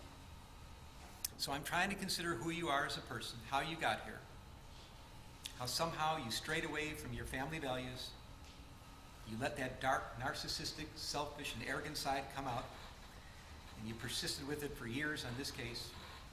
I'm fashioning the following sentence, and here's your sentence. I'm sentencing you to 30 months felony probation, and the probation is going to be to this court.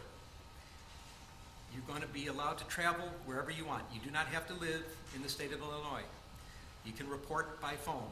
I know that if you're going to try to make a living and do some of the things you do, you may have to go to other places, New York and Los Angeles. You can do those things. You will pay restitution to the city of Chicago in the amount of $120,106. You are fined $25,000, which is the maximum fine. And you will spend the first 150 days of your sentence in the Cook County Jail. And that will start today, right here, right now. Mr. Smollett, though the jury found you guilty and I've sentenced you as I have, you have the right to appeal the findings and rulings of the court or ask your sentence to be modified. To do those things, you need to file a notice of appeal in writing within 30 days. You may also file a motion to modify your sentence, which would have to be filed in writing within 30 days. Anything not stated in those filings are waived for purposes of appeal. You cannot afford lawyers or transcripts. They would be provided for your charge. you have any questions? No, I would just like to say to Your Honor that I'm not suicidal. That's what I would like to say. Okay, I'm not suicidal. okay. I am not suicidal. I am innocent, and I am not suicidal. If I did this, then it means that I stuck my fist in the fears of Black Americans in this country for over 400 years and the fears of the LGBTQ community. Your Honor, I respect you and I respect the jury, but I did not do this. And I am not suicidal. And if anything happens to me when I go in there, I did not do it to myself. And you must all know that. I respect you, Your Honor. I respect your decision. Jail time,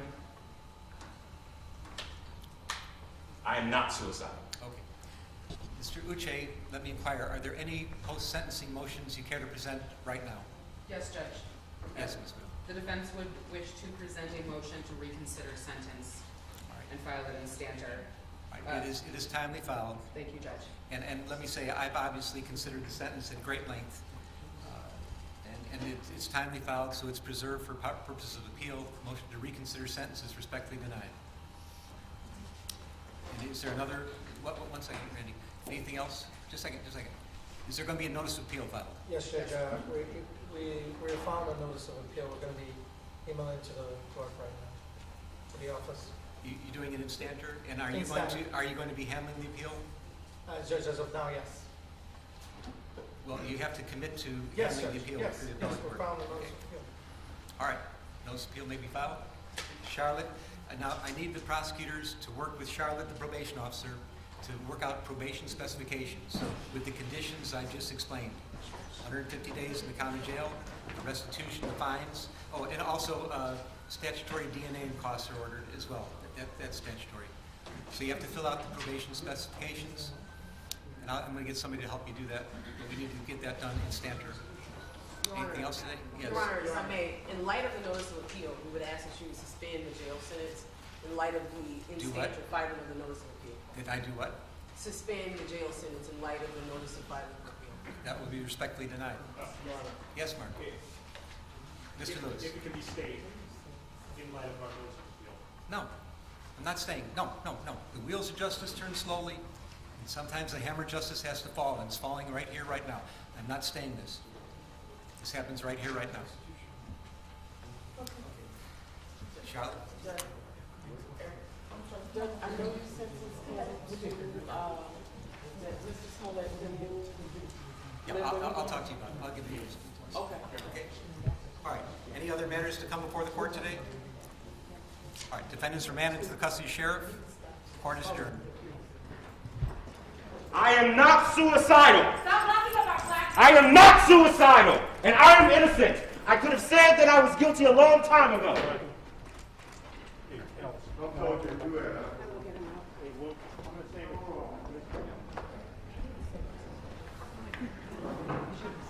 Stop blocking up our last minute talking. Man, we know a lot of Stop blocking up our last minute.